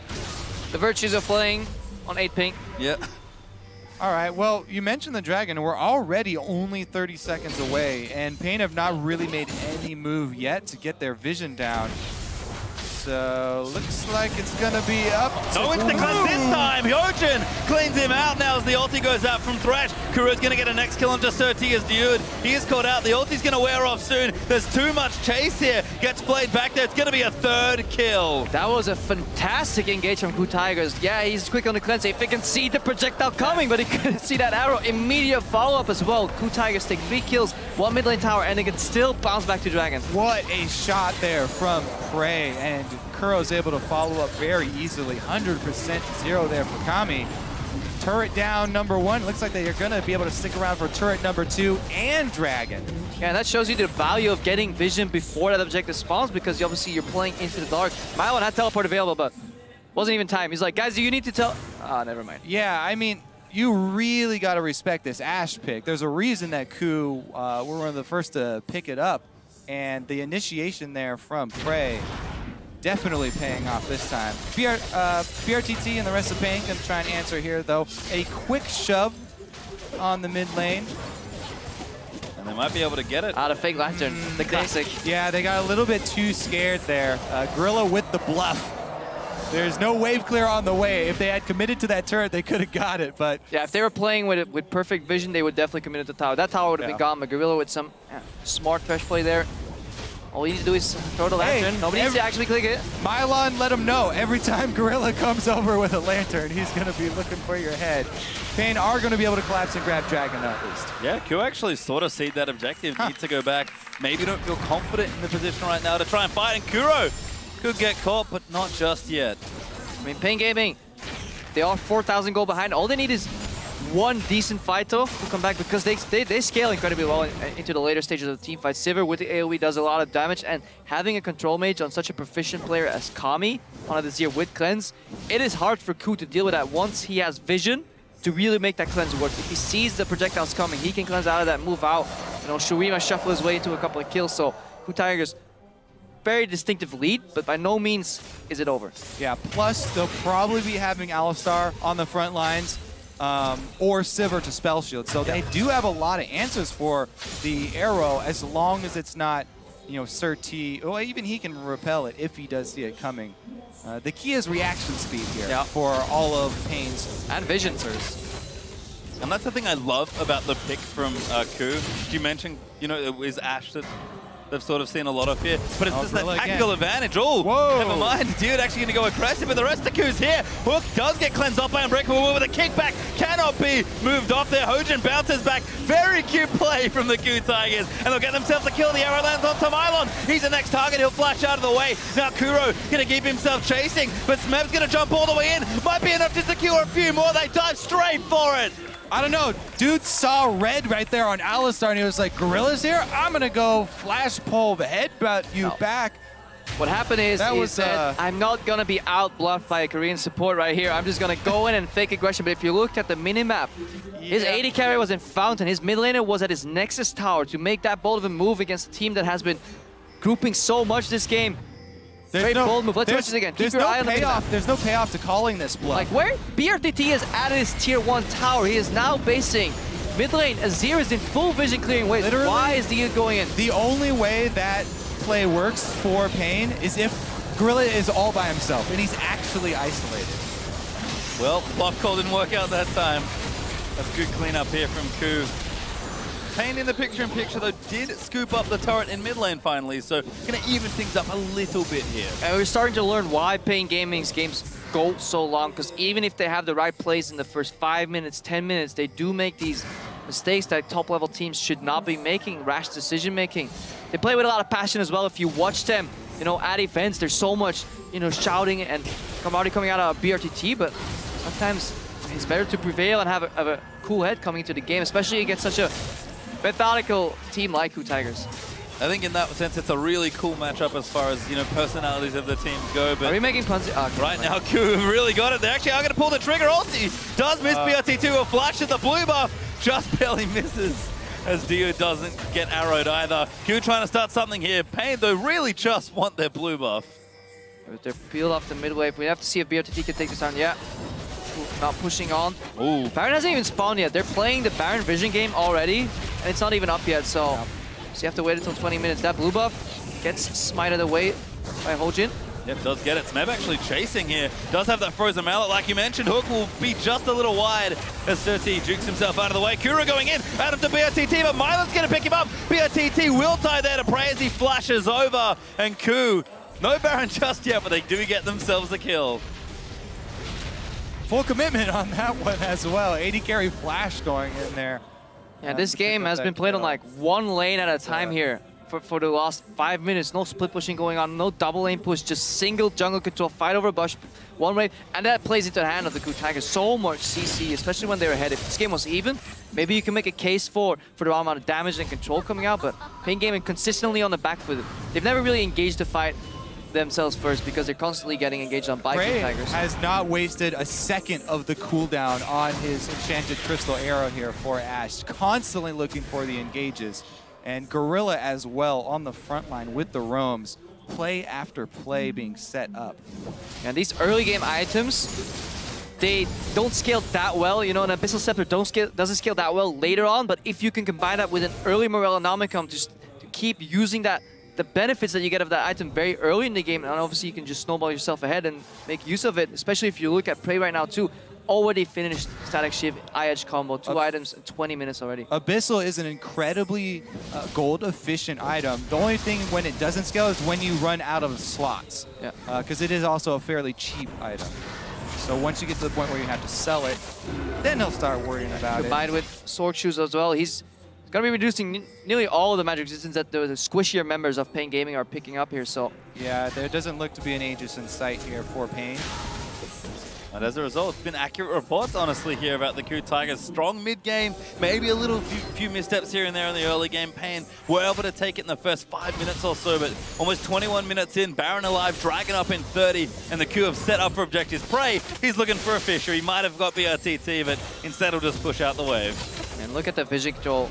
Baron area completely dark, so all KOO need to do is add 2 more wards to that already existing initial ward line, and then Pain Gaming, they don't have Hawkshot on their team. They have to face like multiple brushes or risk instead of going against early 22, 23 minute Baron from KOO Tigers, which seals the game. Yeah, you can see during that Fog of War toggle right there how scary it is to be on Pain right now and know that you're playing against a team with the Moby, Boots, Thresh, and an Ashe. But they're going to try and defend So red aggressive. Here. Oh my god, the hook Really? lands 13. He's going to get charmed up there. They'll take him out almost instantly. And now Milan could be in a bit of trouble. He does spin around. Gorilla will get dunked as Kami collects the kill. Smeb, though, hops over to the Krugs. He's looking for the wraparound. Runs all the way over as Ari does get the double. Make it a triple. Might even be more. Looking for the Quadra Kuro. No, not going to get it onto BRTT. As long as that Lee Sin Q was, he actually died to the red buff burn that Kuro had anyway, so Hojin didn't even get to connect. Couldn't make it in time for the damage. Just in case there was an additional potion out, anything. He traveled all that way for no payoff. And Akuro, unfortunately, will miss his potential Penta as KOO pick up another nice fight. Prey is going to shove out this lane. Look to threaten another turret. Dragon back up also. KOO already have it. Yeah, if the goal was even, that could have been a good fight because there was a good Emperor's Divide there from Kami, but Pain Gaming just too far behind, just initial damage. And you look, zero hesitation on KOO Tigers too. One CC lands, the next one connects. 13 didn't even have time to repel at all there. Gorilla's waiting for it the whole time here. He was just sitting in the brush behind red, waiting for Surti to walk up. Easy hook for him to land, and they get the initiative. There's the Emperor's Divide that you're talking about, and Milan was able to get the execute, but it's really Kuro. Goes right back in for that. Kami also failed his cleanse. He expected the charm to be there sooner, cleansed early, and then got hit by the charm. That really turned the tides of that fight. Kuro almost picked up the quarter kill there, and now spiraling out of control. KOO's vision is still, actually no, has been swept out for the majority. Pain Gaming did buy themselves some time by getting some wards in that Baron, but they shouldn't last all that long. Yeah, even getting wards on the Baron right now, it's still so risky for them to try and walk through their own jungle up towards the Baron. As you can see, things getting a little tricky here for Pain Gaming. We've got 2 items on Kami in the mid lane, but KOO have got 2 pretty much everywhere, and no one on Pain really has the second item completed. 6,000 gold ahead for the team. They'll sweep out the crab to get vision around that Baron. Yeah, Prey picking up early Alacrity boots as well. Wants to stay, be able to kite and just peel backwards in fights, get in a prime sniper position to land one extra arrow. His arrows have been fantastic this game. Usually when I see Ashe played, I'm left with a very wanting feeling. I'm not really get satisfied in my Ashe needs overall because it really isn't that great, but his arrows have been fantastic. Yet another one. Now nice. Finally Spell shield. Gets a little cocky. It's like, I can snipe Tiver. And look at BRTT flashing that flare. Prey's been spamming it, I believe, in game. So nice to see them give a little back. But KOO, very standard stuff for them. Going to set up here almost 25 minutes into the game, 24 in fact, and it's just dance around Baron. Dragon's not up, so hey, Pain, come to us if you feel like fighting. Otherwise, they're just going to take the Baron and close out the mid-games as cleanly as KOO has done so many times in the LCK. There he goes, Cyril gets popped. Oh, Gorilla does get cocooned up there. Damage on the side. Hojin kicks BRTT back in, and he is going to go down as Prey. Now on a killing spree, dude. Getting chased down. Smeb's going to get that kill. No kills just yet as Gorilla is low. Kuro will keep chasing. Good shuffle out there from Kami. Gets up from under the chopper. Hojin chasing. Hook does land. Hojin taking the Sunto, but he will not die. And it looks to be an AC. The last kill will go to Smeb. I was actually very confused with Dude not popping his Alistar ultimate. You lose that on so much zone control in a team fight. This is basically what Alistar brings to the mid game. A whole part of his huge zoning is popping the ulti. Yeah, if he just pressed R at any given point during that fight, he could have just stayed alive, soaked up damage. This could have easily been a 1-for-0 trade here on the side of KOO Tigers, and PNG Gaming could have escaped with at least 1 or 2 members if the you'd pressed Dota. So very, very peculiar. Not sure what exactly happened there. In the end, doesn't really matter all that much. KOO Tigers pick up the Baron there now. 11k ahead. 5 Dragons has been thwarted, 2, so there's no really that win condition anymore because the game is spiraling too quickly out of control for PNG Gaming. Very, very tall task right now. All right, let's take another look here, yeah. Because Surti actually got the flash to Kuna. Right now? He was right chained. Now? Yeah. Anytime? Right now? At this point, though, they're already on the run, right? And KOO's already got the re-engage. Skuro has another charge left, so... Now look at Gorilla, how low he goes in that fight. He was the one being initially aggressive, but he lands another hook at the end. Almost gets taken out there by Kami, but he's been playing very, very well. 0-1-14, no mishaps, no accidental kills ending up in his lap. Noah will be disappointed. He will. The Bloodthirst not strong with Gorilla today, but a wonderfully executed team fight from KOO Tigers, and the Baron buff leads them with almost all the advantages they should need to close this game out. We've heard about how efficient they are in the mid-game, how quickly they clean you off the Rift. Yeah, an odd Kuro call right here to go for split pushing and then looking for a solo kill inside the red area. Pain do have a little bit of defensive warding there, so they saw him, but whatever. He's got Baron buff. He can pull off a split push. I mean, I like the attempt from Pain, gonna pop the Sivir ult and try and force the 4v5. Arrow hits on the dude, nice cleanse off. Find the ulti button. That's really big. It lessens the PNG Gaming's teamfight strength, and they're about to get 1-3-1. There is no counterplay for them because they're locked in. It's really hard to move out of that. Smeb is in top, Kuro in the bottom. Perfect vision, Hawk shot, so many options here for the KOO Tigers. So Kuro is a little bit wary right now. He's not staying at the turret because he has no vision for himself. Yeah. He doesn't actually have any wards he can play, so he's waiting to see the rest of the team. Didn't want to take any chances. Another siege gonna get set up. We talked about the 1-3-1 before. It's a bit more like a 4-1 now, but Kuro with that Luden's Echo just continually applying pressure does really shove mini waves out fast with this build with all those purple items. And Pain just have to sit and hope something happens good for them. Yeah, and obviously KOO Tigers here, they just want to close as efficiently as they can. Don't want to make any mistakes like getting caught here by Kami, for example. Tried to make the play, but he didn't quite get it. The flashes are burned. Gorilla getting low. Rylage is good for a few slows here. So Kami actually forced the double summoners out of Prey with that move. It was a really good flash there from Prey to stay alive, but Kami traded flash there to try and get the initiation. And he knows he has to make plays here. Kami is the big player on this team. We expected him to really deliver, and he has in this game, but it's just a little too tough. Not sure why the KOO Tigers stopped split pushing. They had PNG Gaming in a perfect lock in a 1-3-1, but they decided to make it a group around that top lane tower. Kuro could have easily pushed about one member away and then maybe moved on. So KOO felt safer in numbers. That is the way they got ahead in the early to mid game though. So with that stack CC, but if you look at Kuro's build, he's really built for that 1v1 right now because that Abyssal still paying off, the Sword Shield is still paying off, Ludens, that initial proc just doesn't add some extra damage. So a lot of mobility overall. So if you find Kuro alone in the brush, probably not the best thing for you. No, not a good time here, but I like that you mentioned builds, an interesting build, because Smeb, we talked about the KOO Tigers being innovators with strategies.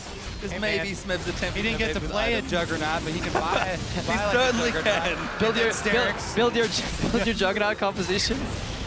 Yep. He's certainly doing some nice damage here, Smeb. Cut the Vantage Belt in as well, so things working out one way or the other here for KOO as they take Dragon number 3. Probably not going to need the 5th, but always good to have it. Feels like a stake item to me. You just absorb as much damage as you can and suddenly you come back stronger. Yeah, I'm really not a big fan. I'm not a big fan of Sterix Gauge. It's just the item by itself is extremely gold inefficient. You really have to make use of the passive, and a lot of the usefulness of the item comes from one of the Juggernaut's kit where they have these full AD ratios, which actually get boosted extra, or if you have a Trinity Force, where he doesn't really have either, but he can do whatever he wants right now. So it does reward you for taking damage. Sure. That's been this game. Yeah, you can deal more damage if you take more damage. Pretty annoying one way or the other. Milan not having a nice time there 1v1 as they're going to shove in 4-1 once again here. Baron buff has dropped. No major objectives on the map just now, but KOO have an absolutely insane gold lead at under 30 minutes. And again, just looking to close things out. They've done this time and time again. They're such a practiced team. And when they get ahead, better believe they stay ahead. Yeah, they do stay ahead because they play with the necessary caution. No overstepping of their boundaries here with respect. So if they don't get too many towers or any inhibitor, they don't really care because the map is completely under their control. Pain Gaming don't even remember what the river looks like. They haven't been even outside of their base in the last 5 to 10 minutes, it feels. So Gorilla forcing the cleanse there, slowly but surely whittling away. Now we see an engage. Oh, Smeb! That one through a spell shield, tried to go in onto BRTT, but Hojin gonna dive in. KOO just going absolutely nuts as Kuro's gonna get that first kill. Gorilla is low there. Kami trying to ditch out the deep, but it's carnage here in the base as Pain Gaming are just too far behind. The ace will be completed, and that may just be game. Slow and steady, and immediately explosion. KOO Tigers ace for 1 in return. Gorilla drops his second death of the game, and a look at the closeout. They are going to finish things off here. It is business as usual for the KOO Tigers as they play their first game here in Paris. Early game was a whole lot of fun, but KOO showing where they are such a strong team that must be feared in this World Championship. The vision control game of KOO, the playmaking there from Gorilla, the accuracy of the arrows from Prey, even though some of them were spell shielded or cleansed, he's still, I don't think he whiffed a single one. Yeah, I mean, look at the lineup. If you have to play Ashe into it, at least that can repel Kami on a Zir that can shuffle or cleanse. You have Spell Shield and you have Alistar. That seems like Ashe's nightmare, but still he found multiple openings. Even though the early game with that level 1 first blood was relatively even, the speed at which KOO Tigers propelled forward, they ended the game 20,000 gold ahead, 61k against 41k. That is a massive gold lead, and you would not expect that if you watched the first 15 minutes of this game. So, very impressive performance. And an efficient game as well. 31 minutes for the KOO Tigers, cleaning up as many times as they have in the LCK. They've been such a consistent team. Unfortunately for them, not too many first place, unless you count the regular season standings, but they've been just such a strong team ever since they were created. The level of consistency they show is reflected in their play. And for an opening game here, I'm very impressed. Yeah, and even though KOO Tigers were the big favorites in this game, they still, have pressure on their shoulders because of the showing that they had at the last international tournament, at IEM. They do not want to make any sort of missteps, even in games where they're the favorites here. So being able to finish out cleanly like that and playmaking is definitely something that they are looking to accomplish. Yeah, and a win is expected here by the Tigers, but in a convincing fashion that may draw potential bans in the next series, against CLG and the Flash Wolves. Those are the games these guys are preparing for the most, so may not have even showed any of their fancy tricks that they have, because they have incredibly deep champion pools. I mean, Smeb and KOO, those are players you will never be able to ban out. They will always have a trick up their sleeves, whether it's cheeky Malphite or whatever. So we'll definitely have to see what they do against the likes of CLG and Flash Wolves. Things keeping standard at least for today. And that's, I think, the last thing we heard from the analyst desk is that, Monty sort of predicted they don't have to play anything crazy, and they didn't. They still finished the game in the same very efficient, very clean manner they always have. Yeah, I mean, they've played all those champions before, so no big surprises. Not yet. I'm sure it's coming. If Amazing J is going to be hovering Garen, I'm sure the KOO Tigers have something really fun cooked up. Yeah, I mean, the one story that does come to mind is often in the LCK, Gorilla likes to hover Soraka. We haven't seen her here yet, and they always joke about, oh yeah, he loves the champion, but he's never picked it. I think Soraka from like a stat carry on is incredibly efficient. The amount of health you can, transfer so efficiently. It just happens that a lot of Soraka players like getting caught, and once she drops, it becomes hard. Hey, I'd love to see some Gorilla, positioning play on Soraka. Last year he brought Janna. This year, okay. Well, we'll see about Soraka later, gentlemen. But let's send it back over to the analyst desk to wrap up day 1 of the 2015 World